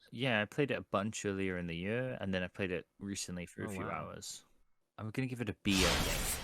Hasn't like rocked my core or anything, but like I think it's a really solid, fun game, and people should buy it and play it. So back to you. Okay, this might be a little bit of a longer one. But Sure. my next one is another series, a Flash series, and this is one that used to be my freaking favorite, man. Can I say that? It is Learn to Fly. Do you know Learn to Fly, Penguin? Yeah, I think I know. Yeah. I love upgrade stuff like this where you have to like go a certain distance. The Bison guy, Burrito Bison, the paper airplane one where you upgrade and you get better each Yeah. one, and you do like these runs to get money and stuff. Yeah. And Learn to Fly was like not the OG, but for me it was the OG. What got me into that kind of game genre. And Learn to Fly 1, it's just cool. It's got a nice little basis of a penguin wanting to fly. It does feel like a very rudimentary Flash game. It has a lot to it, but you can tell it's old. It's from 2009. And I played the first game on armorgames.com, which is one of my favorite Flash game websites. And it's pretty fun. You can get some upgrades. It is fairly limited compared to the other ones, but like it's decent. You can play it fairly quickly. And it has a nice little cutscene to start with about your penguin being jealous about other birds. He's like online, and he like rages and smashes his keyboard and then runs outside and tries to fly. You end the game by like hitting your noggin trying to destroy this iceberg. You go to hospital, and then Learn to Fly 2, which I played on. It's available on a lot of websites. This is a popular one. You can find it on Cool Maths, Congregate, Experimonkey, or Silver Games. So there's plenty of places you can find that game, which is still running. That one is great. Learn to Fly 2 is excellent. It has so much content. It has so many medals. It has like little Easter eggs that I remember from a kid. Go to this screen, you tap here, and you can get some points. It's like a Penguin Points side store where you can spend your points from getting like achievements and doing specific tasks, and you can like make gravity's effects slightly lower or make air resistance go down, like universal small upgrades that help your progression just to get more momentum. You can make the ramp at the start bigger because you're a penguin, so you're just jumping down a ramp and trying to like glide or just throw yourself to prove that you can fly. Into you use a little sack thing because you're in a hospital from hurting your head in the first game. And you can upgrade, you can get like a glider, so you can like use the arrow keys to get further distance, or instead you could get like a propeller that just gives you upward force and you tilt it forwards. You could get a balloon just to give you more buoyancy. And you can upgrade your little payload thing. You can put lead in there, you can make it explosive, because there are like 5 different obstacles in the game that when you plow into, you get a bunch of money from it. And the aim of the game is to reach like 5 kilometers out. You can smash into this giant wall, and when you break it, It has like a game cutscene and things. There's stuff like flying backwards gives you points, and going up in the air, and then driving down on the planet, like hitting the ground really hard, gives you a cutscene of you cracking open the earth. It's like has so much content. It has a great style, it's very humorous, and it has all these upgrade stuff, and you can do so many runs over and over and over, and each run can take a few hours or several hours, depending on how well you are at it. Yeah, there's just a bunch of stuff to it, and it's really fun. Then I want to talk about Learn to Fly 3 quickly. Learn to Fly 2 was 2011, by the way. Learn to Fly 3, it was 2017, and it's on Steam. Okay. And this game, it kind of sucked the fun out of the franchise. Instead of going sideways, you go vertical to try and go to space, and there's stuff that blocks in your way, and it has like different mechanics of having like a different spaceship thing that can hold different types of boosters and whatnot, but it just runs really weirdly for a game that's like a sequel to a Flash. It's not as appealing, the gameplay is really slow, and it doesn't have as much of that life to it anymore, which was a bit of a disappointment. But overall, I would give the series like a B. I would say it's pretty good. The first one is kind of middling. It's like a C. The second one is great. It's like definitely a high B. It's really fun. Learn to Fly 3 was a bit of a disappointment. That could be like a C or a D. But overall, I'm just gonna give it kind of a meager B. I would say it's a classic franchise. Absolute as far as classic. platforms go. Yeah, certified hood classic. Back to you. Okay, we're going to jump on Michigan Report from Hell, which I played on stream, and PS2 emulation, although I really want to buy this game physically because I love this game. It's great. You are a cameraman. You're accompanied by a reporter and your trusty sound guy, Briscoe, who is best boy. You are covering like an outbreak in, I guess, Michigan, although I don't actually think it's in Michigan State. Like, it's weird. And you go through like these little like story parts, recording everything, events happen, and you go to different kind of scenes throughout the game. There's a really fun mechanic where you just push people. It is hilarious. You can push Briscoe anywhere you want and he'll be angry with you. You can push the camera woman anywhere you want. I think in some instances you can kill people with this. And this is the great thing about this game is the reporter ladies you're with can die, or you can like not save them. And a new one will just appear, just a brand new character kind of out of nowhere. The dialogue is so weird, and it's just so fun and silly as a horror game that takes itself so seriously. And just the recording mechanics are kind of interesting, and the way you can push things. I really like found footage horror movies, and this is like a found footage horror comedy movie. It's so much fun. It's so fun to just be a psychopath in this game and just push everyone around and like not save everyone. This is like, honestly, I want to give this like an S because of just how silly it is and how fun it is. And it has quite a bit of replay value because you can like save people at different points in the story, or you can not save them and they die. The ending I ended up where Briscoe like sacrificed himself to save me was just so on point, and I just loved it so much. I have drawn fan art of this game, and I might be one of like the handful of people who have done that. Ooh, look at you. If you can emulate this game, if you like horror games, give Michigan Report from Hell a try. It's great. I am going to give it an A. Nice. High A. Keeping that S title. And it's by a Japanese developer. Yeah, this is I think it's Grasshopper. Yeah. This is by, Yes, it is. I think, Swery? Or Swery, yeah, I think. Oh, they did the Lollipop Chainsaw. Wow, those guys. Yeah, I get confused between Swery and game. Suda51. But anyway, I don't know what back to you. My next game is it's a big one. It's a Bioshock. Yeah. Ooh. Bioshock. I first played it in like 2018 in the remastered pack. When I first got my PS4, that's what I played on it. I played Bioshock, and man, those triggers feel good, boy. Bioshock is a weird game because it had so much praise, and it kind of reminds me a little bit of Half-Life, because as much as I love Half-Life, people always talk about it like it's a master, it's amazing, and it's good.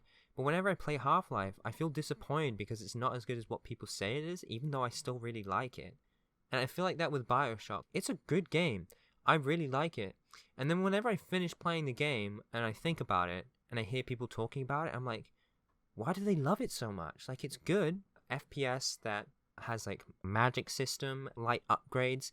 It's very light. It's like in this RPG shooter thing, and it was kind of the first of its kind to be that big and to involve so many RPG elements in a shooter game. Because it was the first one to do that, I guess it feels kind of shallow compared to what we know now, but people back in the day must have been blown away by it because it was like kind of a new thing.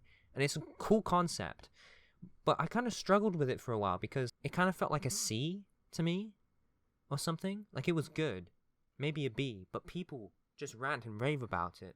It took me a while to really appreciate it more. It took me to finish the game and to kind of listen to more people online about why they love it, and going back in the game and playing it a little bit more really made me appreciate the atmosphere that it creates, the horror elements. When I first played it back in 2018, there were parts of the game where I went in and like I had genuine like horror game experiences. It's a very diverse game, although it does have some issues like with the sound balancing, the hacking. Like my first run, yeah, I did hacking the whole time, but it does get frustrating and it does actually distract from the main gameplay. On normal, the big daddies become a pushover, so hard is kind of the way to go if you can handle that. And actually, one thing that made me really appreciate this game a lot and brought it up from a C for me is the DLCs. There are 2 puzzle room DLCs, and there is one. I was playing it alongside Call of Duty Active Survival, so it was kind of like that, how it uses the guns and the upgrades from the main game in like a survival wave-based thing. In Bioshock, it's like these specific room challenges.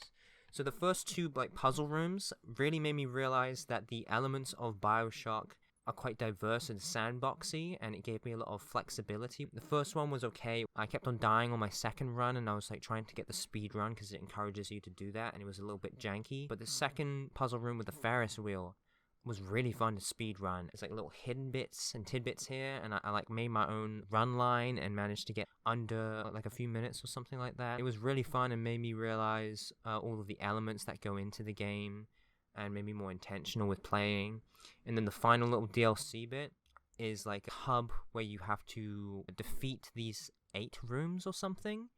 And you go into the first room, you get like a pistol and you kill a big daddy, and then you get money, and then all of the rooms are open. There's like the splicer room, there's this room, this enemy type room, a mixed one, the spider splicer one, big daddies, a maze, ones with a bunch of turrets and stuff. And it's like super creepy and atmospheric, but also it's this upgrade thing. And I managed to beat it without using any plasmids, which was pretty fun, and I want to go back and play more of that. Before, I thought like Bioshock's whole political themes and stuff just didn't make much sense, and like the cool agency of like, the twist in the middle of it where this happens, and actually your character is a meta commentary on video games, and you're being controlled, and all that, which I'm sure you've heard about before. And it just didn't hit with me. Like, there's only like one scene where it really matters, and it doesn't actually feel like what you're being told is actually true, which might go with the meta commentary. But at the same time, it just doesn't seem to work for me. It doesn't feel like what they're saying is true. It's hard to even believe. Really? Did they design the game to try and express this? It feels like it was thrown on at the end, like a twist thing. Aside from one scene where he gives the command and your heart stops near the end, like that was the only time it really felt like they were doing something with it. But I think the actual political themes and what it brings to the table, although it doesn't make sense entirely, is way more fruitful than most games. And way more fruitful than pretty much like 98% of the games that were on the market at the time were doing in 2007. And so I appreciate what it's done with that, and I think it is more intelligent than what I first gave it credit for, but it's not the crazy masterpiece, change your life and change your political ideals that some people think it, or like say it is. And for me, I played it after all these years, so it's not like something new and special, but it was still special to me. And it did still affect me, and it is really fun and has a lot of cool elements to it. And I like to play it again, even though I played it twice and spent a lot of time in it, probably 40 hours maybe. And I'm excited for the sequels. So I'm going to give it an A. A low A, though. Originally, it was kind of around that B area, but doing the DLCs and actually appreciating what it does bring to the table, rather than saying, well, they don't do it properly or do it fully. I still think they do pretty good for a video game. And so I'm going to give it a low A. A couple more things about Bioshock. The little sister thing, the creators, because there's director reels, which you can listen to interviews about the creators, and there's like a museum thing for cut ideas. But they do acknowledge, we kind of didn't do the balance thing properly, because the good guy choice gives you more things than the bad guy choice, where it was supposed to be like, if you do the bad thing, you get more material, so there's actually an incentive, but there's no incentive to be the bad guy, really. And the ending, I had the good ending on my first run.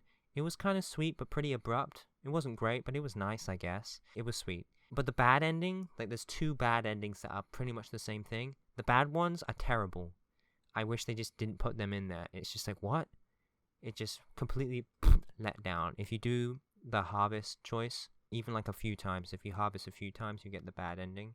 And the bad ending just sucks. It's like they threw it in for the last 2 days before release, just because they felt like they needed one. Aside from that, good game. Back to you, Caleb. Okay, I'm going to talk about a game that I think was almost my game of the year, and that technically is arguably, like, some people might not say it's a game, and it's Enderal Forgotten Stories. This is a mod for Skyrim. That's a game. It really blew me away. I've heard people like talk about Enderal for years and years and saying like, oh, it's so good, it's better than Skyrim, etc. And I was very doubtful. What this game does is so cool, and I'll just go into it. So gameplay wise, they've changed some systems around. I find it like harder than Skyrim. When you use magic, I think especially healing magic or maybe even healing potions, you start to get like this mana sickness. So you have to be really careful when you take damage, or you have to have ambrosia on you to like lower that down. There's also like new schools of spells. So even if you played Skyrim, there's differences in gameplay, which is great. It makes it fresh. World-wise, it's not set in Tamriel, it's not Skyrim, it's set in its own place, it's set in Enderal, and how Enderal is kind of set out is more like Morrowind, where it's not level scaled, it's like area scaled, and each of the areas is very different. You have like your beginning foresty area, then you have like this like spookier forest, you have this kind of snowy rocky area, you have this super snowy area, you have this desert, you have jungle environment, you have this red leaf tree forest. That might not sound like as crazy as it is, but Skyrim is all frost and plains, and this is so varied, and there's different enemies in there. Obviously some Skyrim-y ones return, but I think they even got permission to use assets from the Witcher games in this, so there might be some from there. It just feels so natural and it feels different. It's fun to play in that regard. There's not many towns in this game, there's only a few, but it makes up for that in the big city arc, which is massive. It has multiple areas which you can get around fairly quickly through this like signpost fast travel system. There's so many quests in arc, it feels like a living city. It's so cool. I wish there was like some maybe smaller towns throughout, but there are a few settlements. Yeah, arc is the big one though. Musically as well, Skyrim has beautiful music. I don't think anyone can say anything against that. Well, don't you dare. Enderal also has beautiful music that takes a different direction, and it not only just has amazing like battle tracks and like ambient tracks. They've done like lots of singing ones, like in Skyrim, where people will sing in taverns, and they're sung so beautifully, and they're not only sung in English, there's German versions because this is like a German mod as well. nice. It's just so much talent on display from this mod. It is a whole other game. Not only is it like fun to do and it's different and it looks different, the quests are really good. There's some really good like memorable quests in there that are up there with like Elder Scrolls overall like best, and the main quest is just phenomenal. It's so intriguing. It starts off a bit slow and weird, and there's lots of like dream stuff, but as you get introduced with the world and the characters, you start to grow like attached to them and stuff. It also does something I really like, where it gives you time in between the main quest to do other things you like naturally, which is a big problem with Elder Scrolls games I Yeah. have and Fallout games, where you really want to, I guess, have a natural breather to do side quests and things, and it lets you do this in Enderal. But that main quest is so engaging, and it takes you to so many places, and it starts asking like really deep questions. And this game made me depressed when I finished it because of how Shoot. like existential and sad and emotional it is, and what it like asks of you by the end. Hmm. And I really didn't expect this from a mod from Skyrim. One kind of big part of that is some of the side characters who accompany you, who are, I guess, romanceable. I wouldn't really say that though. I feel like that detracts a bit from them, to be honest. You can just like choose to talk to them more, I guess. But they feel so deep, and they go through these like really human struggles that are so real and well thought out. And Jasper, for example, who's definitely the fan favorite, like he's very carefree, and he seems so like, I guess, kind and mischievous. And then um something happens and you find him in a brothel, and he just tells you like his how he actually feels. And he says like he doesn't care about anything, nothing matters, um nothing, because people are just going to die, and like anything you do is a waste of time and energy and stuff. And he's kind of like drunk through that, and you talk to him more, and he does kind of believe that in part, but you can also talk to him more and kind of show him like, well, maybe that's not the way, and you can like change how you think from this. But there's a kind of conversation and a dialogue wrote about that that's just like really earnest and interesting. And it's not just him, it's other characters. There's other side characters. There's a whole quest line with this woman called Esme, which is pretty much about loss, and it's just so well told. And by the end, like I pretty much cried, like just full out, like it just hit me. And then the whole game hit me by the end, and I was like, wow, this is amazing. And this is a mod for Skyrim. If you own Skyrim, definitely download Enderal. It is on Steam, so it's really easy to just play. You don't need to like install anything or anything. If you do not have Skyrim, and maybe you don't really want to play Skyrim again, maybe buy Skyrim for Enderal, or maybe buy Skyrim to just check it out again and play Enderal. I think I sunk in like 80 hours or something into Enderal. I think you can put in more if you really want to. I didn't do every quest, but I did a lot. Yeah, I was I just gonna think, say, yeah, the game sounds incredible, and it seems just as big as Skyrim. I'm seeing people saying they put like 140 hours into it. yeah, I I don't think it have is. Skyrim, but I think I might buy it for this. It's a free mod. Whether you get Yep. Skyrim or Skyrim Special Edition, they have a mod for each one. And Yeah. if you want to support them, you can buy their soundtrack on Steam, which is like There's $6.50. also a book. There's a book with Jasper in. I think it's a prequel called like Enderal Yeah. Dreams May Die or something. I don't They know. also have I a want total to buy that. conversion mod for Morrowind also. Sorry, for And Oblivion. Oblivion. Oblivion, not Morrowind. They have one for Oblivion called Nehrim. They have two for Morrowind. Wait, it's not on Steam. But Um, it must be somewhere it's else. not on Steam. No. But the Oblivion one is on Steam. Yeah, that sounds amazing. I'll probably get Skyrim just for this. It is. Also, I mentioned it really briefly earlier. Skyrim Together Online, or whatever it's called. If you have a bunch of friends who have Skyrim as well, you can buy Skyrim, have Skyrim, download that mod to play Skyrim multiplayer, which is really fun, and shoot. also play Enderal. And Skyrim does go on sale now for a decent price. Can so you play I think Enderal I think it's worth. multiplayer?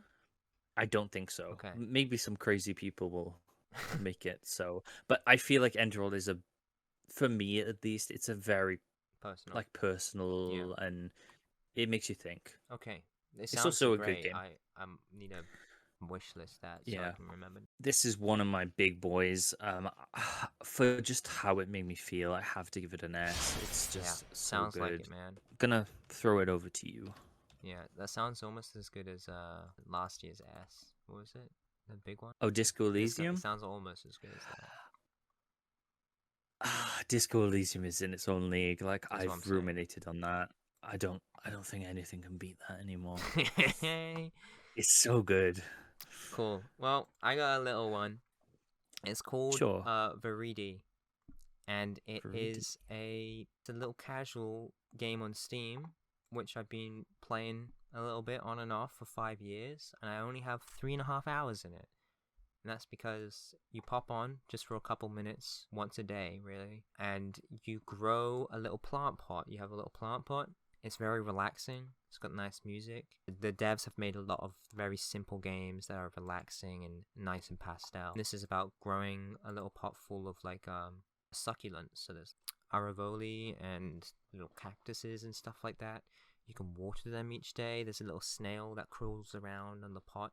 You can spritz it with water, and it goes from wow snail to wet snail, which is pretty funny. And every week you get a new plant that you can put in your pot, and you can move things around and change the pot out for something else. It's very nice, very simple. It's just kind of a very positive game that now and again I've liked to hop on and just, get a new plant, check out my plants and water them and stuff. It's very chill.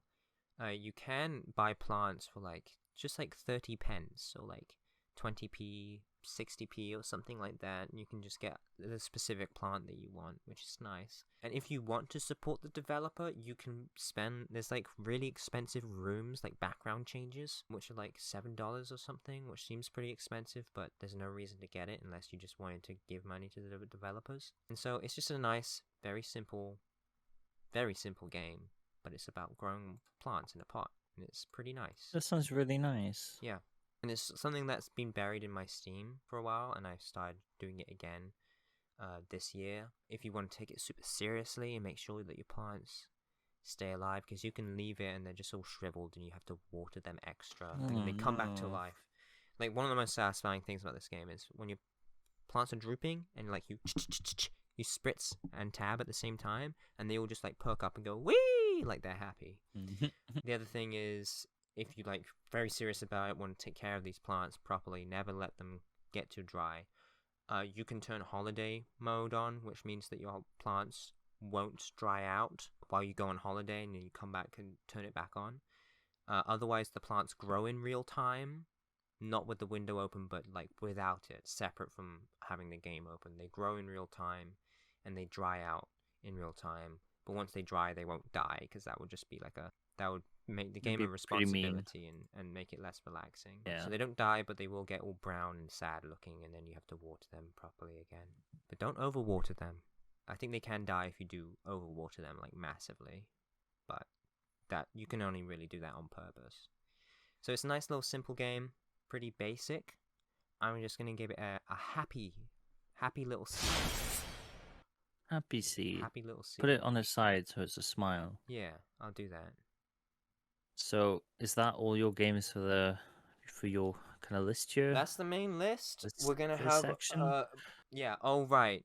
So are we into gripes now? You don't have another one for the brand? No, we have one more game to talk about before we go into gripes. Oh, sorry.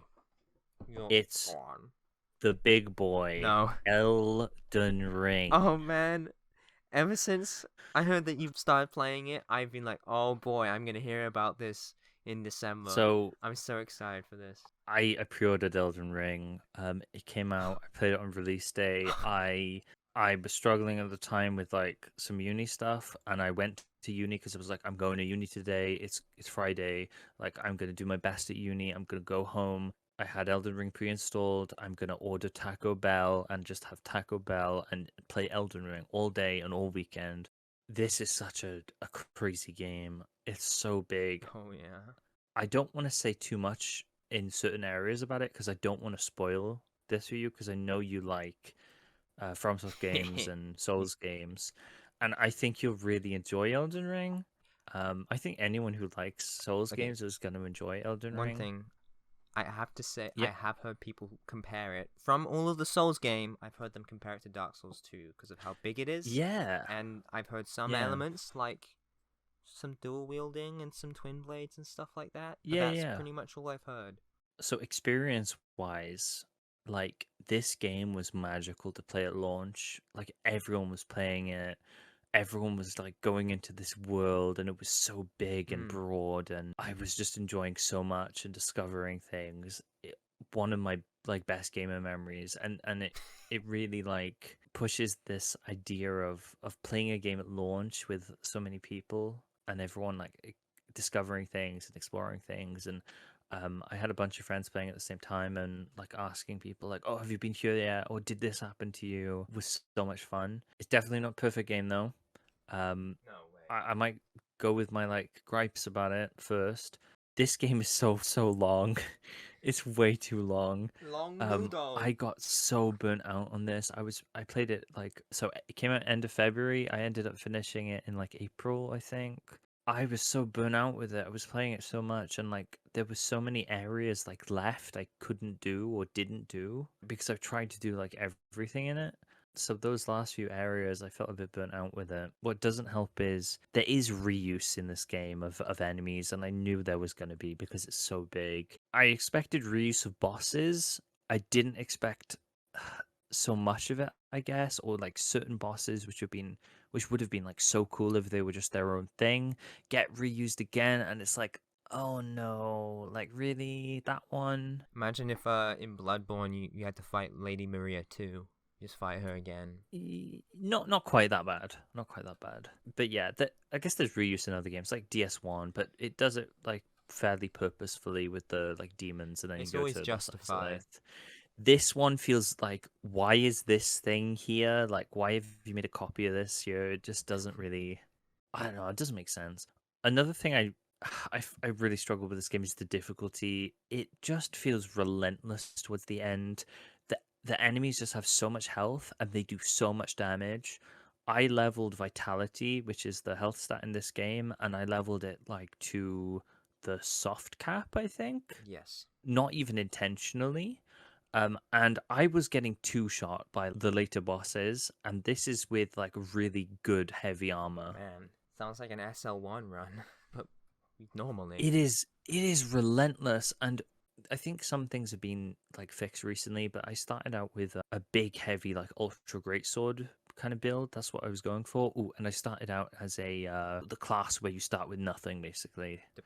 Deprived, yeah. It's equivalent of deprived. I started as, so the beginning of the game was a bit like touch and go, and like, ooh, I don't have any armor yet, or I was just using like whatever armor I could find. I was using an ultra great sword, but I just found like more and more I was barely getting hits in. Every time I hit a boss, they would hit me back with it because it was too slow. Apparently they fixed that later on. It led me to instead switching to using two curved great swords, because jumping attacks in this game, at least when I played it, were super OP. So I would just be like jumping up and slamming down both of my like curved great swords. There's some other really cool little bits. Most weapons I think can have weapon arts. Ooh, those are and bad. they have special abilities. One of my curved great swords weapon abilities, which I think is a really popular one, is called like Bloodhound Step. And you do this really cool rush move, I think, where you rush forward and then jump back, so you can get a really quick hit in and jump back. Spoilers. Magic in this game sounds and looks so cool. There's so many spells.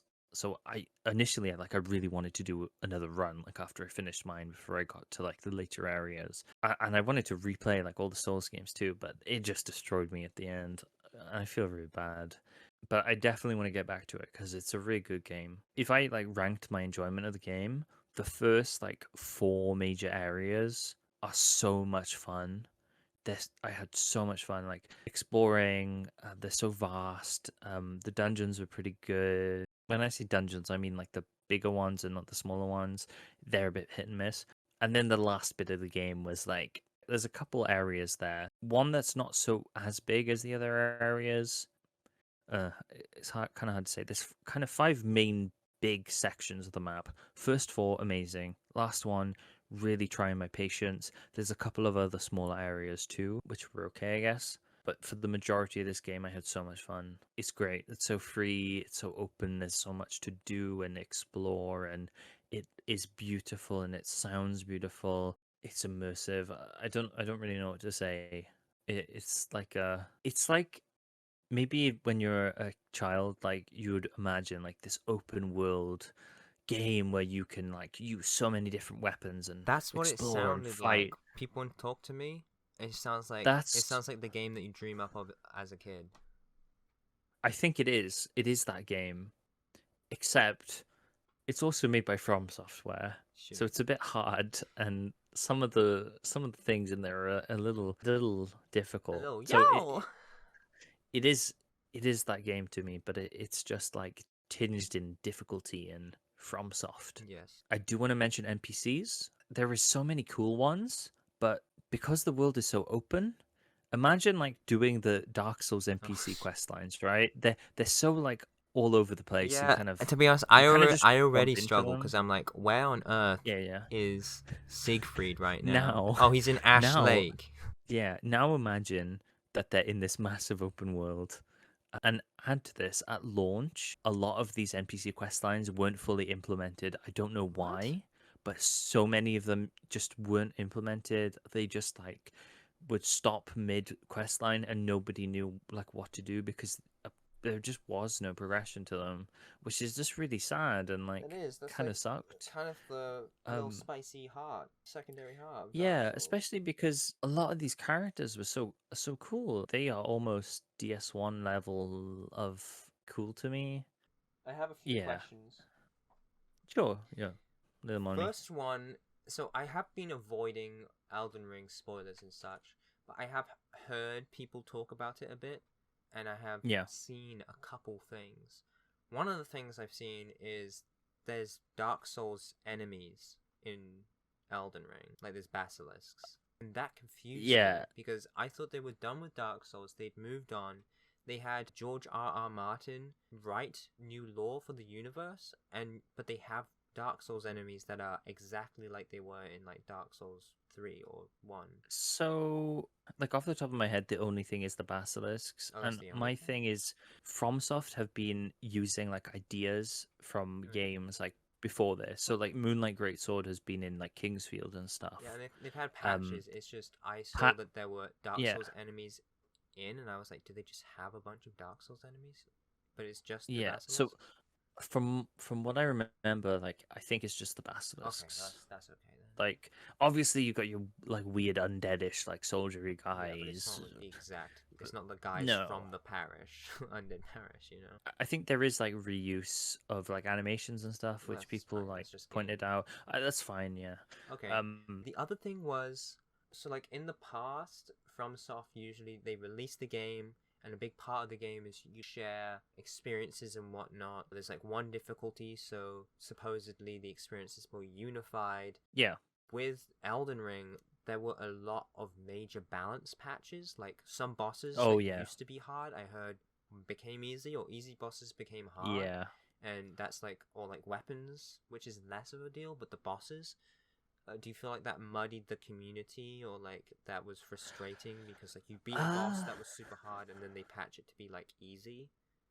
No, I guess it depends on like what boss or whatever. I don't really care too much. Like I had my experience with it. I know some bosses are like too hard. I'm pretty sure the boss like that people know about, like the super hard boss, has been nerfed, and I never got to beat her because I just told myself I fought them a few times very hard. I didn't want to get so angry with them that I didn't dislike them, if that makes sense. So I backed out. And I guess the only other concern I have is the length of the game, because like this game is gonna kill you, because if you played Dark Souls 2 for I don't know how long. I played Dark Souls 1 for 250 hours, and I was like, I'm done with this game. I don't need to play it again. I've done everything. I feel ready to move on. But with Dark Souls 2, I played 1,000 hours. I'm still excited to play. But, like, I want to move on, but I'm also still having fun. Like, I want to try a different game. With Bloodborne, I have 500 hours on it. And I'm not, like, getting bored of that game, but I'm getting frustrated at it. Like, okay. Bloodborne, the more you play it, the more you realize it is broken balance. Okay. I want to be done with these games and actually move on in this series so I can play Elden Ring eventually. Really curious to what you'd say. Next year, when we have this discussion, Game of the Year discussion 2023, I'm going to be like, I've finished Dark Souls 2. It's taken me 6 years, but I'm done. Bloodborne is done. I'm going to move on with my life. Yeah. and then they're gonna get stuck on Elden Ring. No idea like how you'll approach Elden Ring or how much you'll want to play Jeez. it more or. Yeah, I don't Re- know. really It might be the interested, best though. thing, or I might just be like, Caleb, I can't do this. I can't can't do play this. I'm at 300 hours and I still haven't beaten the game. I really want to, I think try to keep as spoiler free as possible, Yeah, I I guess, because there's so appreciate much that. cool stuff in this. But yeah, with the community stuff you mentioned, being around everyone talking about stuff and like seeing all the summon signs and the message signs and the things they were telling you to do. There were so many message signs saying hidden wall ahead or Oh just boy. jump ahead. It's so Classic. funny. Elden Ring is amazing. And what do you give it? D tier. Strong. It's so hard. With some of the like things that are a bit detracting, I'm gonna give it a C. Oh my goodness. No, I'm joking. I thought you were serious. I was like, I recoiled. I was like, yo, Caleb slamming some bars here.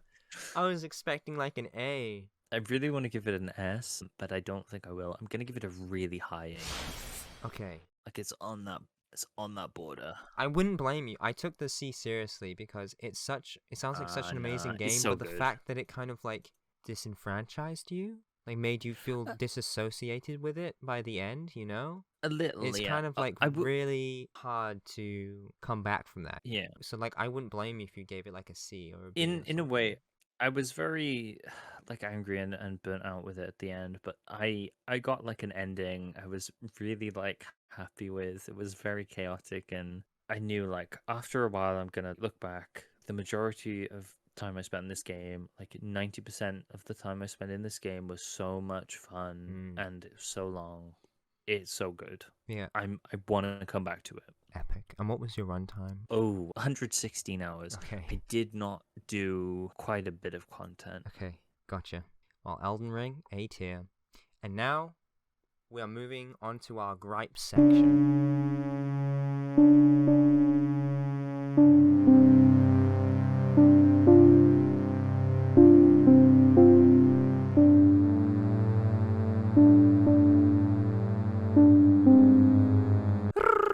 So these are the games that we have a particular issue with. We've had issues with games. Games aren't perfect, but these are the games that don't just have gripes, but they are our gripes. Take that. Bam. And I have more gripes than Caleb does, so I'm going to start off here. Yep. Gnome Jigsaw Puzzles. Now, Caleb, I saw that you added this on your Steam wishlist, and I checked Why are you it out. outing me? What the and heck? I checked it out, and I have to be honest. You does haven't even not- played this game. What? Oh, yeah. Okay. Are you allowed to do that? No, I guess not. Okay. Is this on your 25 or is this a bit? This is a bit. My Okay. real 25 is 18 plus. Oh, okay. It's a game that I played with Ollie. He bought it for me. I've had it on my Steam wishlist because, like I've told you before, I found it funny because it says 18 plus and it's a picture of a cat. And then you click on it, and in the description, it's like, it's not what you think it is. This is a puzzle game with 18 puzzles. Pretty So silly. I've had it on my thing, and Ollie mentioned it, and which is why I found it funny that you mentioned it too. Why is it called 18 plus if it only has 18 puzzles? So me and Ollie, I streamed it and we played it, and it was like 12 minutes, and I can hardly even call this a game. Nice short length. Yeah, basically all it was, there was no puzzles. It was pictures of animals. Do you know, like, the engine that, like, the visual novel engine that, like, Doki Doki uses? Like, those text boxes, you press, like, escape and it has, like, the save stuff, you know? Renpai? That specific engine, that's what it was using. And it was just pictures of animals. And then there was, like, a riddle. And it would ask the riddle and you couldn't answer. You would just click. And then after like an 8-second wait, then it would give you the answer. What? They were like the most obvious riddles ever. Like, it would say the riddle, and me and Ollie were like, grapefruit. And it would be grapefruit. Towel. Egg. Easy. And then there was like a couple ones that was just goofy. Just like, what you call, a black pilot? A pilot. What? Okay. You know? And it's like, that's not a riddle, that's a joke. or something, or like a It's non-riddle. not even a joke. It's like a non-joke. It's like a joke that they put that in as one of the riddles, but it's not a puzzle. It's a riddle, and you can't even enter the riddle. It just tells you the answer. One of the backgrounds of the animals, one was a rabbit in a cage in like a dark warehouse. Like the others were just That's like of not cats and nice. dogs, and then there was one that was a dead fish. Oh, And I was like, no. What the heck? My fish died, by the way, that week, Yeah, and I was rest in like, peace. this freaking game doesn't even have 19 puzzles. And that was it. It had like weird guitar over it or something. We were watching the credits and credited the music. So I was like, oh, they didn't even make the music. And then it credited the website they got the riddles from. And I was like, they didn't even make that. boy. Literally all they did was put pictures, music, and riddles on a preset engine. And they did that 18 times? I could do that. I could have done that in like a few hours, maybe a day. I could do that in a day, and it's just sat on Steam. People pay money for it. It's $1.20. It's not worth that. It's worth like 3 cents, if even that. And the person making this game, they seem to have more competent games in their library, but then also they have like 20 plus, which you might think isn't what you think it is, but it is what you think it is. It is what you think 18 plus would have been. It's just bizarre, the publisher. They just seem to be doing these rubbishy things. And this isn't particularly on the publisher. This is just publishers on Steam who do this stuff. Just lazy, repetitive. Yeah, just blow. Not actually making anything. Like, you didn't make anything. There wasn't any engagement. I know you can arrange assets to make something new, but it didn't even feel like they did that. And the riddles weren't even consistent in tone. So what was the point in trying to figure them out? They were easy to guess. It was just nothing. Anyone who buys this game should refund it. And that's a low blow, but also it's a fair blow. That's my first gripe. And I'm giving it, I mean, it worked. So should I give it an E? No, give it an F. I'm gonna give it, like, I could give it an F, but it's not like Give they it an- actually put much effort into it, so I can't really say it's a failure. Give it an 18 plus. I'm gonna give it an E for everyone, because it's not what you think it is. Sure. It's an E. It's the lowest E that could ever E. Nothing lost, Do- nothing do- gained. Do you want to go to me, or do you want to do another one of yours? If you have more? Go back to you. Okay. You have a spin at it. We're gonna talk about Pokemon Scarlet and Violet. quick. Oh! I didn't quite want to put this on like my main games list, and I haven't played much, to be fair. This game's been out a month. Oh, shoot. I've owned it for a while. I have not had the time to properly sit down and play it. I am looking forward to playing it fully. The thing with this game and Pokemon in general is just the decline in some of the quality aspects. It's been so buggy, this game, or just like some parts are so unappealing. There's a part early on where you're in a classroom full of kids, and for some reason all the kids are like, other than like the middle ones, like the important ones like you, they're swinging their legs back and forth, and it's like at 5 FPS or something. It just looks like trash. It's so bad. And this kind of extends to like lots of other parts of the game. Like, it can look really buggy and like low quality. There's some performance hitches and stuff that other people have seen. Like, I haven't played it too long, but I've seen bits and bobs. For the record, and how long have you played it so far? I've played about 3 hours of Oh, it. okay. I'm gonna lie, not very long at Okay. all. I can kind of tell already. Like, I just wish it was more polished, and a lot of other people have pushed this criticism too.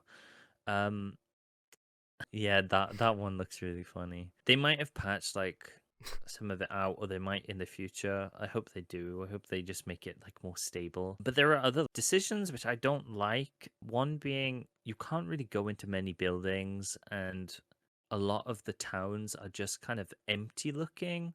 This isn't just from my experience, but like some other people's. I love the towns in Pokemon, as incidental as they are, Yeah. like going into the It's buildings and exciting. stuff as like part of the game. And between the routes, you have the towns which you go and you do gym badges.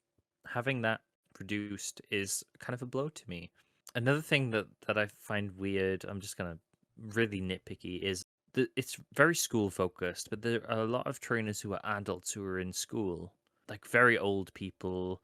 And part of me is like, well, if that was like only a handful of them, that would be really good because it kind of has a message of like, well, anyone can be learning, anyone can go to school. I think we're at that point in society, but from what I've seen, there are so many like adults who are just students, and it just looks like to me they didn't bother making like as many trainer classes, and they just shoved so many people in the students' uniform and made them students. Yeah, it just I don't know. There's some odd things about it. It feels kind of wrong, and it's just disappointing because this is the open world like gym Pokemon game, which I've always been dreaming of, and it's just like pulled back by all of these things. One more thing I'll say about it is Pokemon design wise, there are some really nice looking ones. This gen probably has the highest quantity of Pokemon designs I really don't like. Oh, whoa, really? From so far, what I've seen, they've been pretty good. But I've not actually looked at the full Pokedex. I've seen quite a few of the majority of the Pokedex, I think. I'm gonna have a look at them. I feel like that can change over time, and like you can. Yeah, I remember when Black and White first came out, I rejected the whole thing. I was like, I'm not playing that. I was so into like the designs. Sword and Shield, I think, had a lot of good ones. Like maybe a few ones I wasn't too keen on. This one just has Sword and Shield. I felt a lot of them just fell into the round, soft, chibi body shape. Yeah, and like so many were just crammed into that massive heads, and I just found a lot of the Pokemon that came out whilst the game was in 3D, a lot of them look very homogenized in their like design template. Yeah, maybe. But also, I haven't really played much of the 3D ones. That's just my observation. This one, a lot of them just look ugly to me. For example, Pokemon number 1000. I hate its design so much. I don't want it to exist. It is so ugly. And that's the 1000th Pokemon. It's like, ew. Yellow cheese string one? It's the cheese string one. Like, ew, what the heck? What the heck? That's a Pokemon? Yeah. It looks like the bowling balls from Wii Bowling. So my hope is I come back with this next year, maybe, and I have more positives to say about it, because I've heard the story stuff is really good, and maybe if I get to exploring more and catching more Pokemon, I mean, the starters look nice. I'll just enjoy. I like the starters, honestly. Between Sprigatito and Fuecoco, like, it's such a hard choice for me. Overall, like, I'm excited to play more, and I just wanted to bring this up as gripes right now because I just wish it was better, you know? And I think the big thing about this, at least for me, is Arceus, they like went for it, right? They had issues, but they went for it. And I've heard a lot of people talk about Scarlet saying they're disappointed because they went back, they regressed, they took things away that was good in Arceus. And Arceus, you know, it had issues, it had trouble running, it kind of felt empty, but the point of it was Pokemon, actually open world, proper 3D, home console. This is what all Pokemon fans have been dreaming of as a kid, right? Or, you know, if they are still kids, they've been dreaming about this game. And I was hoping Scarlet and Violet would be the ones that would have the time to refine that, to actually lean more into it. But it seems like they've pushed back and gone back a bit, and it barely even works either also. Yeah. And it had 10 million more time in the 10 million sales in 3 days. It just makes me disappointed. I ended up contributing to that, I guess. Like, it's been such a success. Yeah, you pre-ordered. Did you pre-order this? No. I got it on Black Friday. Okay. You pre-ordered Elden Ring. That was it. I pre-ordered Elden Ring. Yeah. I don't regret that. So I got this. I saw the hype behind it. I was really like, I don't want to get this because of all the bugs and stuff. But at the same time, it's like open world Pokemon. I've been waiting for this like my entire childhood. Did you play Arceus? No, I haven't played Arceus. Oh, you didn't? Okay. Maybe you played should some Sword instead. Maybe. Well, I own this game now. I got it on Black Friday. I had a discount coupon and I got free delivery on it. So I really like got it for what it was at the time, super cheap. And yeah, that's my gripe section. I was just gonna say the only other question is the legendaries are the mounts in this game. There's no like, I guess maybe you might not know because you're 3 hours in. No, I don't really know too much. Yeah, weird prospect. I'm interested in where that goes. Yeah, me too. I'm not gonna rank it just because I haven't played much and I know there's so much more of the game waiting for me. Okay, back to me. Okay, my second gripe, it is Learn to Fly. I know what you're thinking. I already said that Yeah, one. No, what? I said Learn to Fly 2 is a good game, and Learn to Fly is a good game. But Learn, number 2, Fly, is a 2021 reboot of the Learn to Fly franchise. It's on mobile, and it freaking sucks because all of the upgrades, it's like based on levels. So instead of having like this, go as far as you can, it's like go 10 meters and then you win, and then you go to the next level, which is the same thing, but they just give you a different target basically. And you have to do several levels to unlock like, gliders. And it's only like 3 gliders. And then you have to do more levels and then go down like a side path, like it's Candy Crush. Oh, now you can get a payload, or like a propulsion device, or like a little rocket, or a balloon. And they barely give you any stuff, so you have to grind things out and replay levels. It just completely destroys the progression. It is awful. The art style is a complete break from the original. It just feels like a cash grab. Like the original creator sold the rights off to a company and they're just trying to suck everything out of it and keep a viewer base. It sucks. I'm not going to give it any more time. Play the originals instead. It's an Back to you. Okay. We're going to do State of Decay 2 Juggernaut Edition. The Juggernaut Edition released this year. I played this on a free weekend. This game was just so buggy and broken. I just kind of have a short story to say about it. I'm ready. The game begins, you get to like pick your story, campaign mode, whatever. You get a little tutorial. I picked like these 2 best friends. You go through like this old like base or whatever, going through, pretty buggy overall. And then you get to a point with these NPCs who kind of call up to you. At one point, you do all these little things to them, and there's like one of the survivors has turned into a zombie in a cage. And they tell you like really solemnly, can you please, like, can you kill them? I can't bring myself to do it. And so you just go up, you shoot them, and then a cutscene triggers. For some reason, no one talked for like a minute, and then someone said something, and then they stopped, and there was like 30 seconds of silence, and then someone else said, "Oh yeah, we better go." Silence for like 20 seconds. Yeah, I agree. Let's go. Everyone walks outside to get into the car, and it keeps going on like this. There's like these odd pauses Best between dialogue stuff. ever. So they get into the car, and I expect like, oh, it's going to be a driving section, right?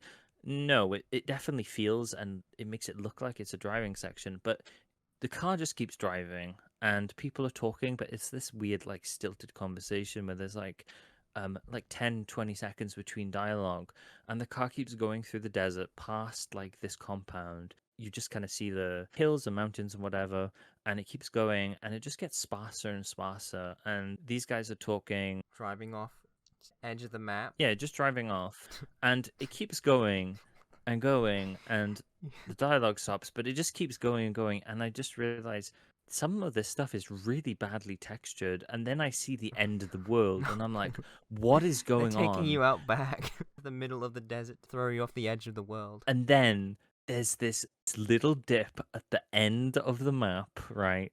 As the car hits it and goes up into the air, and I see the endless void, what appears on my screen is State of Decay 2 as the car What? is mid-air. Like it was planned? Like, screw So, you! Throw you off the edge I of the think the title screen dropped there.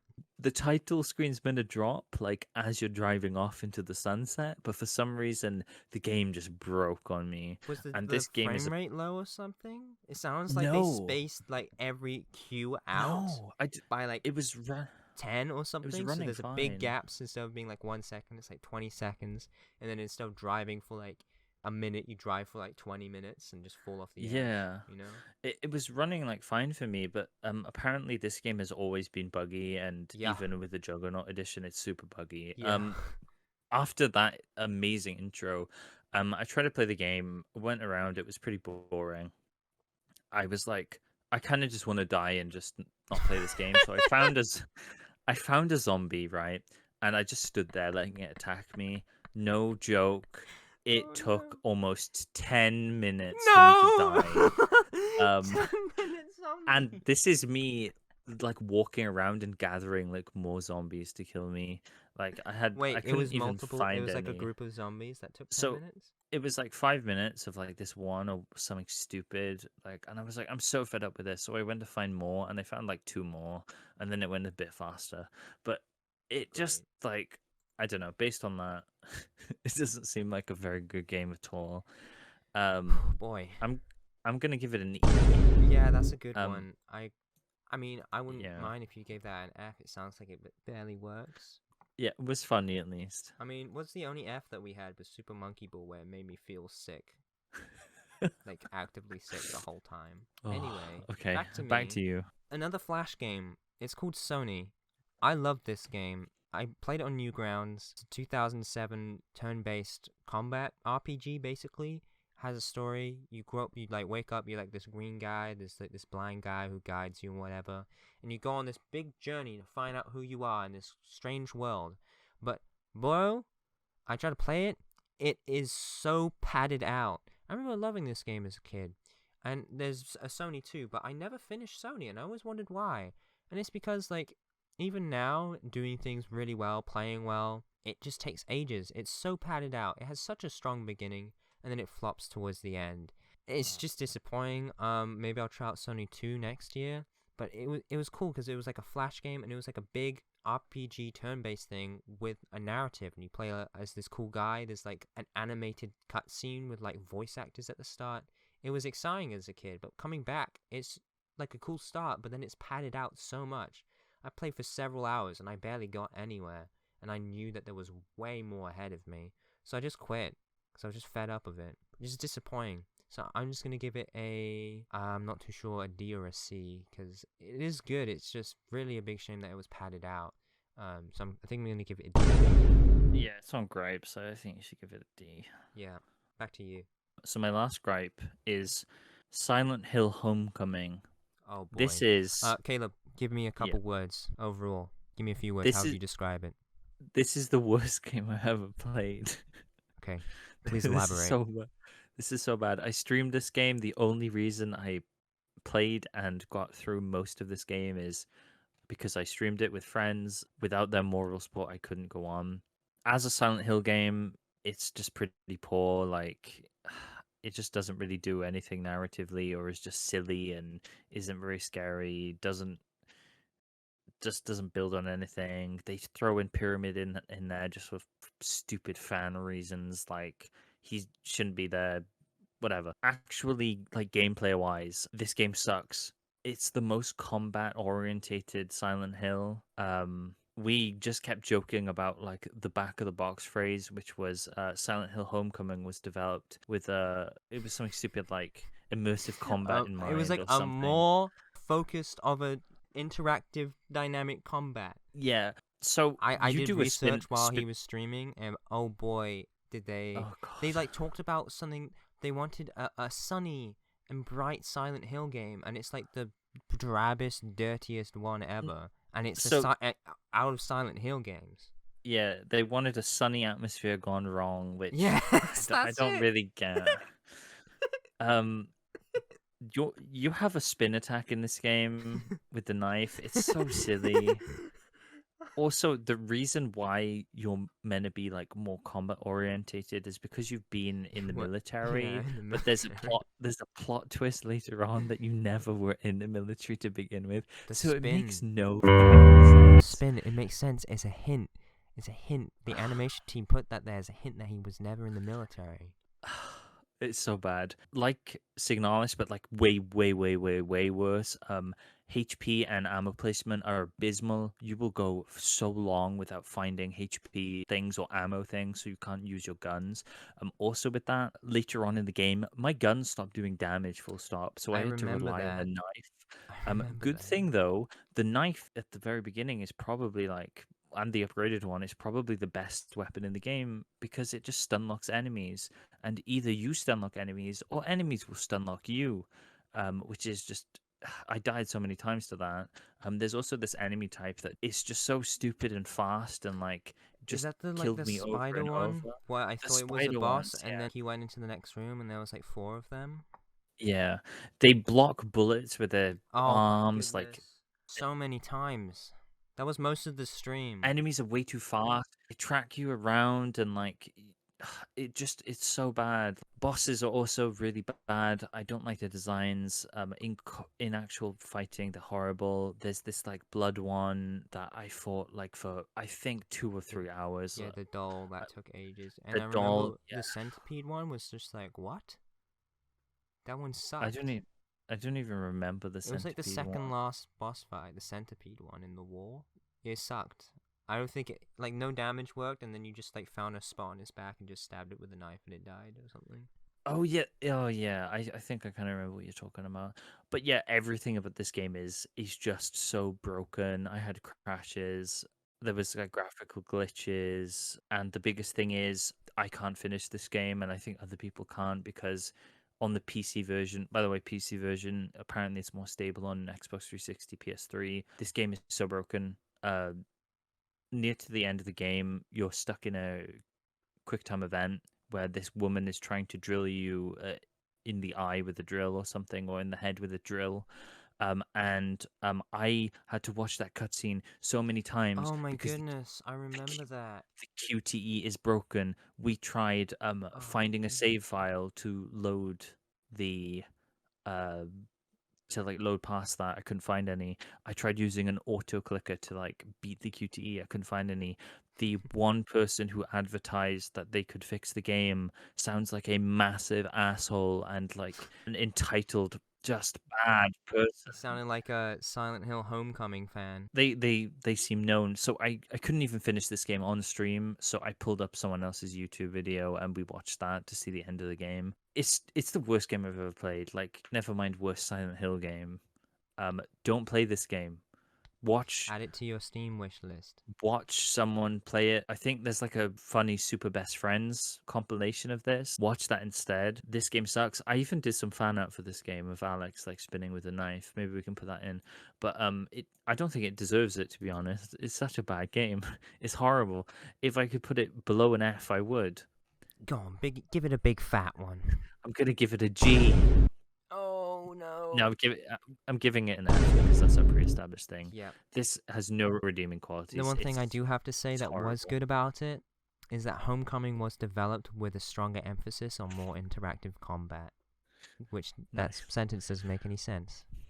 No. A stronger emphasis on more interactive. The only good thing is that I had friends with me and we had a fun time either making fun of the game or they had a fun time enjoying my suffering. Yep. It was horrible. Let's move on. Okay, I'll save you. My next gripe is Cyberpunk 2077. Hey, you had that Yo. last year. Okay. I freaking played this game.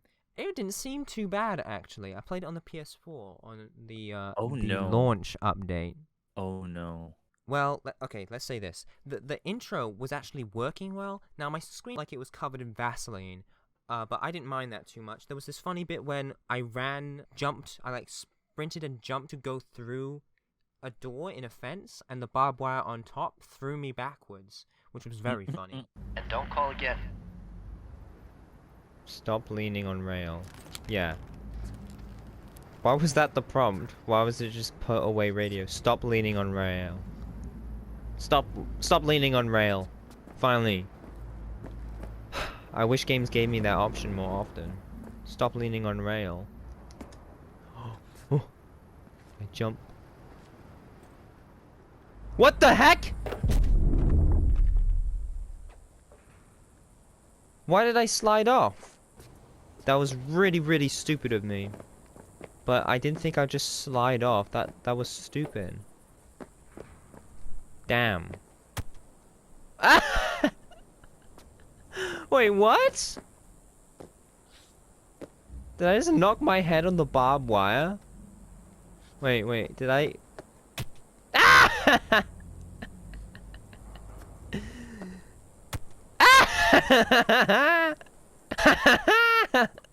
Why does the barbed wire knock me backwards when I like go forwards and... Oh! I just grabbed onto the barbed wire. What the heck's wrong with me? Then I actually got to the city, past the intro thing, and all of a sudden, the game that was just barely running, suddenly started running even worse. It was chugging along. I could barely even tell what I was looking at. The AI behavior was absolutely ludicrous. And there was only about, like, when you spend time in an area, first of all, the NPCs don't load up in their cars, so the cars are driving themselves. That's not a future thing, that's just the game not working. When you go into an area, there's NPCs, and they slowly just disappear for some reason, and then they have, like, NPCs in the memory. So whenever you turn around, the NPC that you were just looking at suddenly appears where you were looking at now, because they can only keep a few NPCs in the memory for some reason. So you'll be looking at a store vendor. There's a guy in very recognizable outfit standing there. You turn around and then you see him pop into a wheelchair standing in the T-post position. He will sit down on the wheelchair and you'll just see him there. You turn around and you'll see him there too. There's, like, it's ridiculous. It's a... I can still shoot you. More pop. Oh yeah, by the way, why was there like a monk guy in the background before? There's a guy... Why are these monks popping in and T-posing? It's a beautiful day, huh? I saw you! I saw you! I freaking saw you standing up! Don't pretend! I saw you again! Why is it a different guy? That's a different guy now. Wait, that was that guy. And that was that monk. Wait, and now that guy's gone. He's teleporting over here. Look, there's him. Oh my god! Wait a second! The frickin' street lamp just popped in. Man of the hour. Jeez, Oh took you long my enough. god. Whipped up an appetite. Why Just is waiting. this guy? Why did they choose this model? You haven't even Sit down, spawned in let me your finish spoon this. yet, or your We can drop wok. in on There we the go. back door. Your ladle and wok. It's like all the NPCs are actors, and there's only like 5 of them. So when you turn the corner, they have to like run over there and pretend like they're someone else and put on a different accent and. Jesus. Would it kill you to show a little empathy for once? I'm worried about him. Yeah, poor guy. Made more in a week than I do in a whole month. They talking Thing about is, him? I don't know. I don't even think he's supposed to be here. During the last... Well, he is asserting his dominance. Oh my god! Psycho! What? Look at his freaking skin texture. He doesn't have nails. He just has like Kentucky Fried Chicken hands. I can't even explain how awful this game was. When I was driving the motorcycle, I'd be driving too fast and the road wouldn't load in front of me, so I'd be just driving invisible. I just had no idea where I was going. Sometimes I'd be driving and then I would just smash into something invisible and I'm like, what was that? And then I'd turn around and behind me, a police barricade would load in and then there was no way I could escape because it was like a police zone. But I was behind it because they weren't loaded in when I drove past there.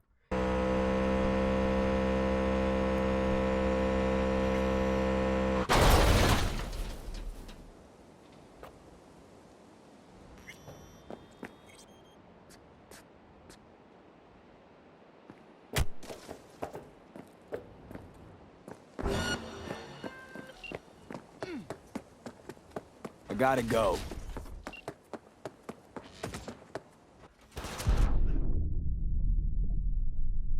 There was just stuff like this. I updated the game to be the latest patch. It was running better. But guess what still didn't work? The combat. Even in the latest patch on the PS4, the combat would not work properly.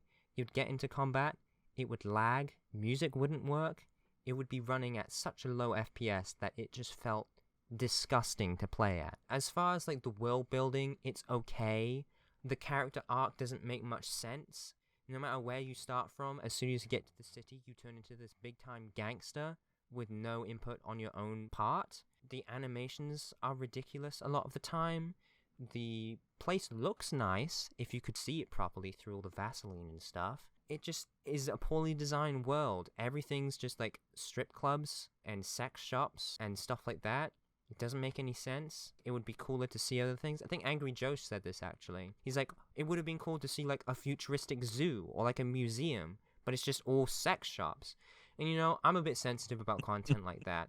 And so when I got to that bit, I was just like, the story mission, I was like, I'm okay, I'm logging off. I don't want to play this stuff anymore. I just want to quickly add this in here. In Cyberpunk 2077, there is an option to turn off nudity. I ticked that. I had that on. I feel like this is important because it's like a content warning thing. When I played, there was still a lot of sexual content. There was still some nudity, not like full frontal, not like anything super duper explicit, but there was still mild to moderate nudity in the game. And unlike other games where any sort of romance or sex scene is usually optional, only if you like pursue it or like actively go out of your way to romanticize someone or not decline them, in Cyberpunk you can't do that because, as I say, there's like sex shops everywhere and posters of like pin-up models or like half nude people. Even the people walking around the street are sometimes a little, you know, mildly nude in a sense. And so I'm pretty sensitive about this stuff. And for me yes, I know the game has a high rating. I know it has a rating for sexual content. And I was cautious going in. But even with that no nudity on, there is still nudity that was there to an upsetting degree for me. So just wanted to say that if you are sensitive to it, that setting does not fully solve it. And that's speaking from my experience. Okay, back to old me. But like, they didn't even make an interesting open world. They could have done so much with it. But they've just squandered it as far as the performance. They squandered it as far as the design goes. And it just feels very gross and blind in direction. Oh boy. It sucks. Well, at least you got past the intro. I did. The intro ran fine, actually. It was working. It didn't work for me. It was weird. As soon as I got to the open world city bit, like the open world in the desert ran fine. As soon as I got into the city, tug. Wait, Like did you pick 3 the FPS. Nomad? Nomad, opening? yeah. I picked the Corpo. That's probably why.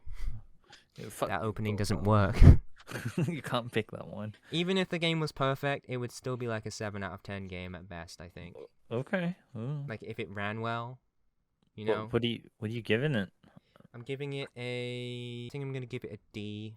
Okay. Just with the new patch at launch, it was definitely an E. I would say now it's a D because you can stomach frame rate now, and it looks less blurry, especially with motion blur off. Ideal situations, it's a D. Is that your last gripe, or do you have more? I have 2 more. Do you want me to go through them quick? Yeah, sure. I'm done with mine, Okay. so... Garfield Kart is a 2013 racing game. And the left drift doesn't work. This game is Only broken. the right drift works. Garfield Karts, I've tried to play it too. You get coins. You have to collect them on the track, so you have to like go out of your way to collect the coin. And to get like the next car part is like 500 coins. To get a hat is like 100 coins. You have to play this rubbish game offline for like probably several hours to get one new item. Also, you can buy boosts, which give you like a boost, which are one-time use. So you can spend 20 hours playing to get 3 boosts. So when you play a cup, you can get an extra start. Just the one time. So if you mess up after that, then try another 20 hours. This game sucks. It's a waste of time. I'm looking forward to Garfield Kart 2, which I'll be playing refunded next year. this. I did not. I took like 2 seconds to look at this game, and I spent nothing on it, and I refunded it. It's broken. Gripe number 6. Hang on, would you rate it out of... Oh, sorry. It's a E. E. No, okay. If the drifting worked in a racing game, then I would probably give it a D with the monetization still. I don't even know if you can pay for coins. It just sucks that you can't get anywhere without paying for like 40 hours. Okay, what's the last one then? I got Super Monkey Ball Banana Mania. This No. Which is a 2021 platforming game. I don't want to say much about this game. I don't want to talk about Super Monkey Ball anymore. Last year I played Banana Blitz. It was the worst game ever. It was F. I played this game alone. I played it alone. I didn't have friends to help me out. This game does not have bosses.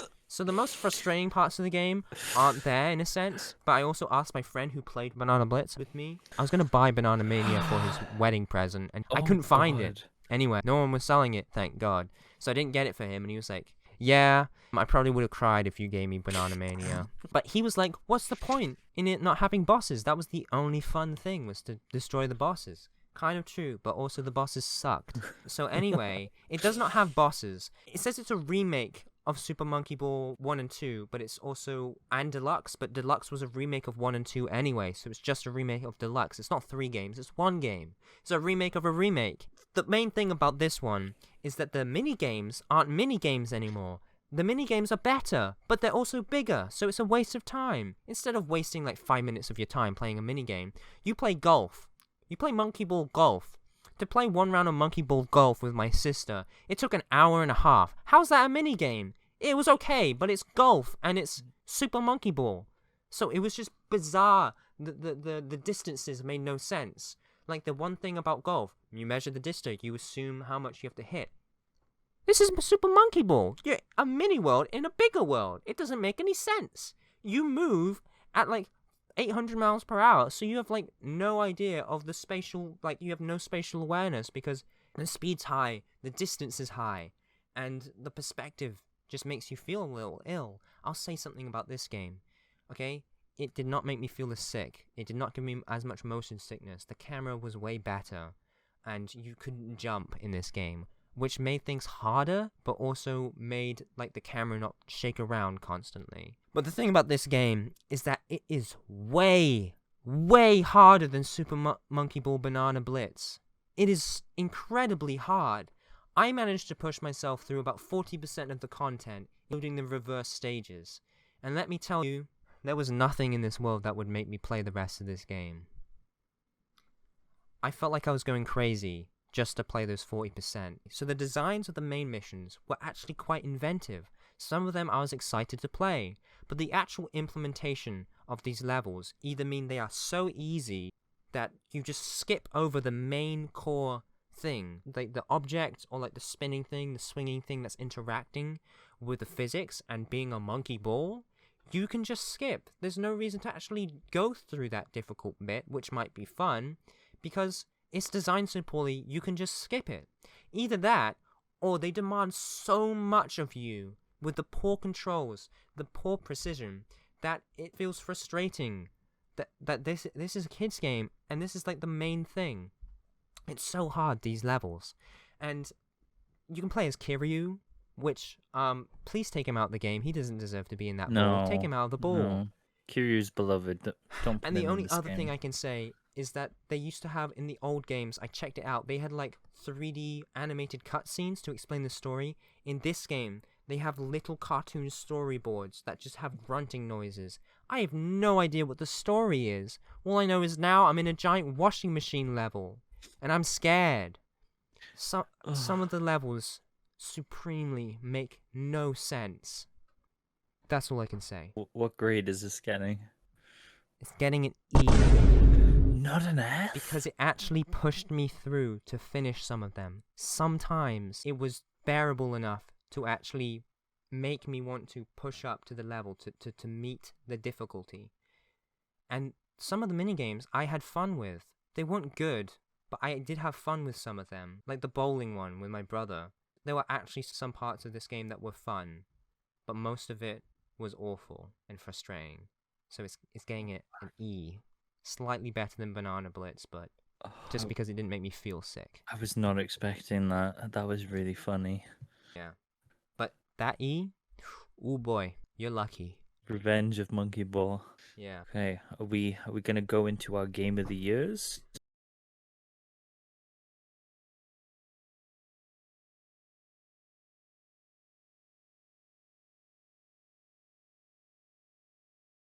You know, out of all the games on my list, all combined together, I still played more Dark Souls 2 than I did any of these games, this year. Oh my god, that's insane. Game of the year. Game of the Year 2023, Gnome Jigsaw Puzzle. And these are our nominees, and I'm Jeff Keighley. At least we didn't put the stupid Rick and Morty on the list. Rick and Morty for Game of the Year?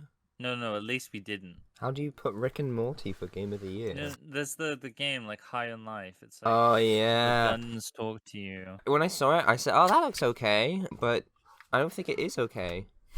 One of the comments that made me like, "Oh yeah, I don't know," was somebody who was like, "Imagine speedrunning this game." It's gonna be annoying as hell. Yeah, you just dialogue the whole It's gonna be time. horrible. Whoever speedruns High on Life, God bless your soul. You need the strength of 1,000 chariots. I guess I have a note from yesterday. For Super Monkey Ball Banana Mania, I think the one way to describe why it wasn't an F was when I was doing the reverse levels, which is like the bonus content for Super Monkey Ball 2 Deluxe. Some of them, like, I actually felt like when I was doing it, I was breaking the game, but in my own way, even though I think that's what was intended. And so that was like the first time where my brain could conceive that somebody would be a fan of these games, you know? Like, I didn't like it, but when I played Banana Blitz, I was like, I have no idea how anyone would ever want to play this. But Banana Mania, there's a few moments where I was like, I could conceive somebody actually being a fan of this game if they're like a kid and they like the concept and they like the difficulty. And that was enough to save it from the F, I think. So that is my gripes over. I'm going to pass it back to you for your special pick. My game of the year. No, your special pick. My special pick. Yeah. Oh, is that the game of the year? Well, I picked my favorite game this year. Oh, okay. Like I saved my favorite game. Okay. I just picked a really I good picked one. my favorite game. I thought long and hard about it. It has Let's to hear be Phoenix Wright Ace Attorney trilogy on the Nintendo Switch. Ooh. Oh yeah, I forgot you were playing that. Disclaimer: I haven't actually finished this yet. I've got a couple cases left. I've done the first 2 cases in Trials and Tribulations, which is the final game. Also, this is kind of cheating because it's 3 games in one, but oh well, that's fine. Yeah. Hey, I did that for Learn to Fly. Don't worry. And the 3 cases that are left, I think, the last one is regarded as either like most people's favorite or one of just the best cases. So this is like my favorite game this year already, and the best part of it might have not happened to me yet. And I've been saving it for Christmas because I'm going away soon, and I'm really excited to play those last 3 cases. Nice. Usually, like every year, I get into like a game series or series in general, and it becomes like my thing or something I really love and really into. I love the characters. I draw them a bunch. I think Ace Attorney is this year's series. I just like fell head over heels with it. There's so much fun about it, and I didn't really expect to, I guess, but it was just so good. The very first case is so simple and fun, and it makes you feel smart while also kind of just showing you the systems and how everything works like so easily, and it just drew me in like immediately. And some cases are better than others, some are worse, but overall I've had so much fun with this game. It's just like I don't think there's anything really wrong with it. There's dips in now and again in how invested I am, because there's some drawn out investigation sequences that do take a while, but they kind of build to the main meat of the game, which is the trial sections where you're doing a trial and you're going through evidence, trying to go through their witness statements, and you get a objection, and it's to this like awesome music. The music in Ace Attorney is fantastic. Either like the background sounds, character themes, the sounds of the mounting tension building and building as like you're either being destroyed by like evidence or you're using evidence to absolve your defendant of guilt and pin it on the person who is actually guilty. Just then objection and take that, and just how you just win these cases. It's so much fun. One thing I guess people might not think about is how it's such a serious subject matter a lot of the time. You're dealing with criminals and crime and murder and stuff, and it doesn't really shy away from it, but it also doesn't feel like down.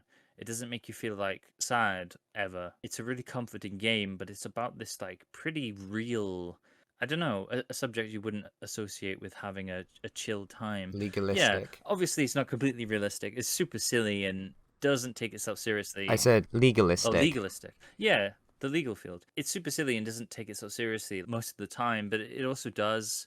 So it's almost comforting in the sense that it's taking something like so real and just distilling it to make it fun and a really good narrative to just go through. So it's been either the game I play on holiday or on journeys, or a game I just relax to when I just don't want to do anything else. I can just go into this other Ace Attorney world where, even though it's a very important and strong like subject of law and being a lawyer, it's made fun, and so that world feels just fun, mostly due to like the characters. Like every character for the most part is really strong, especially the main cast. Like Phoenix is amazing, Edgeworth is amazing, Gumshoe. Then you get more characters introduced as the games go on, and you have Maya, who I love Maya so much. She's so fun, she's so bubbly, and there's so many more games for me to play, so many more characters for me to meet, so many more cases for me to do.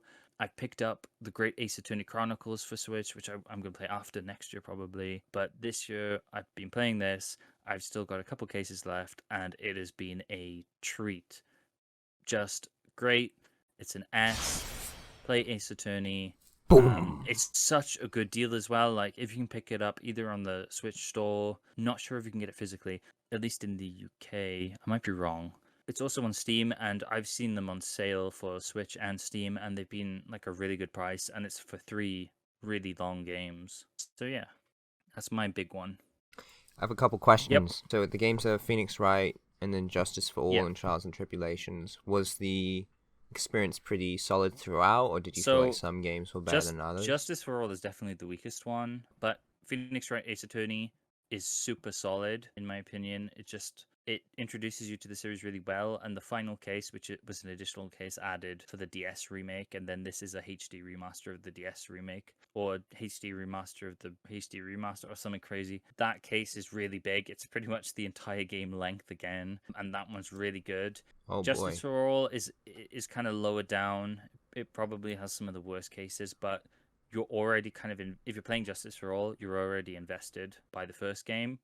And then so far, the third game, Trials and Tribulations, the first 2 cases have been really, really good, like some of my favorites. And there's just other really good one, like on the horizon as well. So I think Trials is probably going to be the best one. But there is a bit of a dip in the middle. But I don't think it's like, oh, it's so bad I won't play it. It's just, it's not as good as the other 2, but it's still really, really good.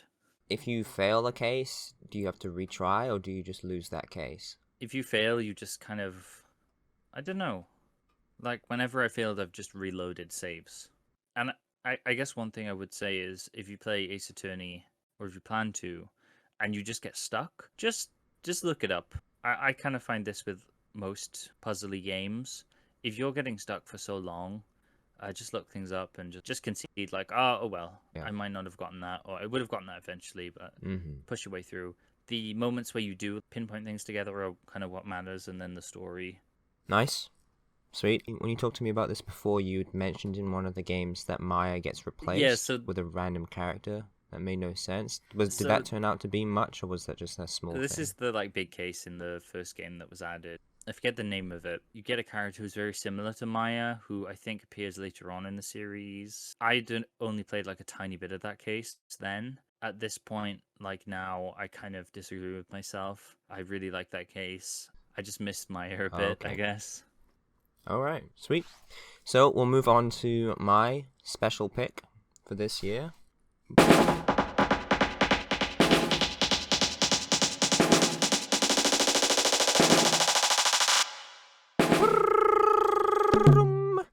Mine is Knights of the Old Republic, Star Wars. Okay. I began playing this playthrough in 2019 when I first came to Canada and was kind of in a funny spot. Just had my 2008 MacBook Air, which couldn't run Discord, and so I was all lonely and such, but it could just about play this game, which I was very happy with. And so I played it, and I had a bunch of fun with it. The beginning was pretty magical. I made my own character. He's called Ferric Donnelly. He was a decently hearted person, but he was mixed a little bit. Sometimes he would steal, and now and again, if there was a great benefit to doing something a little bit bad, then he would do it. But overall, he was a fairly good person, and he used blasters. The game accommodated for me for that, because in, like, the first area, because you, like, go to different worlds, but you only get, like, one area of that planet, you know? So it's like, oh, I'm on Taurus, but you only get to see like a few city blocks or something. But often the maps do have some depth. Like in Tierlist, there's like 3 different levels that you can get to, and it's really hard to get to the next level. You have to spend a few hours figuring stuff out, bargaining stuff, and making a plan to get to the next area because it's inhabited by the Sith. And so you have to get past their barricades or manage to get a key card or convince them to find a reason to let you through or something like that. There was like a blaster competition where I became like a sports duelist, which was pretty fun, and I made bets and whatnot. And if you play too well, then the ringmaster, who's a hut, doesn't let you play anymore because he's like, well, you're ruining the game, there's not enough competition now, which is interesting. There's like 4 worlds that you can explore, 4 or 5 worlds. It's a BioWare game, and you can really tell that because it has a very similar structure to Mass Effect. In how just talking to your party goes, you manage to get your own ship, you get a bunch of party members that will talk to you between major missions. All of the characters are really fun. They all have their own thing. Okay, so I guess the main crux of the main character is that you forgot your memory and you turn up on one of the rebel cruise ships. So you have this connection with Bastila, who is one of the commanders of the rebel ship, who has this battle meditation thing, which just like makes everyone work well and improves like the whole side of the battlefield that you're on. She can like meditate and enhance everyone's abilities and reactions and communication skills. And so she's like a big set piece. When the ship blew up, she landed on Tierlist and you're trying to find her. That's like the initial send-off for the game for you. That's like the main goal at the start. But there's a lot of really great characters.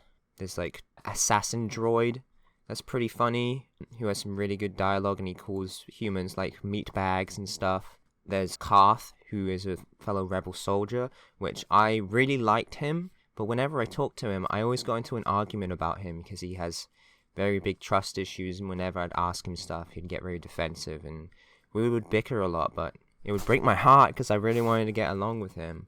And you can like intrude on people's personal stuff a lot, and I always try to refrain from that to try and be nice. So sometimes in this game, not picking every dialogue option is a good thing, I think. Zalbar, who's Wookiee.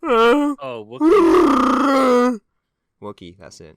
There's Mission, who's a Twi'lek, who's like lost her brother, and she's young, and she's the sister of the Wookiee. There's Cantorus, who's like this dark side Mandalorian, who's awesome. There is a focus on the Mandalorians in this game. The Law of the Mandalorian and the Mandalorian Wars, it's pretty crazy stuff. And then there's also Jahani, who used to be a dark side Sith Jedi person, and you can convert her and get her on your team, which is pretty cool. And then there's Jolie Bindo, who's like a neutral grey Jedi, and he's very interesting. I like him a lot. And yeah, there's a lot of customization. You can upgrade weapons and armor pieces. It's like D&D roleplay based, so you can build your character and get more like different stats. The combat's like real time, but based on dice rolls and stuff, and you do auto attacks, and then you have your abilities that you can set in. You can control your main character or the 2 party members you bring along with you. They will interact and talk about what's around them. And I think the only issue that I had with this game about halfway through was that you find out this connection between you and Bastila, and now you have to become a Jedi.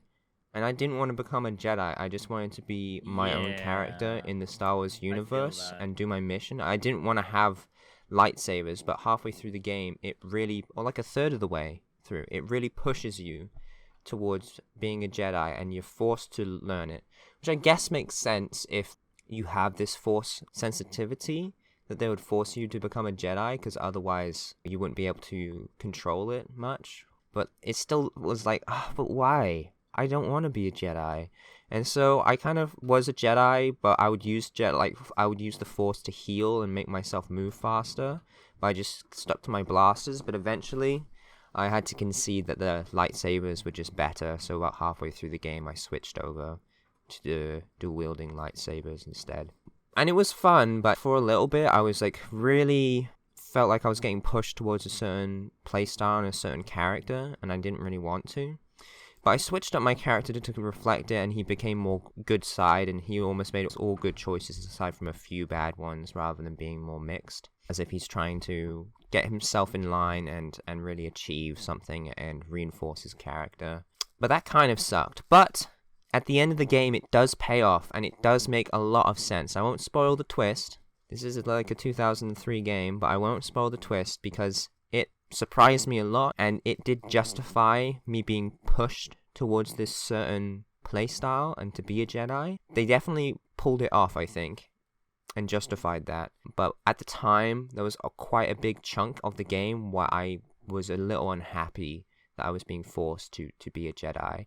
But I think it makes up for it. But in subsequent playthroughs, I might just not want to be a Jedi. So I think that kind of kills the replay value a bit, just because it's going to have that twist to justify it again, and it's not going to be like a twist anymore. That's just what it's going to be. So I'm just going to have to either ignore the Jedi stuff, or I'm just going to have to, play a Jedi from the start, like a melee character, and then switch to lightsabers from like Viro Braids.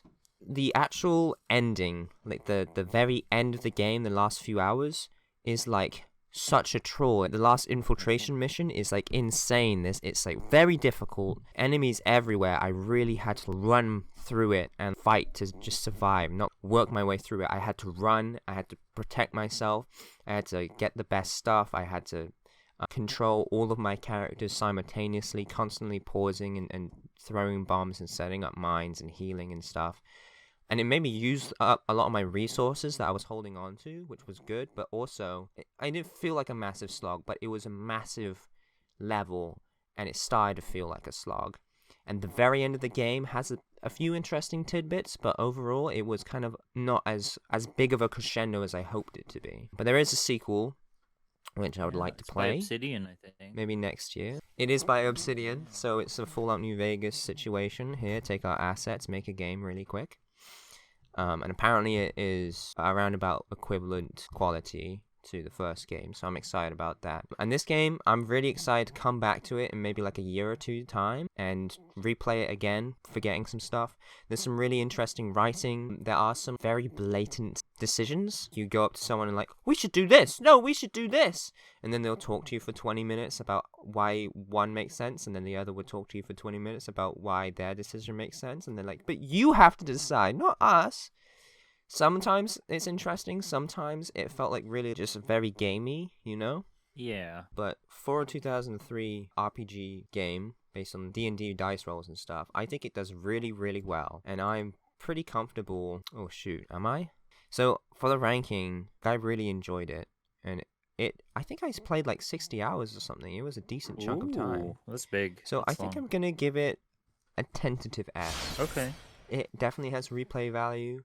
I really enjoyed it a lot of the time. There was that push in the middle, but that was resolved, I think. And I don't think it's something I'm going to replay straight away, but it is something that I'm going to come back to in a few years' time. And I'll definitely enjoy whatever I come up with, because the character building is exquisite. I do like that a lot. Really glad to hear, because I think I have KOTOR 1. I think I picked it up, and I do want to play it. So hearing someone who I know talk about it in depth is making me more interested. Yeah. The Jedi stuff always puts me off with Star Wars because it's such a vast universe. I kind of want to not be a Jedi, but yeah, it's well, you what it's can about. you can sort of decide to reject it, and there are some really cool bits. Okay, one more thing I'm going to mention about this game, a little spoiler thing, is there's one planet, which is like a dark side planet, and you have to trick your way into the Sith Academy there.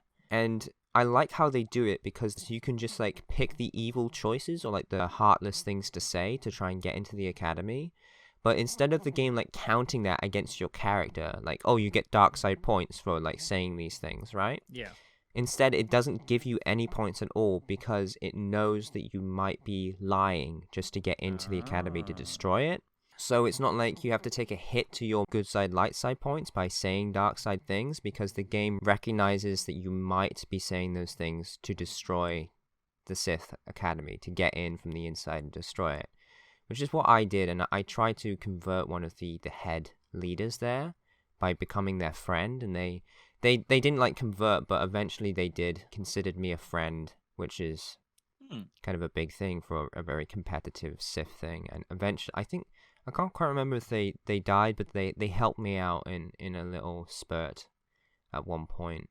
which was nice, but it wasn't like, oh, I've converted her, now she's a good girl, like Jahandi is, but she was, opened up a little bit, which I found a bit more realistic. Yeah, so there was that cool moment where there was several hours of the game where I was faking being a Sith, and it didn't hit any of my good side points because the game knew that one way to handle this was to infiltrate as a Jedi, not actually, I'm deciding to be a Sith all of a sudden, so I'm joining the Academy. So I like that it had that intelligence. And also, there's a water world, and the alien noises, they do repeat it a lot, but it sounds so cool. Oki bongi! Oki bongi! I like it. I say that at work now. I go, Oki bongi! Yeah, it's an S. I was thinking about putting it in high A, but I think I'll go with S because I can definitely enjoy this game a lot more. Okay. Sounds like a good S. Yeah. And that's all our games. Yeah, right? That's all the games from this year. You've heard of it all. So what we're going to do now is we're going to go to the little awards section, which is going to be pretty brief. I will give my best ones of the year. Then Caleb, you'll give yours. Okay. And then we'll go me, you, and we have a couple categories. Our game of the years. I'm going to say, I think I'm going to go with KOTOR, obviously. Just put that there. And I think I'm going to go with Deliver Us the Moon, because it really surprised me. Yeah, that game feels special. And although it wasn't perfect, it really did surprise me. And thinking back on it now, from the start of the year, from the end of the year, really appreciate that I played that. I'm very happy about that. So I'm giving Deliver Us the Moon and Knights of the Old Republic 1. It's my game of the years. I might do 2 as well, so Ace Attorney is got to be up there for sure. And I do have a couple other S's, but I think I'd give the other one to Elden Ring, even though I gave it an A. I just think that game came out this year. It kind of exemplifies this year.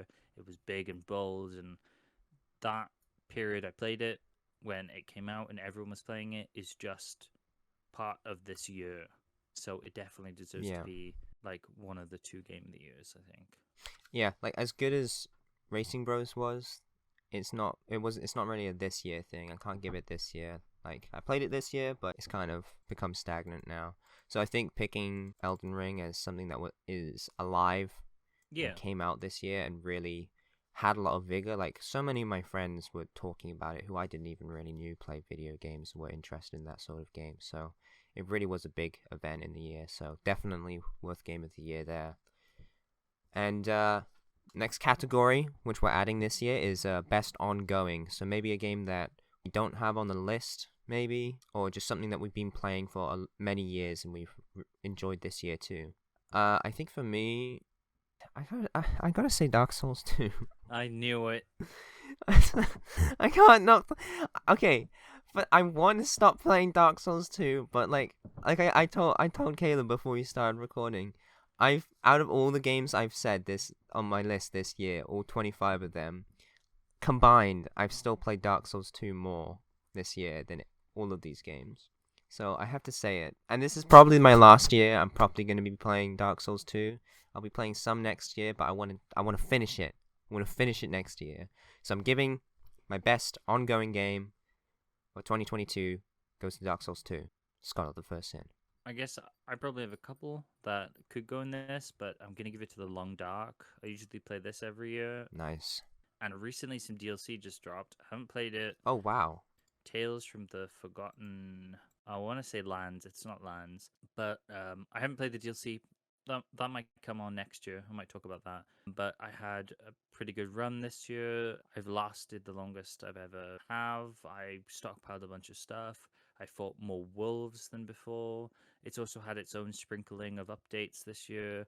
And it's just a really amazing survival game. Like, I got so immersed in it. Definitely recommend The Long Dark. Yeah.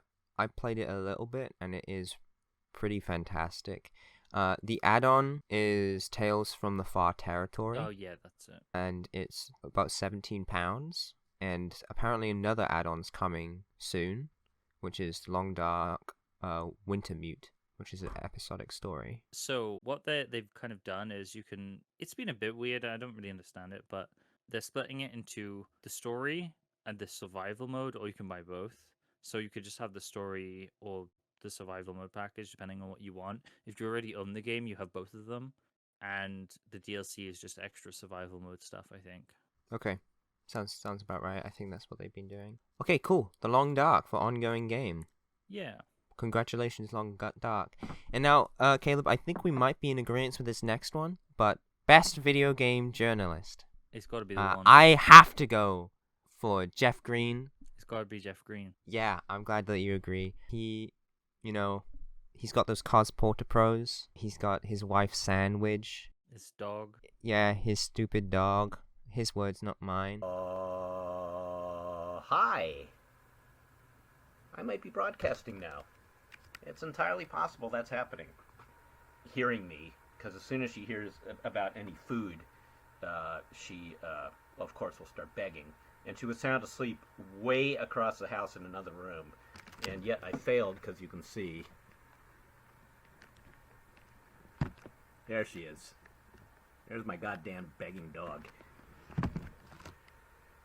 Who's going to torment me throughout this live stream. He's coming right at you from Berkeley, California. And he was streaming Elden Ring a lot this year. Props to him. He's a very old man. I don't know how much longer he has on this earth, but he was spending that time streaming at Elden Ring. Okay. He's only like 50. I'm making a joke. I'd like to do a surprise category. All right. So you're gonna have to think on your feet here. Okay. I think we should have a best game we've played together. Oh. And I think I know the one. I don't know how many games we have played this year, but we've definitely played one like more than the others. Unless there's a different game you can. I mean, we think played of. a bit of Divinity, some Saints Row 4, I think. I think we played more Divinity this year. I'm not sure we played it. Yeah, I was maybe going not to bring actually. up Divinity because Yeah. we've been playing that again this year. That was really fun the last it's session. gotten I was better. thinking about that. Yeah, it's just gotten better and better as we played. It's Yeah. funny. And we're playing the enhanced edition. Yeah, the enhanced edition. And my Our character actually is useful now, which is Yeah. crazy. And we're expanding our usable spells and everything, and more things are opening up. So it Wolfgraf definitely feels calls to better you. play. Wolfgraf. Wolfgraf But calls to you. I definitely think that would be Sure. It is like best game we played together. You hear my dog barking. Is that Jeff Green's dog? He's here Hey. to accept the award. Oh my god, Jeff Green, he's here! Hi! It's me, Jeff Green. Coming at you from Berkeley, California with my Porter Pros. I have some, what is he? Some peanut butter pretzels. Yeah, when he plays Dark Souls, when he does something good, he beats a boss, he has one peanut butter pretzel. Oh, wow. That's so his good. reward for being That's a good boy. reward. And if he does something stupid and he reaches for him, he's like, "No, Jeff, you don't deserve those." Yeah, so sure, let's give a co-op award to Divinity Original Sin, Enhanced Edition specifically. Yeah. I think that's a good call, because we talked about it last year, but we've played a lot more since, and it's definitely gotten better. And I know what the game is now. Before I was kind of confused. Yeah. I don't know what we gave it last year. I think probably I think a we C gave or it a B. I think it was a B. So I think this should be an A. Yeah, I'm gonna shut my dog up. Sure. Well, Hey! welcome. Oh my god. He's just shouting at his dog. He'll be back. Technical difficulties. He's very nice to his dog. I actually play a race of pug creatures when I play Pathfinder called Shuni. Laid out. They're really cool. They're really fun. Pugs are pretty cool. Dogs in general, really nice. I was gonna throw her out. I decided to just bring her in. Okay. Hopefully she'll be quiet. Maybe. Okay. Where were we? Yeah. Well, we're not gonna rank it because we're just giving it a award, not a rank. So. Just putting. Yeah, it if in we were, I would perspective. say an A. Sweet. Yeah, same. Okay. And then, what was the worst thing you played this year, Caleb? Silent Hill Homecoming by far is one of the worst games, if not the worst game I've ever played and probably will ever play. Don't play that game. Trending is a cool bloke. Gamer is he and his folks. Started off with Joey Farrello. Trending is a stand-up fellow. It's horrible. Yeah, I mean, for me, I'm tempted to say Learn to Fly because it just completely ruined that game. But I have so many good ones here. I got Garfield Kart, which I think I So want to many give it bad that, ones. but also I think that good ones for this award, like Yeah, for this category. Like I don't want to give Super Monkey Ball Banana Mania the worst because I gave the other game last year, but I think mean, it if it's might be the bad, worst. If it's bad, then do it. Shoot Monkey It Ball had again. a couple moments that were okay though, and Garfield Kart was just like kind of rubbish the whole time. Like I was trying to enjoy it, but I genuinely think that as bad as Garfield Kart was, I think I have to give it to Super Monkey Ball Banana Mania. Sorry, Stupid little monkey. I want to give it to Garfield Kart, but I think it's more appropriate that it's 2 years running. Monkey Ball. What a shit series of video games. I mean, yeah. Will it redeem itself next year? It was Who bad in the knows? last one though, but it still wins the worst game of the year. Well, that concludes our little ceremony. That concludes the awards. Congratulations. Congratulations. Silent Hill Homecoming and Super Monkey Ball Banana Mania. You're banned. You're banned. You are banned off the Steam storefront. I am filing complaint right now. Actually, do I'm that for talking Homefront, to because that doesn't work. Homecoming. Yeah, just does not work. Homecoming, sorry. It shouldn't be on the Steam store. So the last thing that we have to say is, what are we playing next year? And I think Caleb has the list of stuff that we said that we were going to play this year. So Yeah, do you yeah. wanna do that I first? find it's actually really interesting. So you gave 3 things. I think I might do mine first because I said I'd play more. Yeah, I know I said Vampire. So I said I'd want to play Amori, Paradise Killer, more Professor Layton games. I never got around to any of those. I'm really sorry. Yeah. I also said more Ring Fit. I did play a bit of Ring Fit this year, but not as much as I would have liked. Right. And I also said I would pick up 3 games potentially. SMT5, never got around to it. Sorry. Elden Ring, bang on there. I did buy it. I played it on launch. And Phoenix Wright, which was my game of the year, I picked up and I played. You only picked 3 games. You said you were going to play Fallout New Vegas, I did not play that at all. Vampire the Masquerade I Bloodlines, did not play that.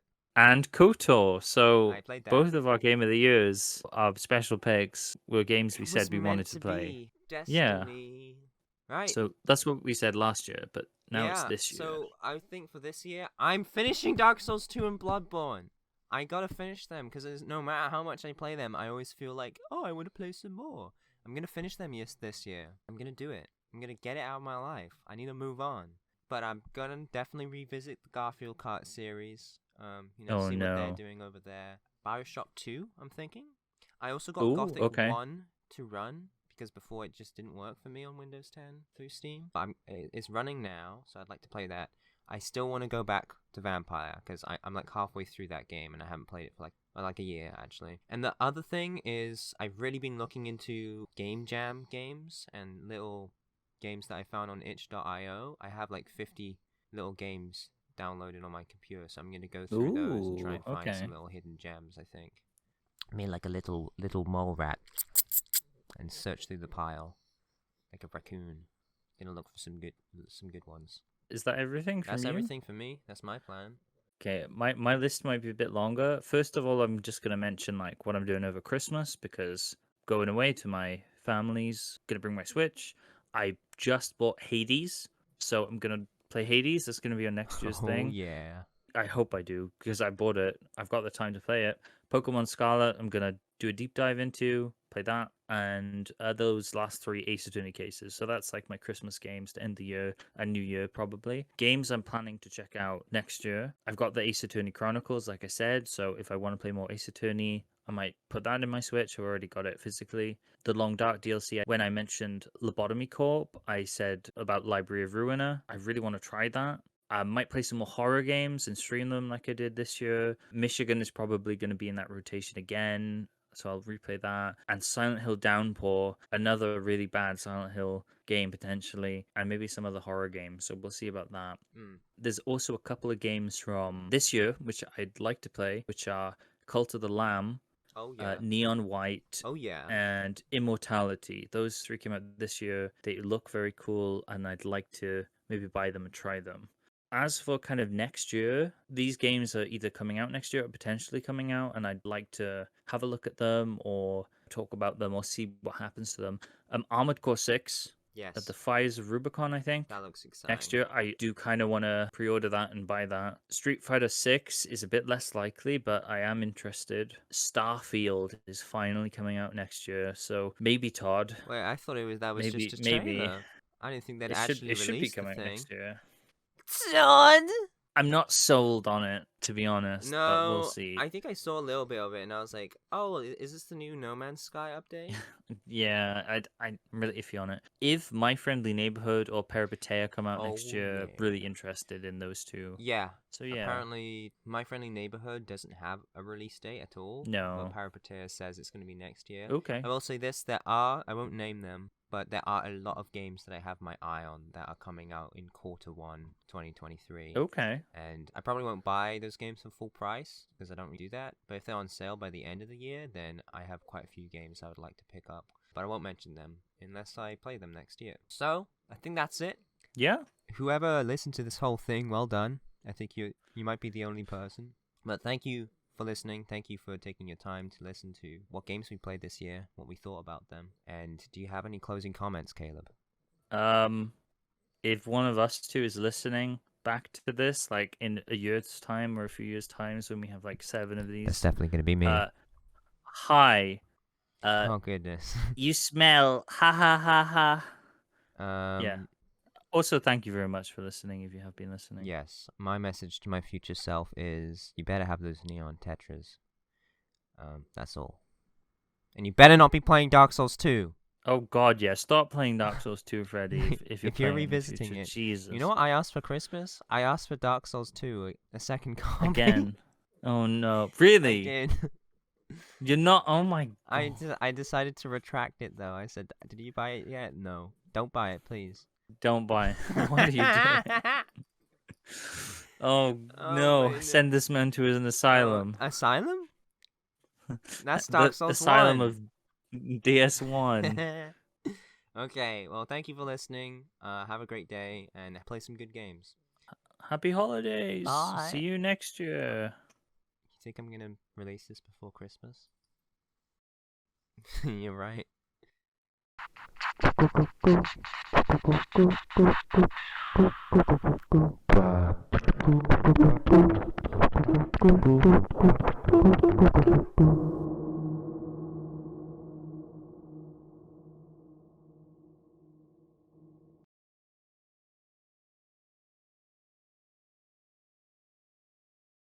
I'd rather have a bowl of Cocoa Pops. I'd rather have a bowl of Cocoa Pops. I'd rather have a bowl of Cocoa Pops. That's a very good one. Frosties. Tell me about the Cocoa Pops. They're pretty delicious. Let's do the sync thing.